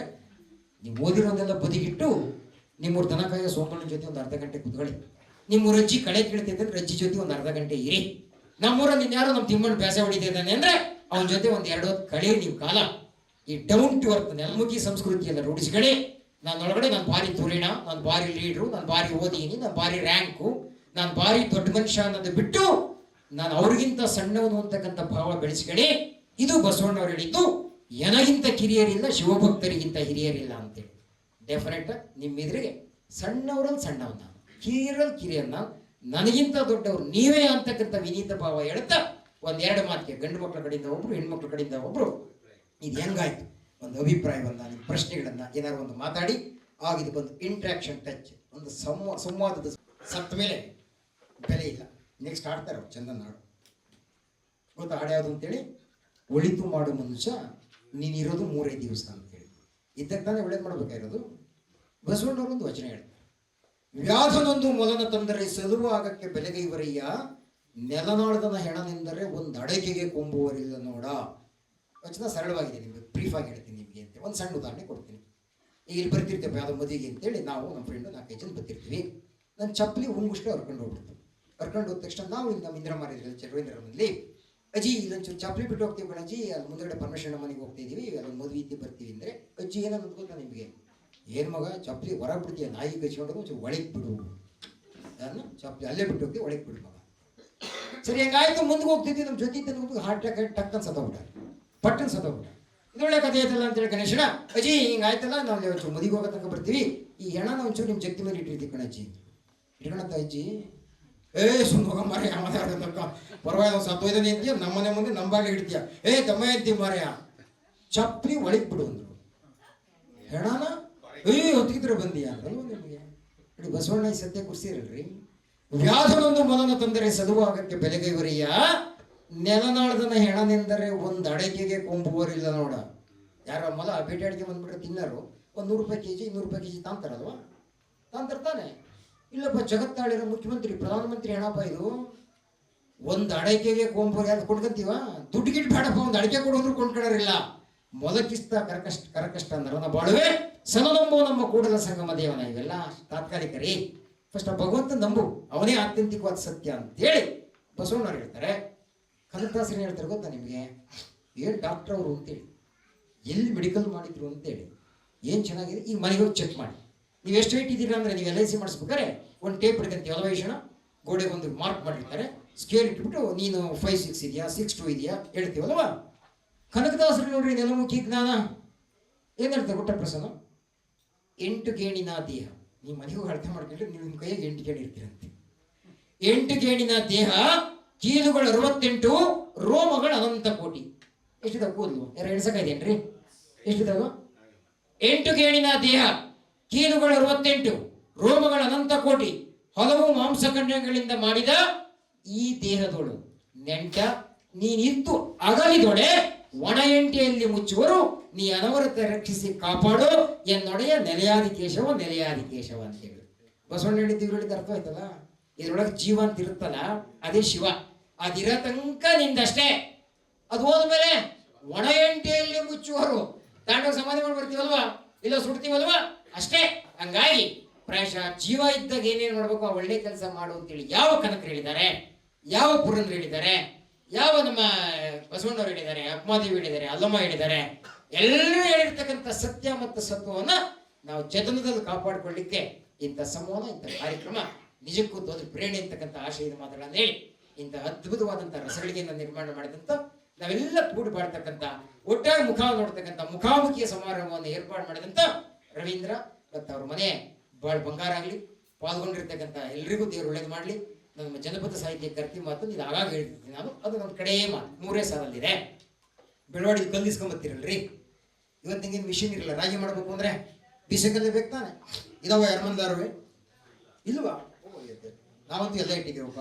ನಾವು ಇವತ್ತು ನಮ್ಮ ಮನೇಲಿ ಅನ್ನ ಊಟ ಮಾಡೋದು ಮಾತ್ರ ಈ ಪ್ರಸನ್ನ ಕೂತ್ ಕೇಳಿ ನಾವು ಮಡಿಕೆಲೆ ಅನ್ನ ಮಾಡೋದು ಅಂತೇಳಿ. ನಾವು ನೀರು ಕುಡಿಯೋದ ನಮ್ಮಲ್ಲಿ ಒಂದು ದೊಡ್ಡ ಗುಡಾಣ ಇಟ್ಟಿದ್ದೀವಿ, ಬಂದರಿ ತೋರಿಸೋದೇ ಒಂದು ಚಂದ ಅಂತೇಳಿ, ಗುಡಾಣದಲ್ಲೇ ನೀರು ಕುಡಿಯೋದು ಅಂತೇಳಿ.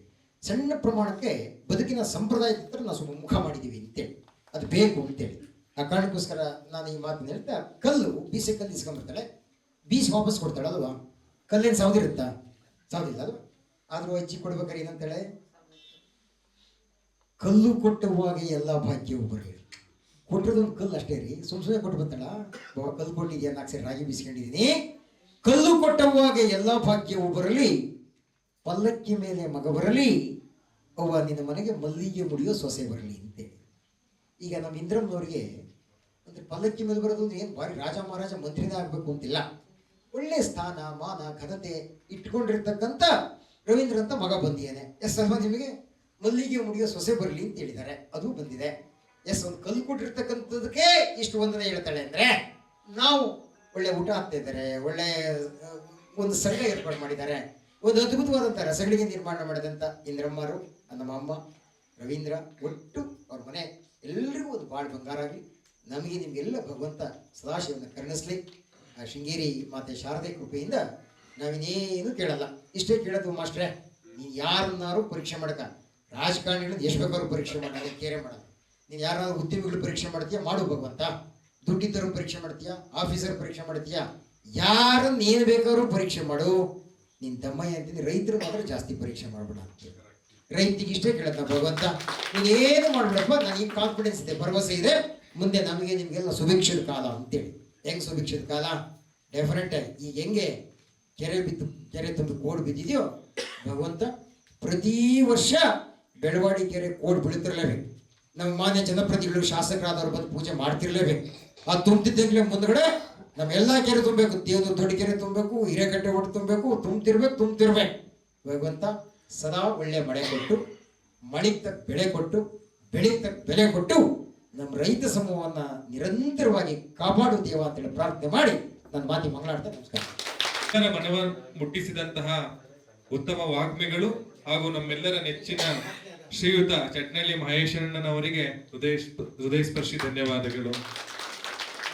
ಕಾರ್ಯಕ್ರಮ ನನಗೆ ಈ ಕಾರ್ಯಕ್ರಮದ ಬಗ್ಗೆ ನಿನ್ನೆ ರಾತ್ರಿ ನಂಜುಂಡನ ಮನೆಗೆ ಹೋದಾಗ ನನಗಿದು ಹೇಳ್ದ, ಇಲ್ಲಿ ಎಸ್ಬಿದ್ರಿನಲ್ಲಿ ಒಂದು 300 ಜನ ಸೇರಿ ಒಂದು ಕಾರ್ಯಕ್ರಮ ಮಾಡಿದಂತೆ. ಅದು ಕಾರ್ಯಕ್ರಮ ಶ್ರಾವಣ ಮಾಸದಲ್ಲ, ಅವರು ರಂಗನಾಥಸ್ವಾಮಿ ಜಾತ್ರೆ ಮಾಡಿದ್ರು.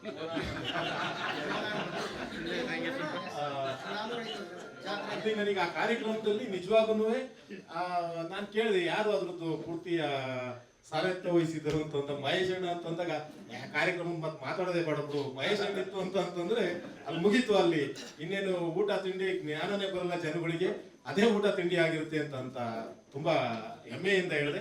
ಯಾಕೆಂತಂದ್ರೆ ನಾನು ಮಹೇಶ್ ಅಣ್ಣ 20-25 ವರ್ಷದಿಂದ ನೋಡಿದೀನಿ. ಪ್ರತಿ ವರ್ಷ ಪ್ರಭುಲಿಂಗ ಶಾಸ್ತ್ರಿಗಳೇ ನಮ್ಮೂರಲ್ಲಿ ಏನಾದ್ರು ಕನ್ನಡ ರಾಜ್ಯೋತ್ಸವ ಖಂಡಿತ ಮಾಡ್ತಿದ್ದು. ಈಗ ಅವ್ರನ್ನ ಬಿಟ್ಟು ನಾವು ಯಾರನ್ನೂ ಕರಿತಿರ್ಲಿಲ್ಲ ಕಾರ್ಯಕ್ರಮಕ್ಕೆ. ಯಾಕೆಂತಂದ್ರೆ ಮಹೇಶ್ ಅಣ್ಣ ಬಾಕಿರೆಲ್ಲ ನಾವುಗಳೆಲ್ಲ ಮಾತಾಡ್ಬೇಕಾದ್ರೆ ಜನಗಳು ಎಷ್ಟೊತ್ತಿಗೆ ಮಹೇಶ್ ಅಣ್ಣಗೆ ಮೈ ಕೊಡ್ತಾರಪ್ಪ ಅಂತನೋರು. ಆ ಮಟ್ಟಕ್ಕೆ ಮಹೇಶ್ ಅಣ್ಣ ಅದ್ಭುತ ಗಾಯನ. ನಿಜವಾಗೂ ಇಂಥ ಕಾರ್ಯಕ್ರಮಗಳು ಆಗ್ಬೇಕು. ಈಗ ನನಗೆ ಈ ಕಾರ್ಯಕ್ರಮ ನೋಡಿದ್ಮೇಲೆ ಮುಂದಿನ ಸಲ ಖಂಡಿತ ನನಗೊಂದು ಅವಕಾಶ ಕೊಡಿ, ನಾನು ಮಾತಾಡ್ತೀನಿ ಅಂತ ನನಗೊಂದು ತುಂಬಾ ಖುಷಿ ಆಯ್ತು. ನಮ್ಮಂತರ ತುಂಬಾ ಜನ ಈ ತರ ಕಾರ್ಯಕ್ರಮಗಳು ಮಾಡಿದ್ರೆ ನಿಜವಾಗೂ ನೀವು ಹೇಳಿದ್ರಲ್ಲ, ಕತ್ತಿ ಯಾವತ್ತೂ ಸವಿತಾ ಬರಬೇಕು. ಸವಿತಾ ಬಂದ್ರೆ ಅದಕ್ಕೊಂದು ಬೆಲೆ ಇರುತ್ತೆ ಹೊರತು ಒಂದ್ ಕಡೆ ಇಟ್ಟು ತುಕ್ಕಿಡಿದ್ರೆ ಅದಕ್ಕೆ ಪ್ರಯೋಜನ ಬರಲ್ಲ ಅಂತ ಈ ಸಂದರ್ಭದಲ್ಲಿ ಹೇಳ್ತಾ, ಇದು ಎಲ್ಲರಿಗೂ ಸಹ ಮನಮುಟ್ಟುವಂತ ಕಾರ್ಯಕ್ರಮ. ಈ ಕಾರ್ಯಕ್ರಮಗಳು ಮನೆ ಮನೆಗೂ ಆಗ್ಲಿ ಮುಂದಿನ ದಿನಗಳಲ್ಲಿ ಅಂತ ಹೇಳ್ತಾ, ಈ ಸಂದರ್ಭದಲ್ಲಿ ನೀವು ಮಾತಾಡ್ಲಿಕ್ಕೆ ಅವಕಾಶ ಕೊಟ್ಟ ಎಲ್ರಿಗೂ ಧನ್ಯವಾದಗಳನ್ನ ಹೇಳ್ತಾ, ಮಹೇಶ್ ಅಣ್ಣವರಿಗೆ ಮತ್ತೊಂದ್ಸಲ ಧನ್ಯವಾದಗಳನ್ನ ಹೇಳ್ತಾ ನನ್ನ ಮಾತು ತುಂಬಾನೇ ಇದೆ. ನನಗನ್ಸಿದ್ದು ಏನಪ್ಪಾ ಅಂತಂದ್ರೆ, ಇದು ಮನೆಯಲ್ಲಿ ಮಾತ್ರ ಈ ಕಾರ್ಯಕ್ರಮಗಳು ಆಗಬಾರ್ದು. ಒಂದು ಊರಿನ ಕೇಂದ್ರವಾಗಿ ಇಟ್ಕೊಂಡು ಒಂದು ಊರಲ್ಲಿ ಒಂದು ಈ ತರದೊಂದು ಕಾರ್ಯಕ್ರಮ ಮಾಡಿದ್ರೆ ಆ ಊರಿನ ಸುತ್ತಮುತ್ತ ಇರುವಂತ ಗ್ರಾಮಸ್ಥರು, ಆ ಊರಿನ ಮಕ್ಕಳುಗಳು, ಪುಟಾಣಿ ಮಕ್ಕಳು, ಮಹೇಶಣ್ಣ ಹೇಳ್ದಂಗೆ ಇದು 50 ವರ್ಷ ಮೀರಿದವರಿಗೆ ಅಷ್ಟೇ ಅಲ್ಲ, ಸಣ್ಣ ಸಣ್ಣ ಮಕ್ಕಳು ಕೂಡ ನಮ್ಮ ಸಂಸ್ಕೃತಿ ಬಗ್ಗೆ ತಿಳ್ಕೊಬೇಕು. ಆ ಒಂದು ನಿಟ್ಟಲ್ಲಿ ಇದು ತಗೊಂಡೋಗ್ಬೇಕು ಅಂತ ನನ್ನೊಂದು ಕೋರಿಕೆ. ಮುಂದಿನ ವರ್ಷ ನಮ್ಮೂರು ನನ್ನ ಮನೆಯಲ್ಲಿ ಅವಕಾಶ ಮಾಡ್ಕೊಡ್ಬೇಕು ಅಂತ ಕೇಳ್ತಿದ್ದೀನಿ ಮೊದಲಾಗಿ. ಅದು ಖಂಡಿತ ಅದನ್ನ ಮೀರಿ ನೀವೇನಾರ ಮಾಡಿದ್ರೆ ನಮ್ಮ ಊರಲ್ಲಿ ಒಂದು ಅವಕಾಶ ಮಾಡಿಕೊಟ್ರೆ ಕಾರ್ಯಕ್ರಮಕ್ಕೆ ಎಷ್ಟೇ ಕಷ್ಟ ಆದ ಬರಲ್ಲ, ಅದು ಬಹಳ ಅಚ್ಚುಕಟ್ಟಾಗಿ ಮುಂದೆ ನಿಂತ್ಕೊಂಡು ಮಾಡ್ಬೇಕನ್ನೋ ಒಂದು ಮನಸ್ಸು ನನ್ನಲ್ಲಿದೆ. ಖಂಡಿತವಾಗಿ ಇದಕ್ಕೊಂದು ಸಹಕಾರ ಕೊಡಬೇಕು ಅಂತ ತಮ್ಮಲ್ಲಿ ಕೇಳ್ತಾ ಹೇಳ್ತೀನಿ. ಈ ವಿಚಾರದಲ್ಲಿ ನಾವು ಕೊಡ್ತಾ ಇರೋದು ನುಚ್ಚು, ಚಂದು ಮಾತಾಡ್ತಾ ಇರೋದು ಹೆಚ್ಚು. ಇನ್ನು ಪ್ರಕಾಶ್ ಹೇಳಿ ಜ್ಞಾಪಿಸಿದ್ರಲ್ಲ, ಅವ್ರು ನಮ್ಮ ಈ ಊರಿಗೆ ತಂದೆ ಇದ್ದಂಗೆ. ಮಂಜುನಾಥ್ ಮಾಚನಹಳ್ಳಿ. ನಾನು ಈ ಕಾರ್ಯಕ್ರಮಕ್ಕೆ ಬಂದ್ಮೇಲೆ ನಾನೆಲ್ಲ ಒಂದು ಸಣ್ಣ ತಪ್ಪು ಮಾಡಿದ್ದೀನಿ ಅನ್ಸುತ್ತೆ. ಯಾಕೆಂದ್ರೆ ಕುಟುಂಬದೊಂದಿಗೆ ಬಂದಿಲ್ಲ ಅನ್ನೋದೇ ಒಂದು ದೊಡ್ಡ ತಪ್ಪು. ಯಾಕೆ ಅಂತಂದ್ರೆ ಇಂಥ ಕಾರ್ಯಕ್ರಮ ನಾವು ಕಿವಿಯಲ್ಲಿ ಕೇಳ್ಕೊಂಡ್ಬಿಟ್ಟು ನಮ್ಮ ಹೃದಯದಲ್ಲಿ ಅಳವಡಿಸ್ಕೊಂತೀವಿ, ಅದನ್ನ ಮನೆಗೆ ಹೋಗಿ ಹೇಳೋದಿಲ್ಲ. ಜೊತೆಗೆ ನಮ್ಮ ಕುಟುಂಬನೂ ನೋಡಿದೆ, ಅದು ಆ ಸಂಸ್ಕಾರ ಸಂಸ್ಕೃತಿನ ಅಳವಡಿಸ್ಕೊಂಡ್ರೆ, ಯಾಕೆಂದ್ರೆ ನಾವು ಬಿತ್ತಕ್ಕಾಗದಂತ ನಮ್ಮ ಮಕ್ಕಳು ಮುಂದಿನ ಪೀಳಿಗೆ, ಆ ಮಕ್ಕಳು ಇದನ್ನ ಕಣ್ಣಾರೆ ನೋಡುವಂಥದ್ದು. ನಿಮ್ಮಂತ ಅಮೂಲ್ಯ ಸಮಯ ಕೊಡುವಂತ ಈಗ ನೀವು ಬಂದಿದ್ದೀರಾ. ನಾವು ಜಸ್ಟ್ ಕೇವಲ ನಾವು ಮಲ್ಕೊಂತಿದ್ದು ಊಟ ಮಾಡಿ ಆ ಸಮಯನ ಬಂದು ನಾವು ಇಲ್ಲಿ ಕೂತಿದ್ರೆ ನನ್ನ ಮಕ್ಕಳಿಗೆ ಇದು ತುಂಬಾ, ನನ್ನ ಕುಟುಂಬಕ್ಕೆ ತುಂಬಾ ಒಂದು ಉತ್ತಮವಾದ ಒಂದು ವಿಚಾರ ಆಗೋದು. ಈ ತರದ ಕಾರ್ಯಕ್ರಮಗಳು ಕುಟುಂಬ ಸಮೇತ ಬಂದು ಭಾಗವಹಿಸಬೇಕು ಅನ್ನೋದೇ ನನ್ನ ಕೋರಿಕೆ. ನಾನು ಹೇಳೋದೇನಂದ್ರೆ, ನಮ್ಮ ವಿದ್ಯೆಯಲ್ಲಿ ಫಂಕ್ಷನ್ ಆಯ್ತು, ಅವಾಗ ನನ್ನ ಮಗನು ಬಂದಿದ್ದ. ಅಲ್ಲಿ ನೋಡ್ಬಿಟ್ಟು ಇಲ್ಲಿ ಫಂಕ್ಷನ್ ಆಗ್ತಾ ಇದೆ ರವೀಂದ್ರ ಮನೆಯಲ್ಲಿ ಇದ್ದಾಗ ನಾನು ಬರ್ತೀನಿ ಅಂತಂದ. ನಾಳೆ ಟೆಸ್ಟ್ ಇದೆ ಅಂತೇಳಿ ಬಿಟ್ಟು ಬಂದಿದ್ದೀನಿ. ಅವ್ರಿಗೆ ಕೇಳಬೇಕು ಅಂತೇಳಿ ಆಸೆ ಆಗಿದ್ದ. ಅಲ್ಲಿ 24ನೇ ತಾರೀಕು ಇವ್ರು ಮಹೇಶ್ ಮಾಮ ಕಟ್ಟಿದ್ದಾರೆ ಬನ್ನಿ ಅಂತೇಳಿ. ಅವತ್ತು ನಾನು ಅಮ್ಮ ಹೋಗ್ಬೇಕು ಅಂತ ಹೇಳಿದ್ದಾನೆ, ಕರ್ಕೊಂಡು ಹೋಗಿ ಅಂತ ಹೇಳಿದ್ದಾನೆ. ಹಾಗಾಗಿ ಬರ್ತೀನಿ ಅಲ್ಲಿಗೂ. 3 ಗಂಟೆಗಳ ಕಾಲ ನಿಸರ್ಗದ ಮಧ್ಯೆ ಇರೋಣ, ಒಂದು ದೊಡ್ಡ ಮಜಾ. ಡೆಫಿನೆಟ್ ಆಗಿ 24ನೇ ತಾರೀಕು ಬರೋ ಭಾನುವಾರ ಸಂಜೆ 4 ಗಂಟೆಗೆ ಸರಿಯಾಗಿ ನಿಮ್ಮನ್ನೆಲ್ಲರನ್ನೂ ಸಮೇತ ನನ್ನ ಹೊಲದಾಗ ನಿರೀಕ್ಷೆ ಮಾಡ್ತೇನೆ. ದಯಮಾಡಿ ಕುಟುಂಬ ಸಮೇತ ಬರಬೇಕು ಅಂತ ವಿನಂತಿ ಮಾಡ್ತೀನಿ ಸರ್. ಅಂತ ನೀವೆಲ್ಲರೂ ಮಾಧ್ಯಮದಲ್ಲಿ ಸಾಮಾಜಿಕ ಜಾಲತಾಣದಲ್ಲಿ ನೋಡಿರ್ಬೋದು. ಈ ವಯಸ್ಸಿನಲ್ಲಿ age is just a number ಅಂತ ಹೇಳೋಕೆ ಈಗ ಉದ್ಯಮಕ್ಕೆ ಒಂದು ಹೊಸ, ಅಂದ್ರೆ ಗ್ರಾಮೀಣ ದೇಶೀಯ ಆಹಾರ ಪದ್ಧತಿನ ಉಳಿಸ್ಬೇಕು ಅಂತ ಗ್ರಾಮೀಣ ವಿಚಾರಗಳನ್ನು ಹೆಂಗೆ ಮಾತಲ್ಲಿ ಇಡ್ತಾರೆ ಆ ತರ ಕಾಯಕದಲ್ಲೂ ಮಾಡ್ತಾ ಇದ್ದಾರೆ. ಸೊ ಅವರಿಗೊಂದು ಜೋರಾದ ಚಪ್ಪಾಳೆ. ಅವತ್ತು ಆ ಕಾರ್ಯಕ್ರಮದಲ್ಲಿ ಚಟ್ನಳ್ಳಿ ಫುಡ್ಸ್ ಘಟಕ ಅಧಿಕೃತವಾಗಿ ಓಪನ್ ಆಗ್ತಾ ಇದೆ. ಅದ್ರ ಜೊತೆಗೆ ವಿವಿಧ ಗಣ್ಯರ ಮುಂದೆ ಅವರು ಬರೆದಿರುವಂತಹ ಪುಸ್ತಕಗಳಾಗಿರ್ಲಿ, ಈ ತರ ಒಂದು ಸವಿ ಸಂಜೆ ಆಗಿರುತ್ತೆ. ಅದನ್ನ ಅವರು ಹೆಚ್ಚಿಗೆ ಹೇಳಲ್ಲ.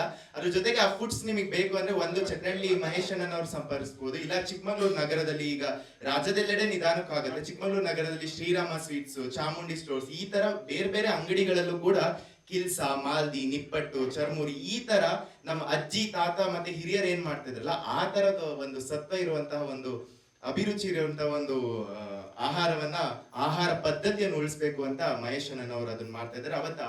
ಅದು ಇರುತ್ತೆ. ಹಾಗಾಗಿ ಅವರಿಗೆ ಆ ಒಂದು ಕ್ಷೇತ್ರದಲ್ಲೂ ಕೈ ಹಾಕಿದ್ದಾರೆ. ಅದಕ್ಕೊಂದು ಮತ್ತೊಂದು ಜೋರಾದ ಚಪ್ಪಾಳೆ ಕೊಡೋಣ. ಏನ್ ನಮ್ ಫುಡ್ ಅಲ್ಲ, ಈ ಮಳೆ ಹುಟ್ಟಾಗ್ಬಿಟ್ರು ಗೂಡ್ರಂಗ ಆಯ್ತು ಅಂದ್ರೆ ಸ್ನಾಕ್ಸ್ ಯಾವ್ದು ಗೊತ್ತಿರಲಿಲ್ಲ ರವೀಂದ್ರು. ನಮ್ಮವ್ವ ನಮ್ಮ ಅಜ್ಜಿ ಮಾಡ್ಕೊಡ್ತಿದ್ದು ಇಷ್ಟೇ, ಒಂದೆರಡು ಹುಳ್ಳಿಕಾಳು ಹುಡುಕ್ ಹೊರಗೆ ಕೊಟ್ಬಿಟ್ರೆ ಆ ಹುಳ್ಳಿಕಾಳು ಹುಡುಕ್ ತಿನ್ನೋದೇ ಒಂದು ಮಜಾ, ಒಂದು ಸೇರಿ ಕಡ್ಲೆಕಾಯಿ ಹುರಿದ್ಬಿಟ್ರೆ ಅದ್ರ ಮಜಾನೇ ಬೇರೆ ಐತಿ. ಇವೇ ನಮಗೆ ಸ್ನ್ಯಾಕ್ಸ್ ಅಂತೇಳಿ ಆ ನಿಟ್ಟಿನಲ್ಲಿ ಒಂದು ಪ್ರಾರಂಭ ಮಾಡಿದ್ದೀವಿ. ಅದು ಮತ್ತೊಂದು ಇನ್ಫ್ಲೂಯೆನ್ಸು ಪ್ರಭಾವ ಏನಪ್ಪ ಅಂದರೆ ನಮ್ಮ ರವೀಂದ್ರ, ನಾನು ಈ ವಯಸ್ಸಲ್ಲಿ ಮಾಡಿದ ರವೀಂದ್ರ ಸಮೇತ ಈಗ ಅವರೊಂದು ಮಿಲ್ಲೆಟ್ಸ್ ಪ್ರಾರಂಭ ಮಾಡಿದ್ರಲ್ಲ, ಆರ್ಗ್ಯಾನಿಕ್ ಒಂದು ಫುಡ್ ಕಲ್ಚರ್ ಬಗ್ಗೆ ಅವರು ಅಭಿಮಾನ ಹುಟ್ಟಿಸೋಕ್ಕೆ, ಅದು ಕೂಡ ನಮಗೊಂದು ಇನ್ಸ್ಪಿರೇಷನ್, ಪ್ರೇರಣೆಯಾಗಿ ನಾವು ಮಾಡ್ಬೋದು ಅಂತೇಳಿ ಅವ್ರು ಅದರಲ್ಲಿ ಫಸ್ಟು, ಆಮೇಲೆ ನಾನು ಶುರು ಮಾಡಿದೆ. ಬನ್ನಿ 24ಕ್ಕೆ ಎಲ್ಲ ಎಂಜಾಯ್ ಮಾಡೋಣ ಅಂತೇಳಿ ಒಂದೊಂದು ತಿಂಗಳಿದ್ದೀನಿ ಅವರೇ ನಮ್ಗೆ ಇವೆಲ್ಲ ಉಟ್ಕೊಟ್ಟಿದ್ದು. ಯಾಕೆಂದ್ರೆ ಏನು ನೀನಾಸಂನಲ್ಲಿ ಲವಕುಶರ ಕಾಳಗ, ಯಕ್ಷಗಾನ, ರಾಮನ ಪಾತ್ರ ನಾನು, ಅದರ ನಿರ್ದೇಶಕರು ಶಿವರಾಮ್ ಕಾರಂತರು. ನನಗೆ ಕೋಲಿಡು ಕೊಡುತ್ತಾರೆ. ಅದಾದ್ಮೇಲೆ ಕಾರ್ನಾಡ್ರು, ತುಗಲಕ್ ನಾಟಕದಲ್ಲಿ ತುಗಲಕ್ಕನ ಮಗನ ಪಾತ್ರ ಮಾಡಿದವನು ನಾನು. ಅದ್ರ ಜೊತೆಗೆ ಅನಂತಮೂರ್ತಿಯವರ ಜೊತೆಗೆ ನನಗೆ ಸಂಘರ್ಷ ಯಾವಾಗಲೂ. ನಾನೊಬ್ಬನೇ ಈ ಸಂಸ್ಕೃತಿಯ ಬಗ್ಗೆ ಮಾತಾಡ್ತಿದ್ದವನು, ಅಂದ್ರೆ ಬಲಪಂಥೀಯ ನಾನು. ಇಡೀ ನೀನಾಸಂ, ಇಡೀ ಎಲ್ಲರೂ ಎಡಪಂಥೀಯರೇ, ನನಗೊಬ್ಬಗೆ ತಲೆ ಚಿಟ್ಟು ಹೋಗೋದು, ಹಂಗೆ ವಾದ ಮಾಡ್ಕೊಂಡು ಬಂದು ಇವತ್ತು ನೀನಾಸಂ ಎಲ್ಲ ಬಲಪಂಥೀಯರಾಗಿ, ಎಲ್ಲ ಬಲಪಂಥೀಯರಾಗಿ. ಅವರಪ್ಪ ಪ್ರಕಾಶ್ ಬೆಳವಾಡಿಯಪ್ಪ ನನ್ನ ಗುರುಗಳು, ನಾಣಿಯವರು, ಮೇಕಪ್ ನಾಣಿಯವರು, ಬೆಳವಾಡಿಯರವರು ಮತ್ತೆ ಬೆಳವಾಡಿಯವರು. ಎಲ್ಲಿ ಅಂತ ಹೇಳಿದ್ರೆ ಬಿಂದಿಗಮ್ಮನ ದೇವಸ್ಥಾನ ಪಕ್ಕ ಇದೆಯಲ್ಲ, ಅಲ್ಲಿ ಮನೆ ಇತ್ತು ಅಂತ ಹೇಳ್ತಾರೆ. ಪ್ರಕಾಶ್ ಬೆಳವಾಡಿ, ಸುಧಾ ಬೆಳವಾಡಿ ಅವರಿದಲ್ಲ, ಅವ್ರ ಕುಟುಂಬ. ಅದ್ರ ಜೊತೆಗೆ ಕಂಬಾರು ಜೊತೆಗೆ ನಾನು ಹಂಪಿ ವಿಶ್ವವಿದ್ಯಾಲಯದಲ್ಲ ರೆಪ್ರೇಟರಿಯಲ್ಲಿ 15 ದಿನ ಅವ್ರ ಜೊತೆಗಿದ್ದೆ. ಅಂದ್ರೆ ಇವೆಲ್ಲ ಯಾಕೆ ಹೇಳೋದು ಅಂತಂದ್ರೆ ಒಂದು ಪ್ರೇರಣೆ ಆಗ್ಲಿ, ನಮ್ಗೆ ಒಂದು ಪ್ರೇರಣೆ ಆಗ್ಬೇಕು ಅಂತ ಹೇಳ್ತಾ ಇನ್ನೊಂದೇ ಒಂದು ಮಾತು. ಅಕ್ಷರ ಈಗಲೂ ಇದೆ, ಸುಬ್ಬಣ್ಣ, ಕೆ ವಿ ಸುಬ್ಬಣ್ಣ ಇದೆ, ಪ್ರಸತಿ ಸುಬ್ಬಣ್ಣ ಇದು ಅಕ್ಷರ, ಅವ್ರ ಮಗ ಈಗ ಶಿಶಿರ, ಅವರೆಲ್ಲರೂ ನನ್ನ ಸಂಪರ್ಕದಲ್ಲಿದ್ದಾರೆ. ಅವ್ರ ಸಂಪರ್ಕದಲ್ಲಿ ನಾನಿದ್ದೀನಿ ಅಂತ ಹೇಳ್ತಾ ಒಂದೇ, ದಯಮಾಡಿ ಯಾರು ಹಾಗೆ ಹೋಗ್ಬಾರ್ದು. ಹಂಚ್ಕೊಂಡು ತಿನ್ನೋ ಮನಸ್ಸಿರೋರ್ನೇ ಕರೆದಿರೋದು, ಅವರೇ ಬಂದಿರೋದು ಖಂಡಿತ. ಹಾಗಾಗಿ ನಾವೆಲ್ಲ ನಾವೇ ತಗೊಂಡು ಹಂಚ್ಕೊಂಡು ತಿಂದೋಗೋಣ. ಇದರಲ್ಲಿ ಒಂದೇ ಒಂದು, ಸಿರಿಧಾನ್ಯಗಳನ್ನ ಸವಿಲೇಬೇಕು. ಸಿರಿಧಾನ್ಯ ಬಂದಿದ್ದೇ ನಿಜವಾಗಿರ್ತಕ್ಕಂಥ ಆಹಾರ ಪದ್ಧತಿಯಾಗಿ, ಈ ನೆಲದಲ್ಲಿ ಬಂದಿರ್ತಕ್ಕಂಥ ಏನು ವಿಶೇಷವಾಗಿರ್ತಕ್ಕಂಥ, ನಾನು ಒಂದೇ ಹೇಳೋದು, ಸಾವೆ, ಬರ್ಗು, ಓದ್ಲು ಇವನ್ನೆಲ್ಲ ಇಟ್ಬಿಟ್ಟು ಇದು ಯಾವ್ದು ಹೇಳ್ರಿ ಅಂತ ನೋಡೋಣ, ಯಾರು ಹೇಳ್ತೀರಾ? ಹೇಳಕ್ಕಾಗಲ್ಲ. ಅದು ಬಂದಿದ್ದೇ ನಮ್ಮ ತಾತ ಮುತ್ತಾತನ ಕಾಲದಲ್ಲಿ ಊಟಗಾಗಿ. ಅದರ ಊಟವೇ ಇವತ್ತು. ದಯಮಾಡಿ ಒಂದು ಸಿಹಿ ಜೊತೆಗೆ ನಾನು ಊಟ ಮಾಡಿ ತಿನ್ನೋರಿಗೆ ಸಿರಿಧಾನ್ಯದ ಪಾಯಸ, ಇಲ್ಲ ನನಗೆ ಸಿಹಿ ಆಗಲ್ಲ ಅನ್ನೋರಿಗೆ ಸಿರಿಧಾನ್ಯದ ಅಂಬಲಿ ಪ್ರಾಡಕ್ಟ್, ಅದ್ರ ಜೊತೆಗೆ ಸಿರಿಧಾನ್ಯದ ಒಂದು ಪೇಡ, ಸಣ್ಣದೊಂದು ಪೇಡ, ಅವೆಲ್ಲ ತುಂಬಾ ಇದಾಗ್ತವೆ. ಅದ್ರ ಜೊತೆಗೆ ಸಿರಿಧಾನ್ಯದ ಒಂದು ಬೋಂಡ, ಮಿರ್ಚಿ, ಅದ್ರ ಜೊತೆಗೆ ಹಸುರನ್ನ. ದಯಮಾಡಿ ಇಷ್ಟಿರುತ್ತೆ. ದಯಮಾಡಿ ಎಲ್ಲರೂ ಕೂಡ ಸವಿದೇ ಹೋಗ್ಬೇಕು. ಇದಕ್ಕೆಲ್ಲ ಮೂಲ ಪ್ರೇರಣೆ ನಾನೇನು ಸತ್ಯವಾಗ್ಲಿ ಇಂಥದ್ದು ಮಾಡ್ಬೇಕು ಅಂತ ಹೇಳಿಲ್ಲ, ನಮ್ಮ ಮನೆಯವರು ನೆಂಟಿ ಅದನ್ನೆಲ್ಲವನ್ನು ಕೂಡ ಮಾಡಿದ್ದಾರೆ. ಮೊನ್ನೆಯಿಂದನೂ ಅದು ತಯಾರಿ ಮಾಡ್ಕೊಂಡು ಅದು ಮಾಡಿದರೆ ಎಲ್ಲರೂ ಕೂಡ ಅದನ್ನ ಸವಿದೇ ಹೋಗ್ಬೇಕು ಅಂತೇಳಿ ಮನವಿ ಮಾಡ್ಕೊಳ್ತೀನಿ.